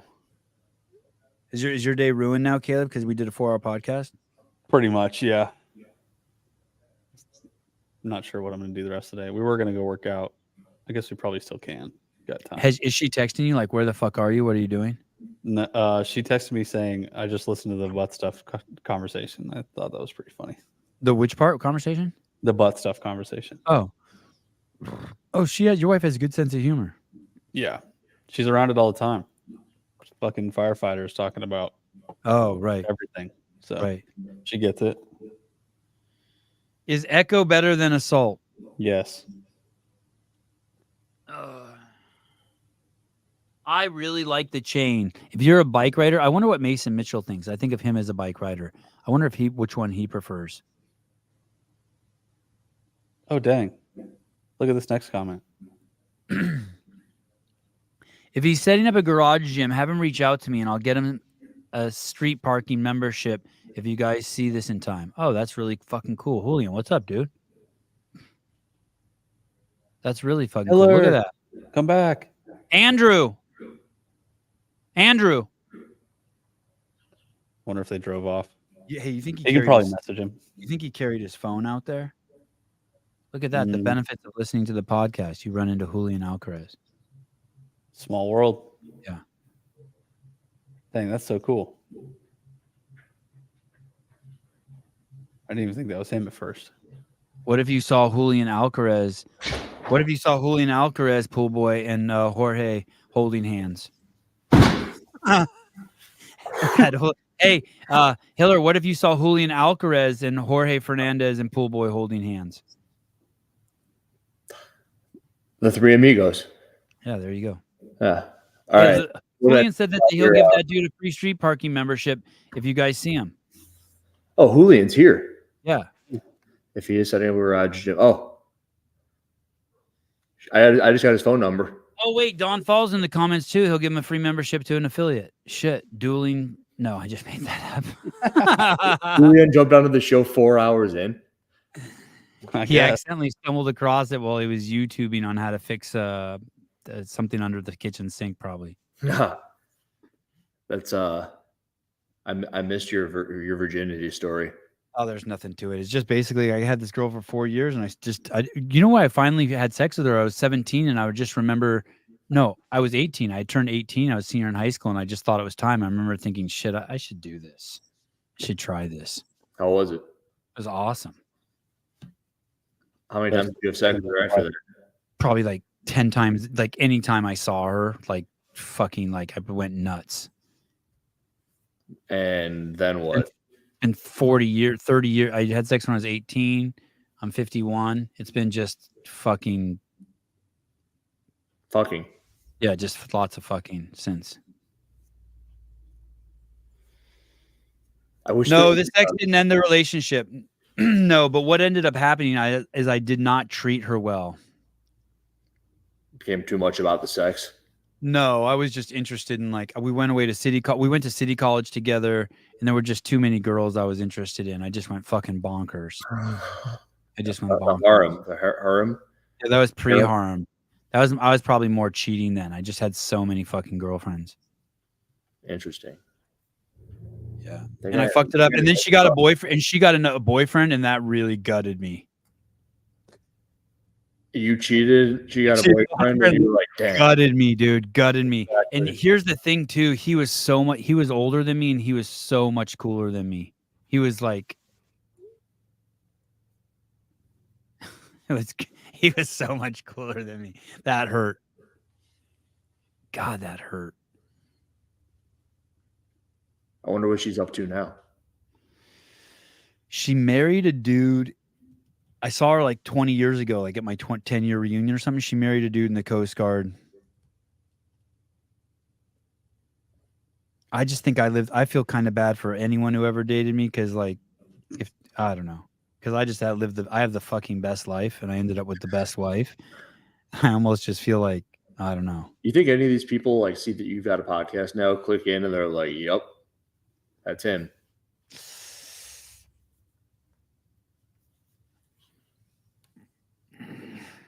I don't know. No one from my past ever reaches out to me. No one's ever like, "Hey, I went to high school with you." I know my most recent ex-girlfriend is like, "Yep, that makes sense. That checks out with what I'm up to." Oh, wow. Interesting. In relation to just about everything. Is she having fun with her life? Yeah, she lives in New York. We met up with her when we were there. We're cool with her, Alexis and I. Do you think she's like, fuck, I should have kept Andrew. That looks like such a fun life. I don't know. Not really a part of the conversation. I'm just I call me full of myself, but if I'm like some lady out there and I dated me and then I'm looking at like the life that I've created around me, I would be like, fuck that up. But you need to assume that they also don't really like what they got going on. I just see most people's lives around me, and I'm just like, full of himself. Who, me? Dude, pepperoni pizza versus sausage. It's like you got all this pepperoni pizza, and you're like, "This is awesome," and they don't even like it. That's a good point. I only like sausage, or like I don't even like meat on my pizza. Like cheese is the way to go. I don't know. It's just So I'm like, we're living it up, eating our pepperoni pizza.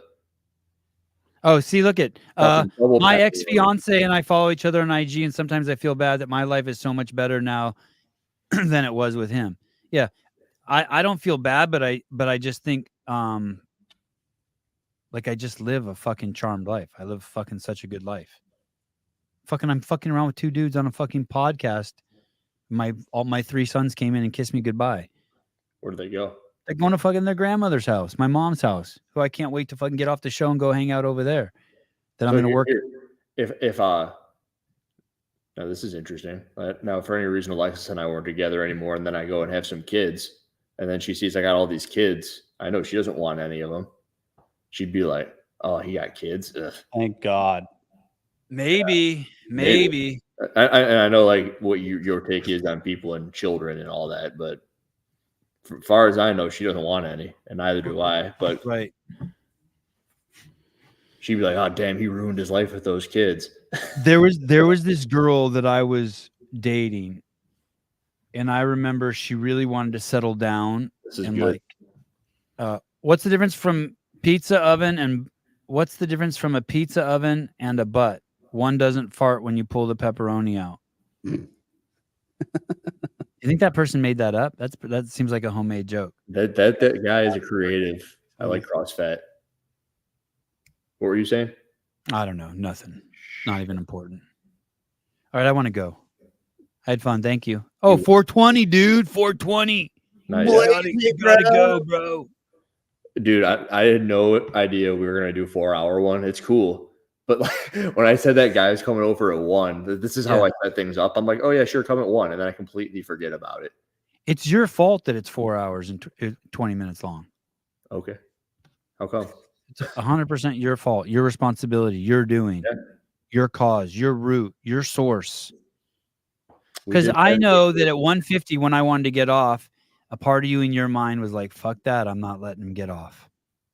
I know we're at 420, and I'm thinking that right now. The thing about the way that I set things up is I also don't know what's coming. Like I don't know, like who's gonna show up at my house next. All right, love you guys. Andrew, say bye. Bye, everyone.